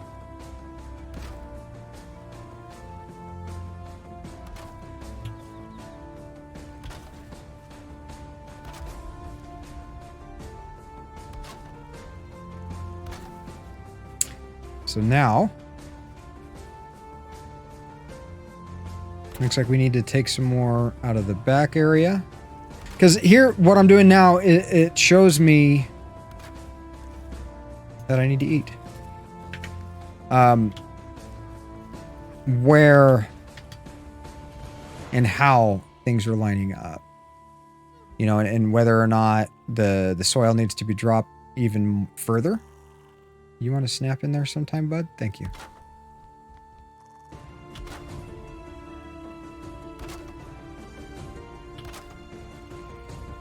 Because as long as the dirt's not above, well, I want the soil to be definitely in contact with those posts, because it helps. Did we not make that? No, it looks like we didn't. It definitely helps with the strength of the structure.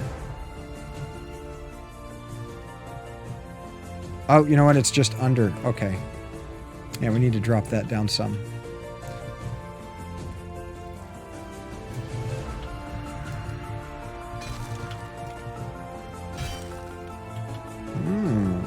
And here. And here.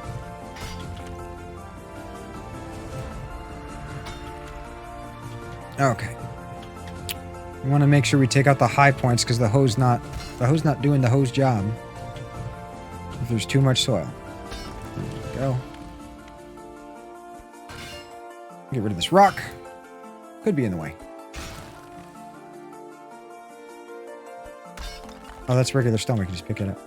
I'm trying to break the little rocks into smaller rocks. Trying to make gravel. They don't have gravel in this game yet. You hate it when you're you know, there's a certain finesse to dealing with hose, Muse. Okay. So you see how we've got that line coming up? Boom. That lets us know how much we're raising the ground. Like the change. There we go. That's a little better. And let's come over here and kind of flatten some of this out. Oh, there we go. That's nice. Ooh. So smooth. All right. So now, like this.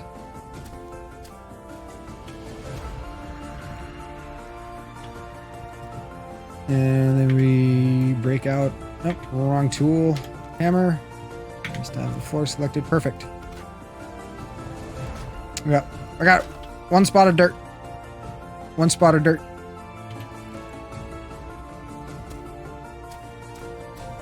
Son of a bitch. Okay.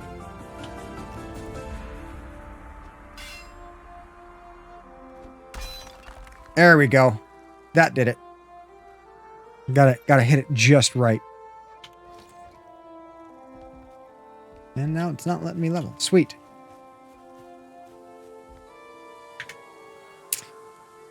Back to the hammer. Finish out the floor here.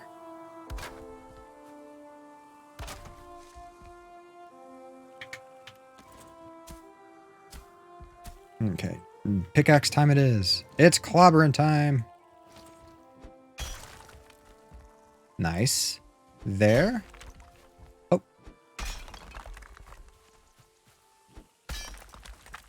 Hi, Rob.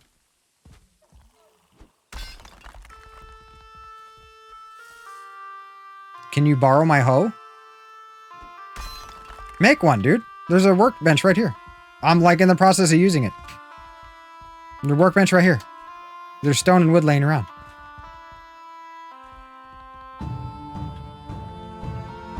I might need a level 2. Hold on. Oh yeah, I can't even craft it. Here, just take mine. Just take mine. Here you go. It's over there.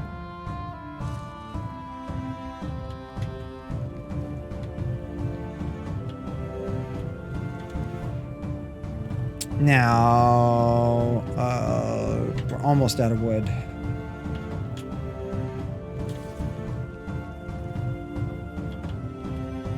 But that's okay. See, this is like the workshop area of the boat builder. So I don't necessarily think I need to fill out the entire bottom basement here. But we do want to have a centralized fire.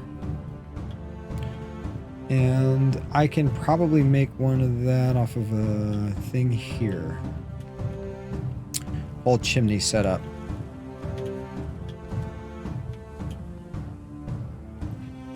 Thank you. Glad I could be of assistance. So now, am I still out of core wood? I'm still out of core wood. Okay.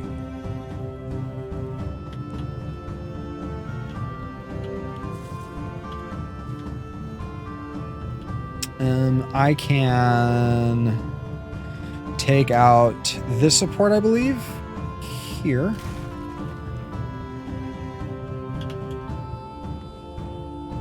And I'll take this one out as well. Actually, no, I should probably keep that one. I can take this one out.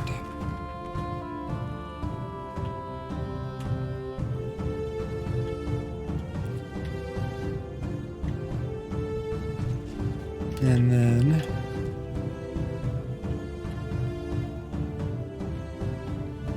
I don't even think that I need all of these cross beams, because I think just the plain skeletal structure of a 9x9 grid will be strong enough. See, all right, let's see if that changes if we add some supports.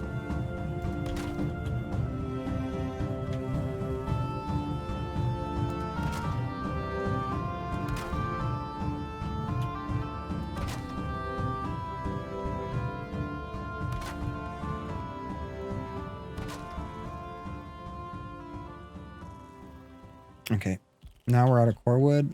Okay.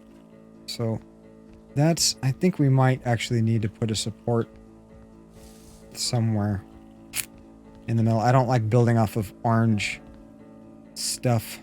I know that's colorist of me. How dare I?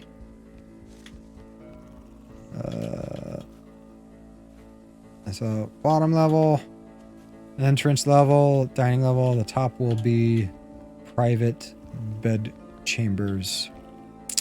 Yeah, I'm gonna have to put supports in the center here. I think it's just too weak for me to build another level on top of it. If that was gonna be the top, that'd be fine.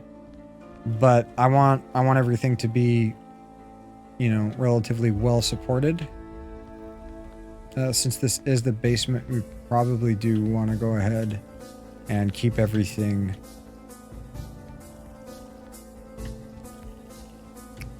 like more support than we need, just to keep these things deep in the green.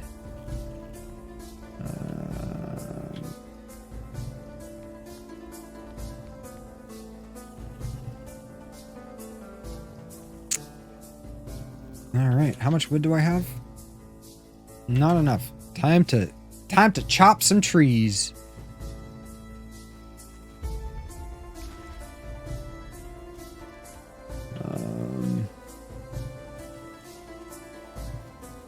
I don't mind that tree staying, but these three are gonna go. Oh, mushroom.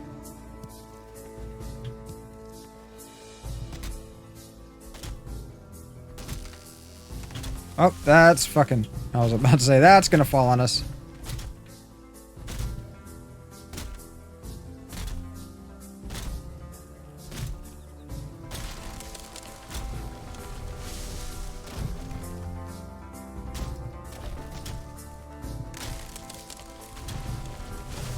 Make sure we remove our stumps. Muse gets kind of bent about leaving stumps in the ground.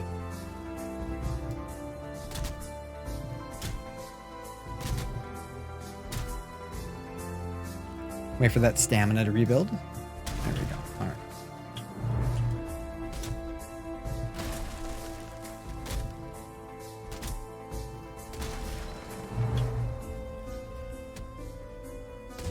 Oh shit, axe is broken.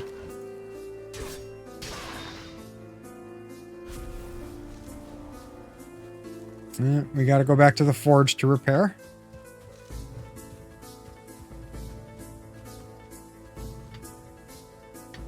Jump as often as you can in the game. You want to build that jump skill.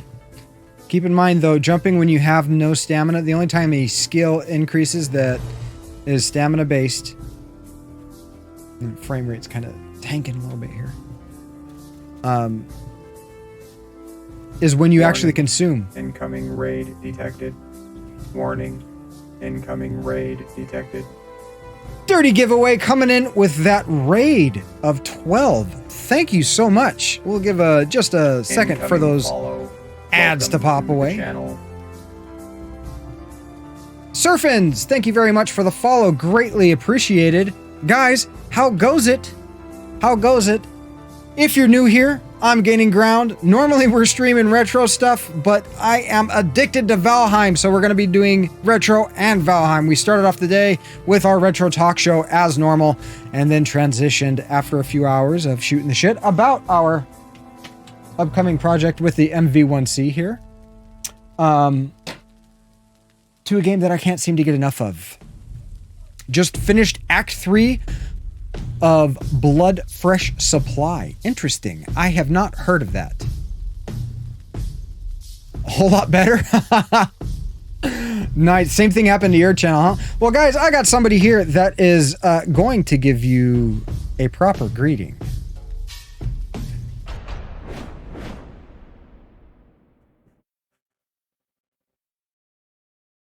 Welcome, Dirty Giveaway and Raiders, to the channel. I am the curator. Allow me to extend our deepest gratitude for your unexpected visit. At the moment, we are playing Valheim. Thank you again for stopping by. You are greatly appreciated. Please get comfortable as we return to the task at hand.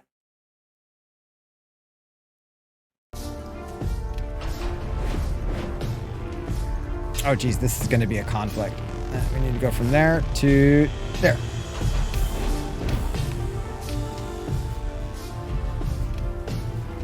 Thank you guys so much for stopping by. I really do appreciate the raid. I hope Act 3 of Blood Fresh Supply. What is Blood Fresh Supply? I can't say it. That probably means I'm not going to be very good at it. What type of game is it? I haven't heard of it before. And how many acts are there? Is that like Act 3? Are you approaching the end game type stuff?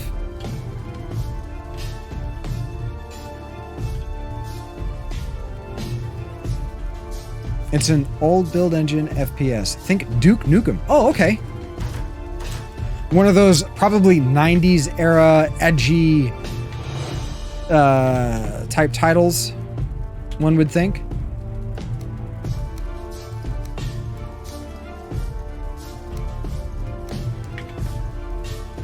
You know, because that's the way the 90s, that's basically the way they were. You know, the gross out era.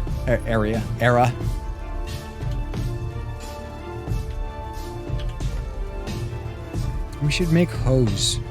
Put them in the tool chest. Let's see what we've got. Okay. I'll drop off the seeds.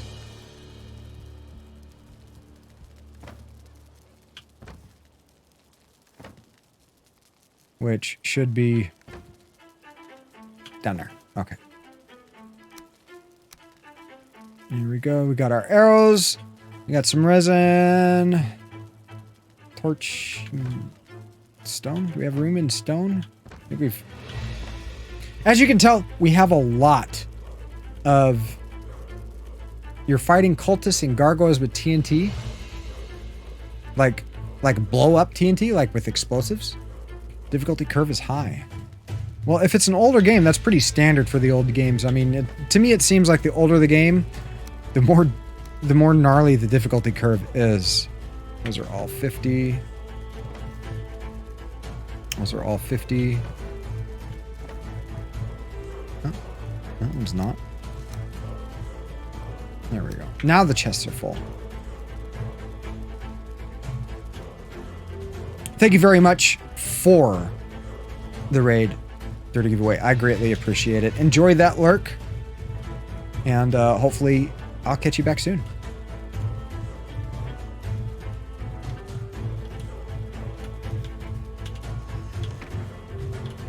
Okay. So, we've repaired our stuff. What else did I need? I was coming back to town to repair, and was that it? Yeah, and drop off stuff. I guess. Okay. I guess we can get back to construction. What's this over here? I see sparklies. But I understand how it is. I mean, you just finish a stream of hours long. You've been at your computer, interacting with people, and oftentimes there's shit you gotta do. You just gotta get up and you gotta go, hey guys, I'd love to hang out. Enjoy my viewers. I hope my viewers enjoy you. Stay in town so you can sleep. Okay, well, come back. You guys aren't in town. You want me just to hang out and wait for you to come back?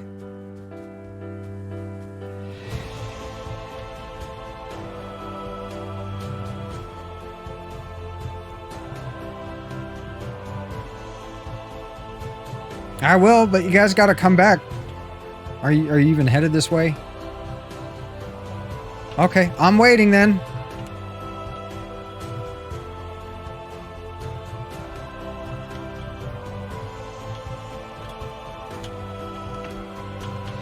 I guess I kind of took the long way.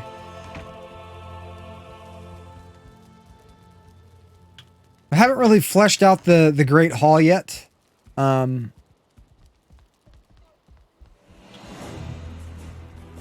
It's going to take a lot of fine wood to do that. All the benches and, you know, seating and that kind of deal. In fact, we're still using the first chest. We need to upgrade the chests. So we've got more storage. Where did that come from?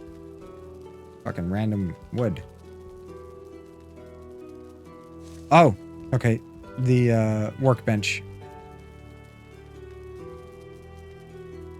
Comfort level 6.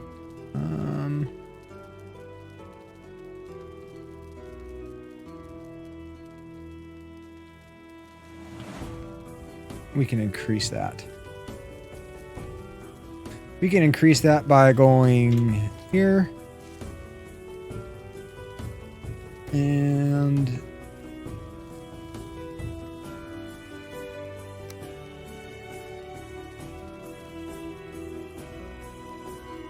just adding a nice little stool. I want to add a stool at the foot of the bed. Stool! Gotta make sure it sits properly.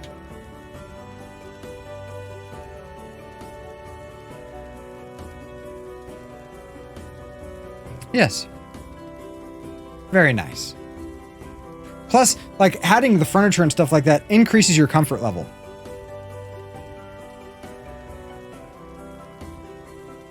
Somebody's pinging. Or yelling. Are you dying? Muse? And where's Robbie?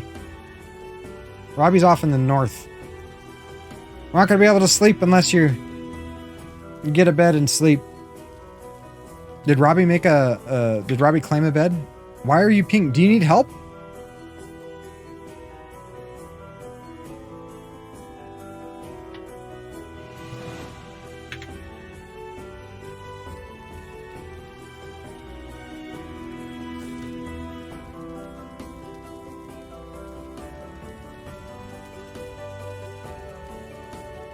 I can see you on the map shouting.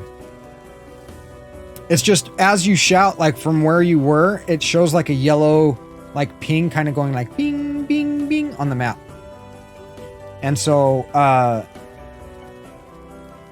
just don't know if you're pinging it because you need help. Here I am, like being chased by a troll that I need help with. Though I don't, I think you can solo trolls right now.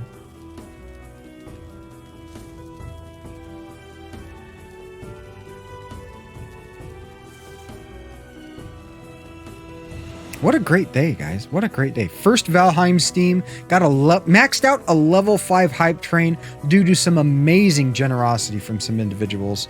Like, holy shit, guys.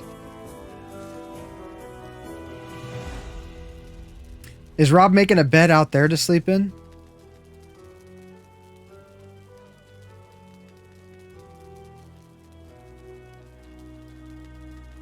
I just said doo-doo. I say doo-doo a lot. There's a lot of doo-doo that comes out of my mouth.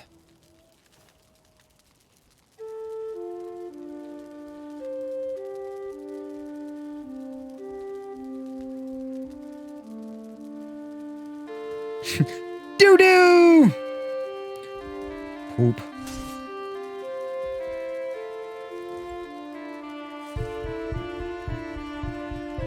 So we're just gonna lay here and wait for Rob to eventually sleep, or what?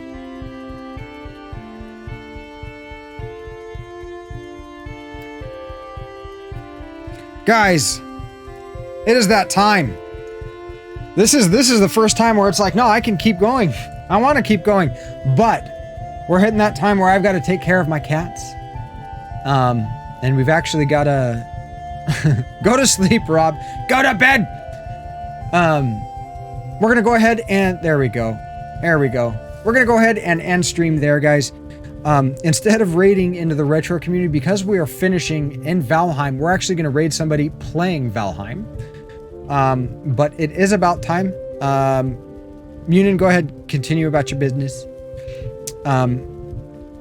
Let's switch back to... There we go.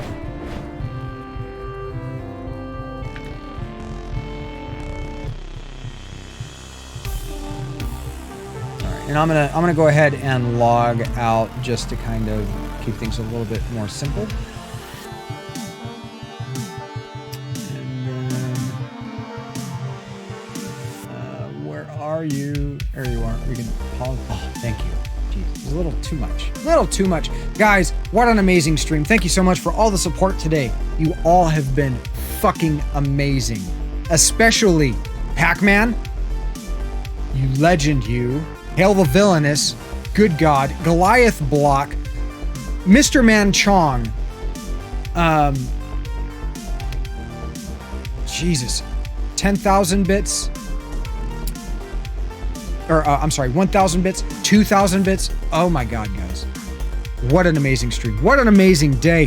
What a great way to start the week off. You know, I miss you guys on Monday, doing other stuff nowadays. That's just the way it is. Schedules change. Things change. You have to adjust. But today was an amazing day. And I owe it all to you. Fucking A. Let's see. Now, so, I'm not familiar with a lot of the Valheim streamers out there, so this is going to be kind of a stab in the dark. This will be interesting. Let's see.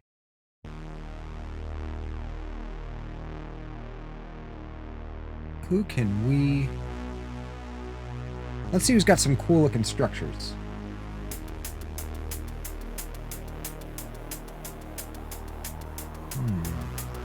Oh, there I am.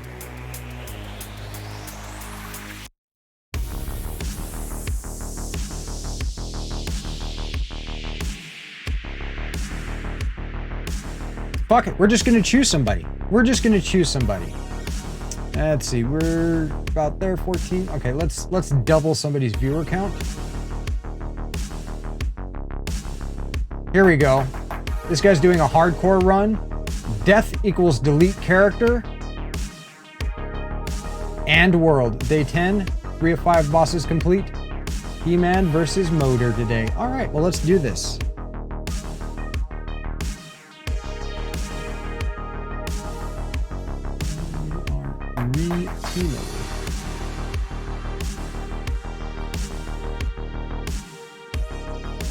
Okay. Well, I have had an amazing time with you guys. I hope that you Jesus Christ, I can't speak. I hope you have enjoyed your time with me as much as I've enjoyed my time with you. I could just find where that damn window is. No, that's not it. Here we go.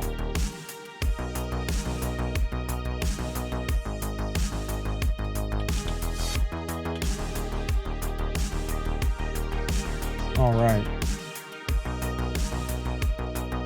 Thank you all so much for hanging out.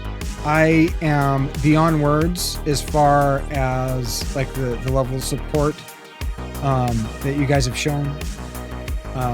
Thank you for the bits, for the gifted subs, for hanging out, for being supportive.